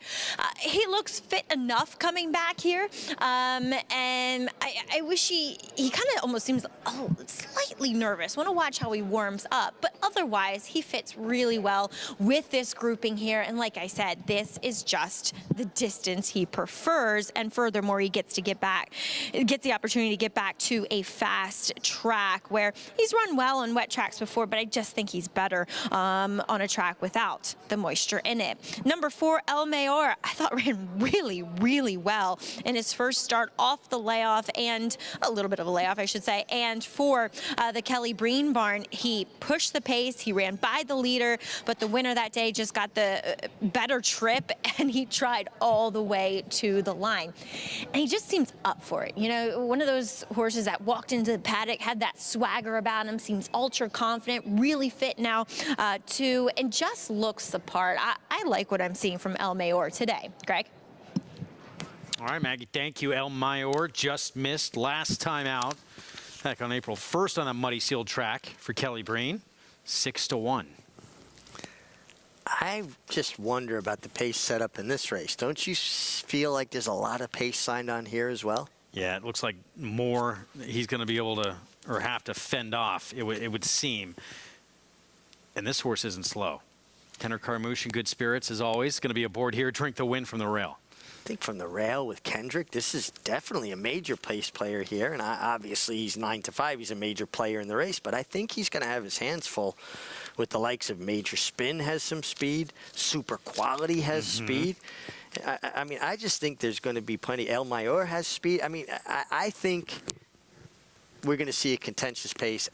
I'm looking for a closer here. Well, this one 9-5 favorite. We saw Kendrick try and take command in the last race with a horse we didn't think was even the quickest of the quick in that race. And hung on gamely. You know, it was the last horse standing out of the speed duel after being, you know, having to run hard early. I just wonder, especially from the inside, what kind of trip does the 2 Drink the Wind get? Have to be almost more aggressive from that spot, right? I just think it simplifies things. You got to come out aggressive, and then if you get out-footed, maybe you create enough separation where you can put yourself in a position to you know, stalk from. But it seems like this horse is best when this horse can control things, and I just don't know that Drink the Wind's going to be able to do that here. Well, 2-1 favorite. We get set for our post-parade here coming up. And we'll get back to it because they're about to break from the gate. We probably, well, 4-5 favorite. The 9, Jubella, looking for the 5th win of her career. The gray with the white blinkers on. Hopped out of the gate last time out. But she's equipped with one of those blankets. It's a security blanket. And what they do is they tie the back of it to the starting gate. So the horse breaks out from underneath the blanket. Once they get in the gate, the rider will make sure he clears it from underneath his legs so he doesn't get caught up with the blanket. So obviously this is a horse that's a little claustrophobic, has had some gait issues, hence why she hopped in the air last time probably. Usually the blanket works, though. Horses usually break very well out from underneath that blanket. Keep your eyes on her. Yeah, completely. She had the rail last time out, too, and hopped and it cost her, but she put in a visually incredibly impressive move to come up just short, run second. If she breaks clean, she's going to be really hard to beat. Ramsey Zimmerman rides. Jim Byers, the call, the 8th from Oaklawn. And the last in is Judy's Way. All set. And they're off. Marina's Gold is taking the early lead. Judy's Way out alertly on the outside. Then comes Medley from between, and the light gray is She's Cold as Ice. Back along the inside, Lady Commander. Squillions alongside her. Then Jubella in the 3-path there, and Jubella might be moving to the 4-path just inside of Judy's Way, who's now been shuffled back to next to last, and I Feel the Need is trailing the field. Marina's Gold is the leader onto the backstretch by a half length to Medley. She's Cold as Ice. Jubella has moved to a forward position. She's 3 lengths off the lead, but hung way out there, just outside of Squillions in the lime cap. Then Lady Commander and Judy's Way, and I Feel the Need is trailing as they continue up the backstretch. It's Marina's Gold with the advantage here by a half length, and She's Cold as Ice prompting her. Medley is racing in third, and Jubella is now fourth, and there goes Jubella up on the outside of Medley. Jubella into third. Medley is next and fourth. They're very well spread out toward the front. Lady Commander is a distant fifth. Squillions has dropped straight out of it as they come to the top of the stretch. It is She's Cold as Ice with the lead, at least for the time being. Jubella ranges up outside of her, and Jubella is moving up here to engage and go on by She's Cold as Ice, who's trying to fight back. A narrow lead for Jubella. She's not out of the woods yet. She's Cold as Ice is coming back out on the inside, and She's Cold as Ice is going to upset the favorite Jubella and take it drawing clear. Jubella Loon, but no punch through the stretch. Then Marina's Gold and I Feel the Need. She's Cold as Ice scores the upset in here. Jubella took kind of a funny step mid-stretch there, too. Yeah, she moved up with this bold run, and just you could see she wasn't getting by, and she kind of jumped her lead awkwardly and just kind of flattened out a bit, but take nothing away from the winner. She's Cold as Ice, met the challenge and kicked on. 8-1 winner, upset score at Oaklawn. Back to New York. Here's our post parade, and we start with the remaining half of the entry. Super Quality is going to break third to the outside. I think this could be the speed of the speed. A horse that's got a lot of natural speed and likes to open up. This one quick too from the rail. Drink the Wind with Kendrick Carmouche. Yeah, I think Drink the Wind could get outfooted here and certainly could get caught up. Our boy Cheekham at 22-1. Yeah, it would have to improve vastly. Not shown much for a long time. Yeah, the 4 El Mayor. This one was forward last out, missed by a head at the level. Yeah, seems to run his best race, went forward and could get outfooted here as well. Prince of Joy did nothing at this condition last start. No, and cuts back a bit in distance and takes on a pretty quick group. Trevor McCarthy, top of the mint for Mark Hennig. Yeah, Maggie talked about it, maybe being the right distance for this horse. And Dr. Love, for the first time in the last, 5 starts, gets fast track. Yeah, this is who I like, Dr. Love. I think this horse gets the right setup and sits the right trip from the outside, so I'm looking for Dr. Love. Manny Franco, Tom Morley, V-Hop Racing, and could sit a great trip with all that speed we've talked about. Let's go back to Maggie. Yeah, we'll talk about number 9 in here, Dr. Love, who it's the first time in a long time since he's been on a fast track. And while he handles a wet track, that's for sure, it just feels as though his better, faster races, collectively speaking, when, in capable trainers' hands, he's run better. I liked him more once I watched him warm up. He's never one that walks particularly well over the rubber bricks that we have in the paddock. And then once he got on track, he just really kind of got a very energetic warm up, as I do see the tack coming off number 7 in here, top of the mint. Maybe not striding out the way Trevor McCarthy would have liked, and he will be a late scratch, number 7, top of the mint. But yeah, I mean, Dr. Love, as you guys said, he could sit the right trip and gets back to a fast track for the first time. But I've landed on the price El Mayor. I like him actually getting a bit more ground to work with. And 2, I don't think he is one that necessarily needs the lead here. But JK, 3-2, Drink the Wind. You on board? Yeah, I'm gonna drink the Kool-Aid here with the 2, Drink the Wind. Look, it's just this horse seems to be the fastest horse in this race from a speed standpoint, early to find themselves on the front end. I actually think that 7 furlong races are actually more friendly to speed than a 6 furlong race. I feel like you can kind of relax a little bit. You got a long run down the backstretch. I think that speed horses do better in 7 furlong situations. So the other issue that I have with this race is looking for an alternative. The 9 makes a little bit of sense from a speed figure standpoint, but there's not a whole lot that really jump off the page at you. So if I can find the horse that's going to be on the front end, who's the fastest horse, final time-wise, I feel like this is the one that you want. I feel like Kendrick's going to kind of get out there and do one of those typical Kendrick rides where he puts the horse on the front end and milks it as long as he possibly can. I think Drink the Wind's going to be tough in here. 7-5 favorite. Public agrees. Kenner Carmouche. As we talked about from the inside, you expect to see him be aggressive, but there are other speeds in the race. See how it plays out of the gate. I do think that 7/8 could be easier on a speed horse if they're the controlling speed, but I don't see that scenario here. And I just think, especially from that post, listen, maybe he's the best horse and he can sit off a horse or two. Do you see him outrunning the 1A Super Quality? I mean, Kendrick's going to try, but that horse is pretty quick too. I'm just going to go to the outside, Dr. Love. I just think he's going to sit the right trip from out there, and if things kind of get messy and a little bit contentious on the front end, he's the one that, like I thought with Nova Rags, who, listen, a better horse, right? He was the best horse in the race, but I thought he was going to be the beneficiary of the same kind of trip that I think Dr. Love's going to get today. Meanwhile, down to 9-5 on Dr. Love. He would love to see a pace battle up front. Well, he's really getting knocked down 8-5 now. Yeah. We know how aggressive Kendrick loves to be. He's going to try what he can with Drink the Wind to be in front. But Jorge Vargas on Super Quality should not be far off it. We'll see who's the quicker of the quick of those two. Nightcap coming up from Aqueduct. Let's go to Chris Griffin for the call. Love.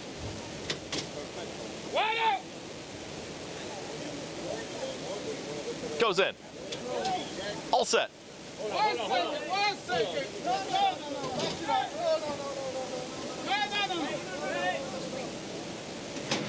And they're off. Dr. Love has speed from an outside draw. It's Dr. Love right there with Super Quality in the early mix. And Super Quality now sprints clear, is up by a full length and a half as they come out of the chute and hook up with the backstretch. It's Super Quality and Jorge Vargas Jr. now up by 2.5 widening lengths. Drink the Wind is down to the inside here from second. El Mayor is in the green cap in third. Further back in the field is Dr. Love, who broke on top but is now 5 off the leader towards the back end of the field. That is Prince of Joy in the orange cap, and the trailer, our boy Cheekham, 22 seconds flat, unopposed on the front end, but they start to move closer. Super Quality's got the lead, is only up by a half length now as Drink the Wind is just tugging at Kendrick Carmouche. Wants to go. It's Drink the Wind, who's now looming up on the outside and goes right past this pace setter who's under a full drive. El Mayor is alone in third. The run coming from Dr. Love, and Dr. Love and Manny Franco, they start to make a move as well. And the Red Silks, they're in fourth, but about to be within 2 of the leader. It's Drink the Wind, who's got a quarter mile left to go, reaches the top of the stretch, is out in the center of the racetrack. Dr. Love presents the danger, and Dr. Love is catching 2. Drink the Wind, who's still 2.5 lengths clear, and Drink the Wind has got more. A final furlong to go. It's Drink the Wind trying to hold off Dr. Love. It has still got a comfortable margin. Drink the Wind here for a final 16th. Drink the Wind up by 3. Drink the Wind. Kendrick Carmouche, they win the finale. It's all Drink the Wind over Dr. Love. A late run here, Prince of Joy, and El Mayor in 1 minute 23 and 3. Well, no one was going to get the lead from Super Quality, and Jorge Vargas Jr. flying up front, intent to get to the front, went so fast, completely backed out of it. Drink the Wind, Kendrick sitting right behind him, made his move, and able to hang on for the win. Kendrick gave this horse a terrific ride. Came out running, allowed the 1A Super Quality to open up. It spreads the field out, gives him options. He just gave this horse a terrific trip on the best horse, but made every right move. Certainly, listen, Dr. Love got the trip I was hoping for. It just wasn't good enough. And Drink the Wind were able to rate just off the pace. Drink the Wind made me drink my bathwater with my idea. That's one of the quickest opening quarters we've seen of the meet. Especially going 7/8 for lower level horses, but Drink the Wind was just best. He was very good. Kendrick Carmouche, Linda Rice, pair of Doc's stable, and a third win for this 4-year-old at this point Drink the Wind in command for the victory. Yeah, and you know, he kind of kicked on again. Like it looked like Kendrick was able to give him a little bit of breather in there when the speed horse Super Quality came back to him. And then when he asked him again, he had more in the tank. This is a really nice effort from Drink the Wind. 2-9, 6-4 finish, 6-5 over 9-5. And Kendrick Carmouche closes out this Friday afternoon with a victory in the nightcap. In this Winners at 3 Life claiming race with this 4-year-old son, I'm more than ready. Well, the prices for you when we come back. Going to take a timeout. Got a big one going on opening night. Churchill Downs and the Roxalana. Kathy Howard will have her story, what she accomplished as a rider in a time when it was very tough for female riders to make an impact. And Frank's Rockette chances on Saturday night. The Factor, a perennial leading sire of winners. He was 3rd in the nation by winners in 2021 and 2022. His progeny include Grade 1 winners Sistron and Noted and Quoted, Grade 2 winner Charmaine's Mia, and millionaires Bound for Nowhere. And factor this, with dozens of 6-figure yearling sales, he's a proven sire on the track and in the sales ring. The Factor, standing at Lane's End.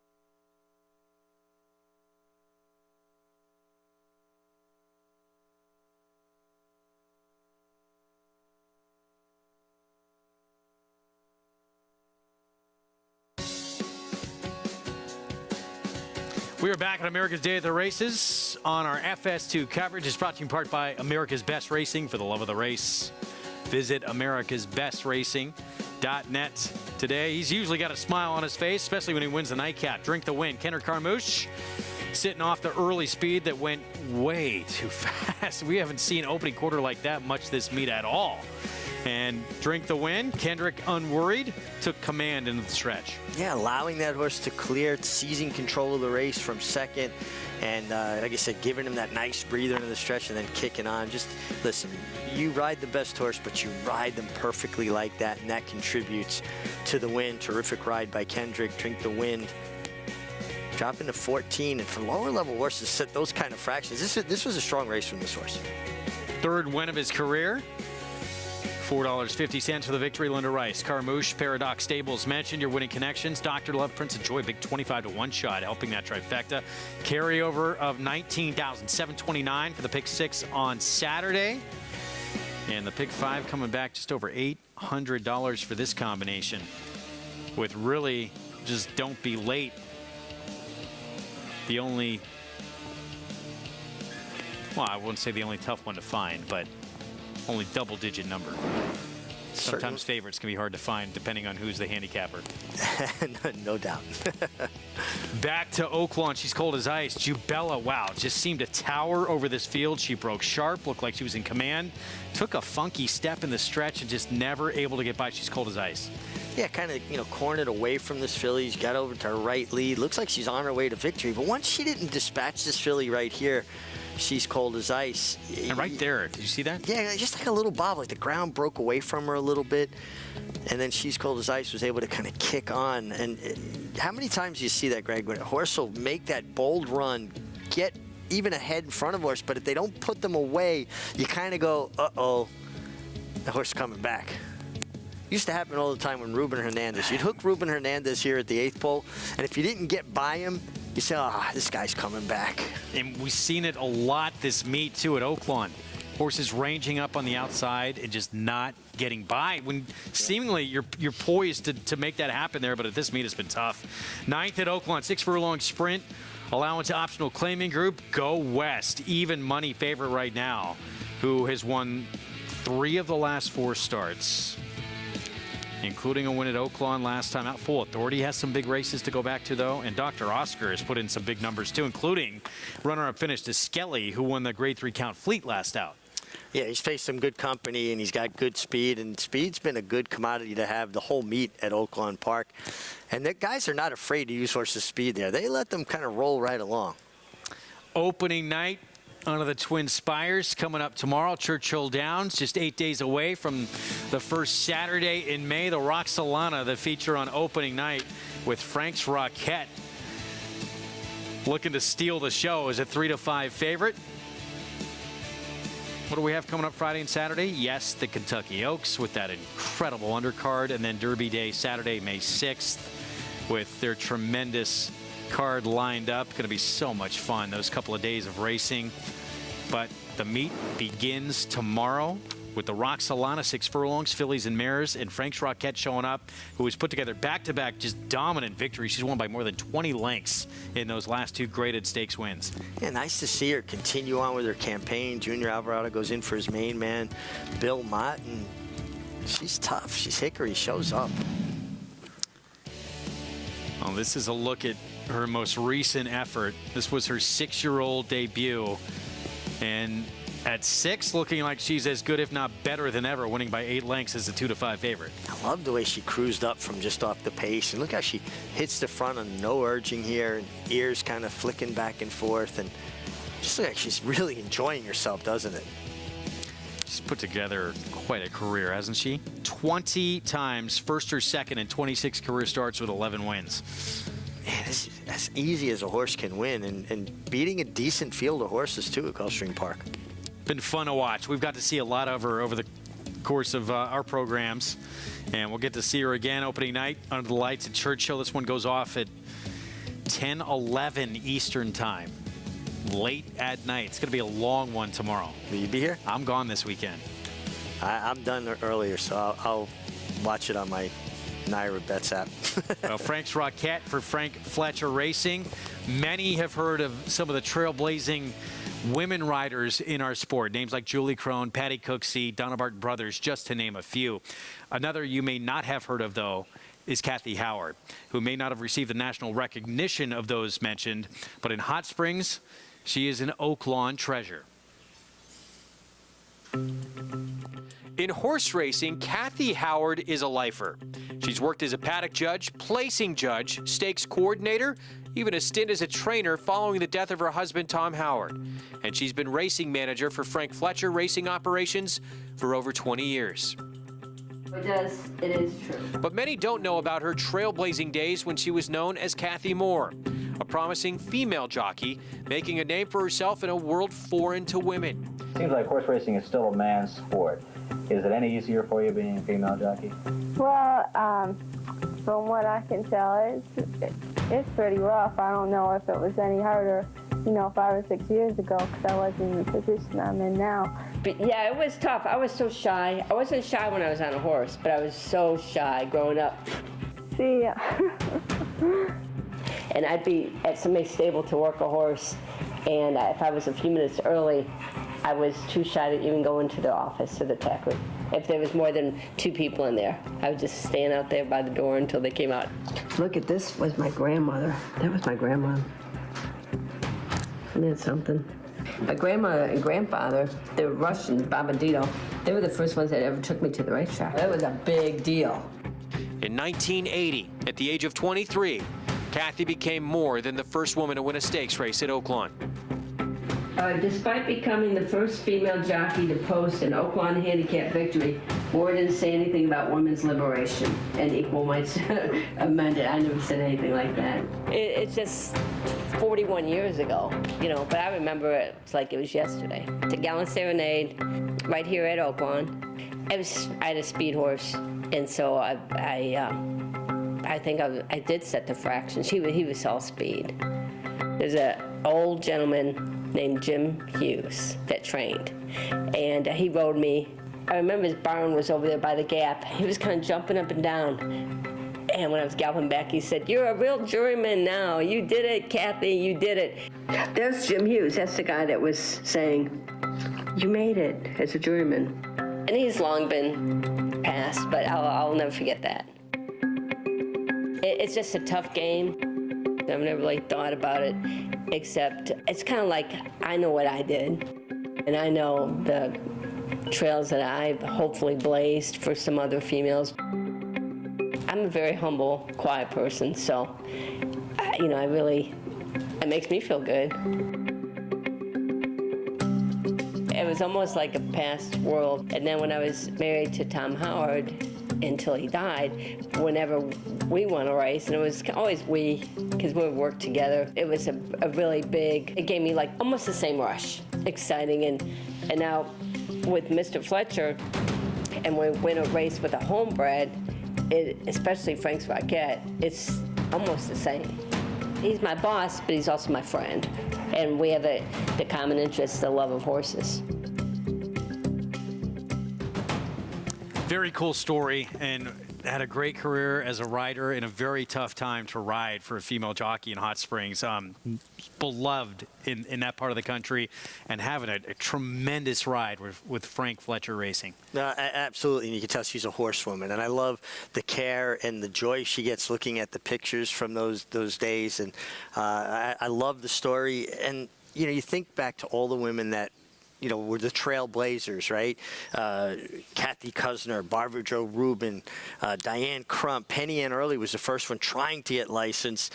Patty Barton, Donna Brothers' mom, Patty Cooksey, Robin Smith, Mary Bacon, they were fighting an uphill battle when so many, there were riders. I read an article, Bill Hartack was like, "No, they don't belong out there with us if they want to have a female league," which was just so absurd. And we've seen what female riders are capable of and how good they are and how good they get along with horses. They usually have such nice, soft hands, and horses really cooperate with them. You know, it's just amazing to look back at the history of it and the backwards thinking and how far we've come. And listen, and I'm sure it's still an uphill battle for some, and they don't get the respect they deserve. But having ridden against some of the best female riders in the history of the game, they deserve all the respect. And obviously, she's doing a tremendous job in this second stage of her career, too, Absolutely. with Frank Fletcher and all the tremendous horses he has. We're going to, again, see the star of that barn Saturday night in the Roxalana. That is Frank's Rocket, as she goes for the 12th win of her career. She's going to be a heavy odds-on favorite. Looks really tough for her not to win that race. Well, and I just love seeing her back as a 6-year-old, and I think Frank Fletcher, as a fan of the game, that this is what creates fans, the longevity of horses like Frank's Rocket, and I love that he names all his horses with Rocket in it. So we're going to take a break. We'll be back. More coming up. Got the feature on the way from Oaklawn. Very competitive 6-furlong sprint. We'll see next. Go West. Trying to win for the 4th time in the last 5 starts for Brett Calhoun. This horse on a roll, including a win at Oaklawn last time out. We'll have the post-parade when we come back.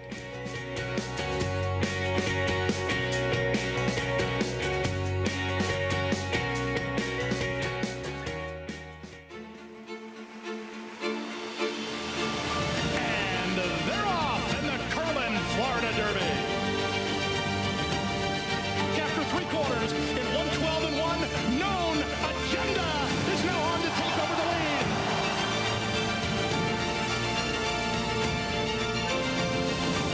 It's Known Agenda for St. Elias Stable. Florida Derby winner, Known Agenda. Would you believe that champions weren't measured by rings, but by a crown? That the history books were written on dirt that the greatest of all time was a horse. He is moving like a tremendous machine. Experience the magic at this year's Belmont Stakes as we honor the 50th anniversary of Secretariat's legendary Triple Crown triumph. Join the celebration at Belmont Park on Saturday, June 10th. Tickets on sale now at BelmontStakes.com. Grade 1 winner and track record setter Lee. Like their sire, his runners have excelled on both dirt and turf, including these standout performers. Poppy Flower is kicking in. Poppy Flower with the momentum. Nagarok, they come on for the finish, and it is going to be Nagarok. Out of a Galileo mare, this dual surface star has sired juvenile stakes winners on both dirt and turf. Lee, standing at Claiborne Farm. There's a big, bold, beautiful world waiting to be explored by you and your friends, of course. But not just any friends, the best of friends. The kind of friends who let you do you. Because in this world, it's positive vibes only. And when you get in the zone here, you stay a while. These aren't just good times, they're the best of times. And your time is now. So come explore. Resorts World.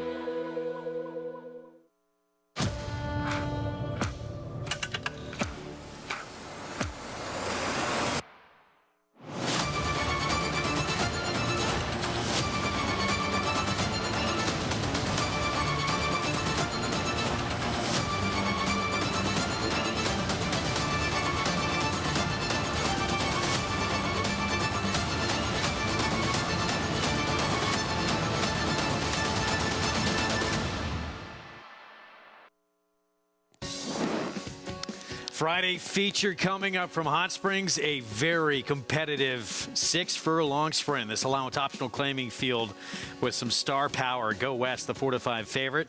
5-year-old on a roll for Brett Calhoun. We'll see him in a moment. We start with Full Authority, who 2 back. That's a race that wins this race today. Man, that was a big effort that day, but he got to control the race from the front end. I don't know he's going to be able to outrun a couple to his outside. Go West. Here's the big favorite. Brett Calhoun has Francisco Arrieta in the irons. He's fast, but he also can stalk, so he makes him doubly dangerous that he's got a little bit of that versatility, but he might have his hands full with the horse directly to his outside. I didn't think his figure stood out in this race, the way he's being bet. And yeah, Dr. Oscar, he's on a roll. Mentioned that second to Skelly, Count Fleet winner, who had won 3 in a row. And he's better posted. I mean, he could put Go West in a kind of a tough position. I thought they'd be closer in price. 3-1 on Dr. Oscar, who we were talking about. Tim Padilla trained 6 for 14 in his career. 4-year-old son of Shackelford. League of Legends, 13-1 for this Jinx Fires runner. Yeah, deeper closer, but he just never run a race fast enough to compete with the main contenders in here. Ruggs at 6-1 with meet leading rider Christian Torres. A horse that does his best running when he's involved early, and I just can't see him, taking on the speed in here. And 17-1 Deflator outside an 8-year-old who struggled on a sloppy seal track last start. Yeah, listen, an honest horse, a horse you'd love to own, but he's taking on some pretty salty foes today. So let's look at the in-form horse right now who was very good at Sam Houston. Got beat at Oaklawn sloppy seal track, but then came back on a fast track in Hot Springs and did this. Yeah, but you see, he got to set up shop just outside second and kind of got that nice trip. Now, listen, he created his own trip. He's naturally fast. He's got speed, and he kicked on, and this was a terrific effort from him. I think he's in a tough position here in between 2 potential speeds in Full Authority and the 3, Dr. Oscar. Well, that when he had the rail, and he sort of figured things out to get that cozy position there. But you're right. I mean, there's 2 quick horses on either side of him in this spot. Full Authority, 5-1 from the inside. Not just that one race that's sort of a standalone, too. He's run this figure before. This was the big number this was off a long layoff, too. Hadn't run since July, comes back January 15th, and does this. Wins by 3 lengths with a 95 buyer. Yeah, and John Court, wily old veteran who allows horses to run freely. He doesn't take anything away from horse. And from the rail, I don't expect him to just give up the lead. Now, maybe he gets out-footed. There's very good speed. I think Dr. Oscar is actually the fastest horse naturally in this race. But I think they're going to go quick. And I just wonder how Go West extricates himself from between him and works out the kind of trip he did last time.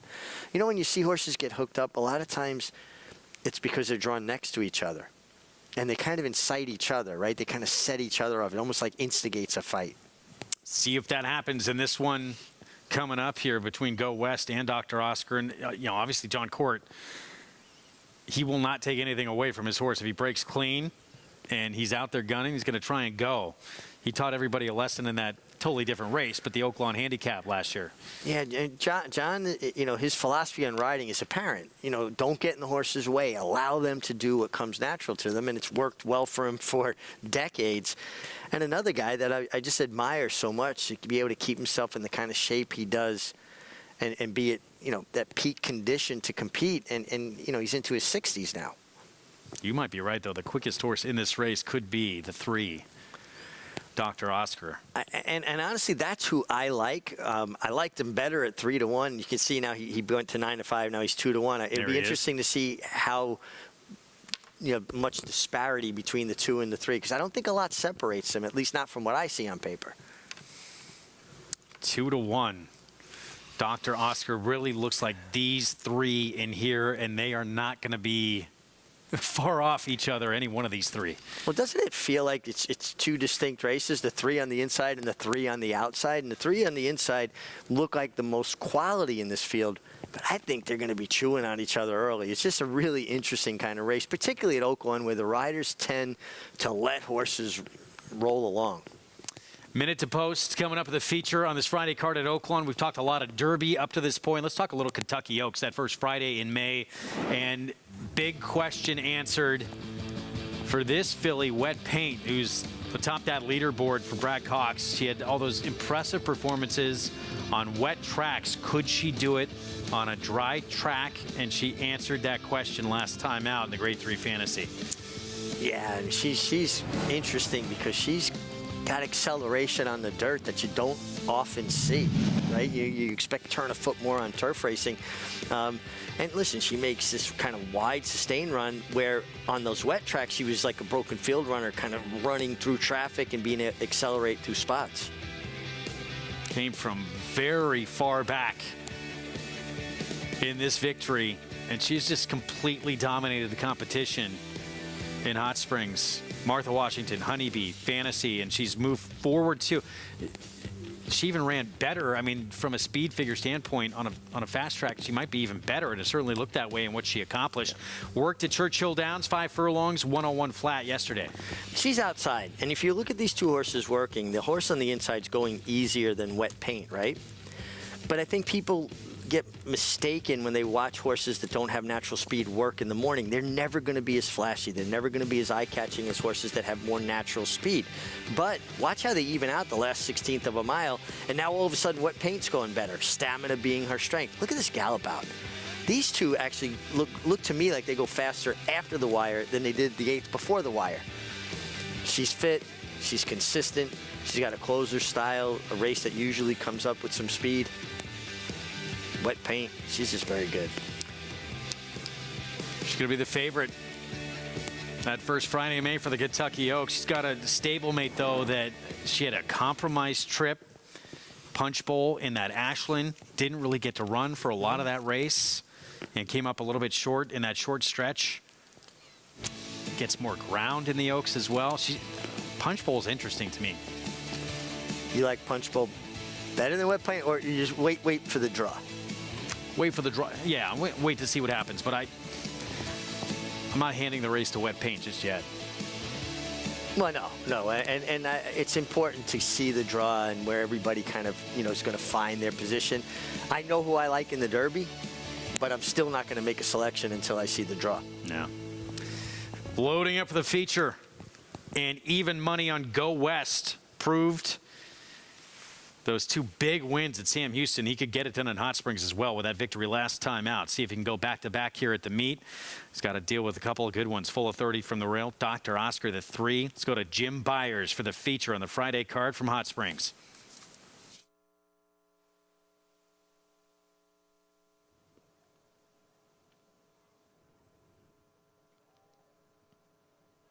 6 furlongs. Track good. They're in the gate. And they're off. And Go West has a good start, and Dr. Oscar right to the outside. And these two are going to engage right from the hop. Dr. Oscar the outside and Go West on the inside, and they are matching strides, and they're 3.5 clear of Ruggs, then Full Authority and Deflator. And League of Legends took the worst of it at the start and is a distant trailer as they move past the half-mile marker. It's Go West on the inside by a head, and Dr. Oscar is right alongside, and they are zipping along up front in this sprint. And then it's 7 lengths to Ruggs, then a length and a half to Full Authority, Deflator, and League of Legends is still well back there trailing the field. Go West comes to the quarter pole. Now he's made it a half-length lead to Dr. Oscar. And they straighten for home with Go West maintaining the lead for Arrieta. Then Dr. Oscar and Alonso Quinones, Ruggs and Christian Torres trying to join the party from the outside. Then Full Authority at the rail. Go West has the advantage. It's a daylight lead coming past the 16th pole. Ruggs is trying to close in. Go West has found a home sprinting, and he is scintillating once again over Ruggs, Full Authority, and Dr. Oscar. As the horse actually broke his maiden going long at 1 1/16, but he has become an incredible sprinter, cutting back in distance. You saw Francisco Arrieta late, floating out ever so slightly, making life a little more difficult on that 5 Ruggs. Yeah, I'm not sure it was Francisco's idea as much as it was Go West maybe getting a little bit, because he faced intense pressure from Dr. Oscar, and he put him away, right? I mean, and you can see his ears kind of come up a little bit here. I mean, this was a tremendous effort because he put away a quality speed horse in Dr. Oscar, and Ruggs got a perfect trip and was, coming along. I think he's kind of checking things out. You see his inside ear, the way he comes out. You can think about horses' ears as like radar. You can see he's kind of taking a hold of the inside leg and keeping him from going too much further out. Wow, we thought Dr. Oscar is quick. He outquicked that horse. Outquicked the quick. This horse is fast. He's won 4 of his last 5 now. Well, the prices when we come back.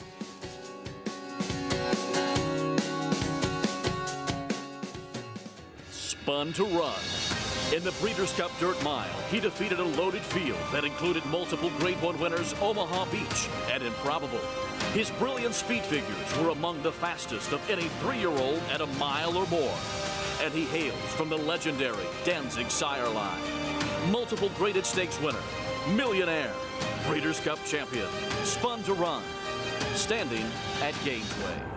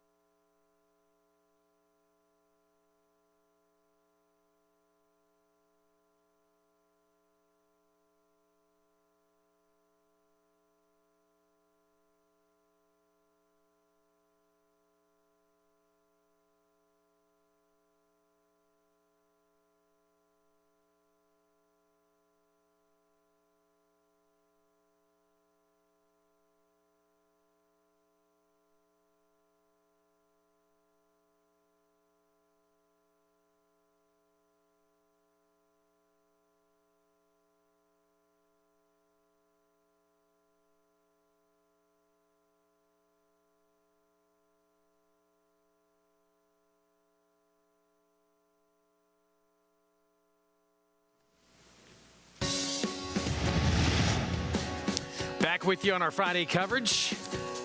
Aqueduct card in the books. We just saw the feature from Oaklawn. Our coverage brought to you in part by Hill & Dale at Alapa. Go West in incredibly sharp form. He's won 4 of his last 5. Brett Calhoun, Francisco Arrieta. Yeah, big effort. Listen, Francisco Arrieta did not allow Dr. Oscar to clear him. He showed good speed and continued on, and then held off Ruggs, who set the perfect trip off a torrid pace duel. This was a really big effort from Go West. Collinsworth Thoroughbred Racing got a good one here, who really has just completely turned his form around. It started really just the beginning of this year, this streak he's gone on. And as a 5-year-old, Go with West, right? Seeing the best of him at 440 as your favorite. And you pointed out something to me that I actually missed. Francisco Arrieta kind of looking at that infield matrix board to see where the competition was the last 70 yards. Even when they finally came out with them, because they didn't have it early on in my career, it was so foreign to me to look to the board to see where everybody was. You were just too honed in? I guess just because it wasn't something I kind of came around with, and you didn't have that. And in New York, you don't hear the announcers, generally speaking. Once in a while, you will if the wind is just right. In California, you hear the announcers because they have, loudspeakers in the infield for the infield crowd, right? So when I won the Pacific Classic, I heard Trevor Denman say Awesome Gem was coming like an express train on the outside, so I allowed student council to go out to meet him. So he gets an assist for that win, but I just never looked to the infield. It never dawned on me. We have a sale wrapping up that OBS that we've been checking out throughout what's happening at this sale. Some big numbers going through the auction ring, including a Gunrunner hip 782 going for $2.2 million sale topper. Incredible. Gunrunner has just been an incredible sire, and to do so much in such a short period of time, not so many crops, but so many stakes winners. And the benchmark of the Gunrunners is the mechanics of their stride. They have these flawless strides. It's they cover so much ground the right way, and there's so much power from behind. But this was a really good sale. That Into Mischief breezed incredible for the sale. Good-looking individual, 1.3. The Arrogate. These are the stars of tomorrow. Frosted for $900,000. Listen, there people are buying an athlete as well as a pedigree. So here's the sale topper. $2.2 million for this Gunrunner out of Perfect Wife. Man, what an incredible thing for the people that bred this horse, raised this horse, prepared this horse for this sale.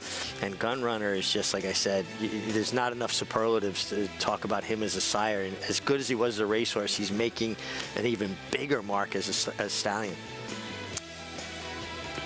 Ones you may see at a racetrack near you in the near future. Stars of tomorrow going through that sales ring. We're going to take a timeout. We'll be back, talk a little Derby once again. Todd Pletcher looking for his third Kentucky Derby. He's got 3 chances to try and get it.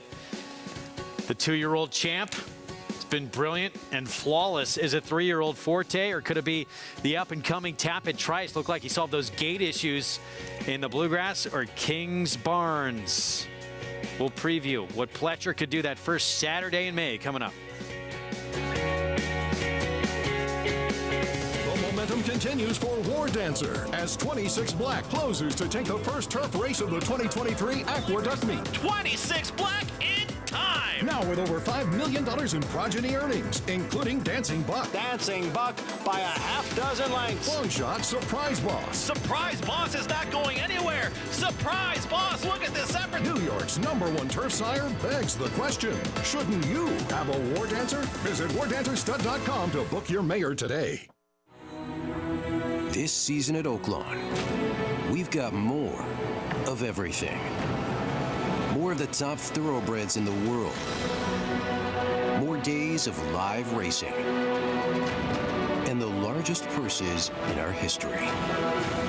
All at a completely reimagined Oaklawn.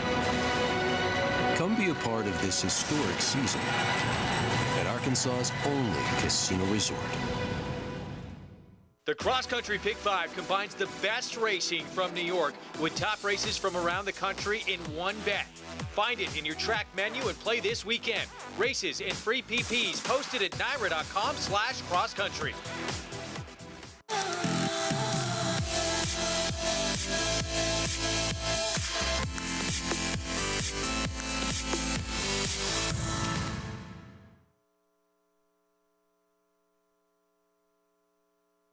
Racetrack Television Network brings you every race, from every track, on every screen, every day. With monthly packages starting as low as $5, RTN gives you great value and access to more live HD streaming and race replays than anyone. Visit RTN.tv today to sign up and watch on almost any device, including Roku and Amazon Fire. RTN has packages that start at $5 per month.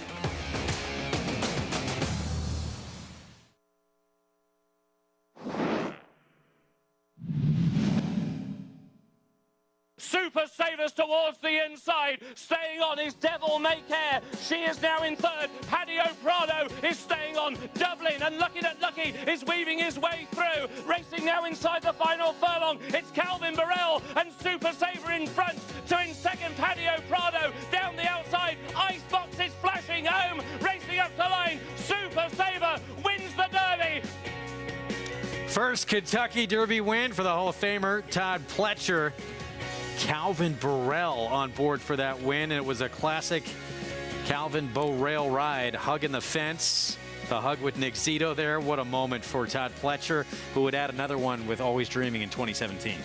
Yeah, also on a muddy track that day, Always Dreaming.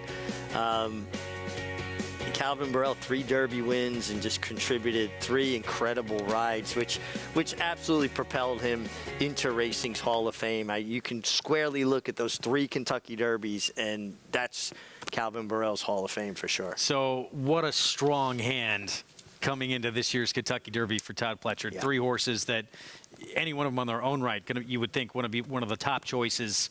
He's got the 2-year-old Champ Forte, undefeated Kingsbarns, Tapit Trice, who just a world of talent. I think a lot of people, pedigree-wise, just the way he runs, too, think, oh, that's a Belmont horse.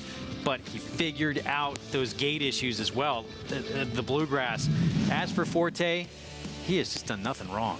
He's done nothing wrong, and I think his Florida Derby was a lot better than some people are giving it credit for anyway. Bad draw, short run to the first turn. He gets in as best he can. Irad did a great job, but you're kind of wide into nowhere, right? You're in between horses. This is not a comfortable position for any horse. And he, wasn't really handling. And right here, Greg, what would you have given for his chances leaving, before the quarter pole? You go, man, he's just not going to get there, right? And he looks like he's spinning his wheels. Now he comes out to the clear. He gets out of that kickback. Look, he's covered in kickback. And still looks like he's not moving. And he's just kind of running in place a little bit. And now finally he drops his head and kicks on. And he goes from looking like he can't win to winning kind of easily in the end.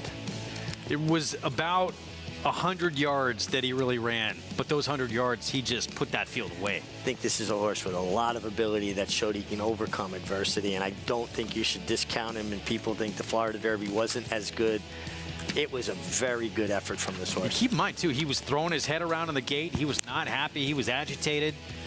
Now, some people say, well, what's he going to do on Derby Day with that atmosphere there? He overcame it. But he also ships from Palm Beach Downs, excuse me, very, very quiet, sedate kind of training center that Todd Winter's at. Now he's been at Churchill Downs. He's been immersed in that atmosphere and the press and the media crush that's there. And I think sometimes when horses are training in that atmosphere up to a race, it's easier for them than shipping in from a more quiet, sedate place. Well, he's won on a big day, too. He's won on a Breeders' Cup day, and it's not like that's normal behavior from him either.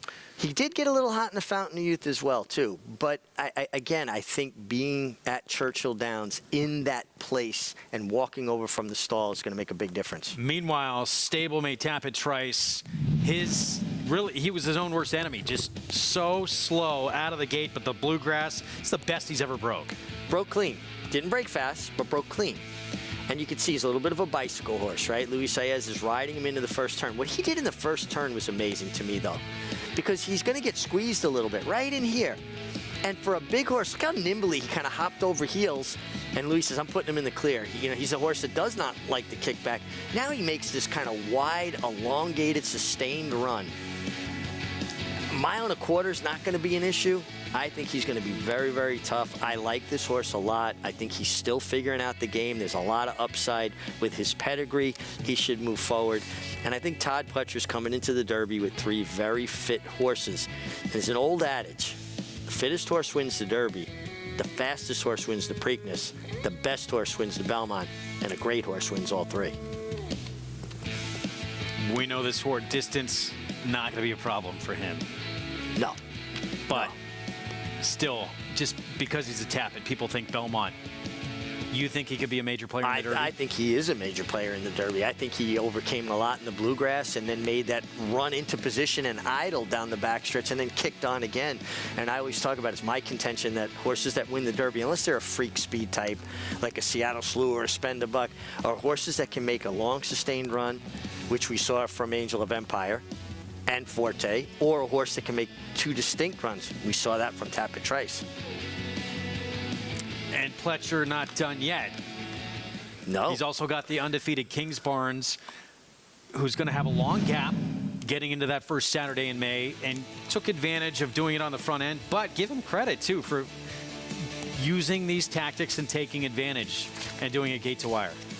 Listen, he's undefeated. And if you want to knock undefeated horses, I think you're barking up the wrong tree. He's doing everything that's being asked of him. He just keeps finding. He's 3 for 3. He's improved in his speed figures each time. And he went from a mile to a mile and 40 yards, kind of a hybrid distance there, to a mile and 3/16. He's by Uncle Mo. I think Todd knows how to train in Uncle Mo, and he's going to set up his own trip. He's a horse that's going to put himself forward. 3 incredibly talented 3-year-olds for Todd Pletcher, looking for a third Kentucky Derby.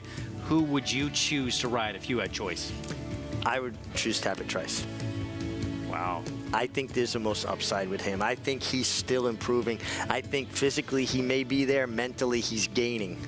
And when he puts the two together, I think ultimately, in my opinion, he's the best. At the end of the day, he'll be the best of the 3. Of Todd's. Now, there's other horses we can talk about. Just that move, too, he put in, not in the Bluegrass, Tampa Bay before that, and just inhaled that field with that slow break. That was visually impressive as well. Yeah, and this was a step forward, and I think there's more step forward because I don't think he's fully caught up mentally to his physicality.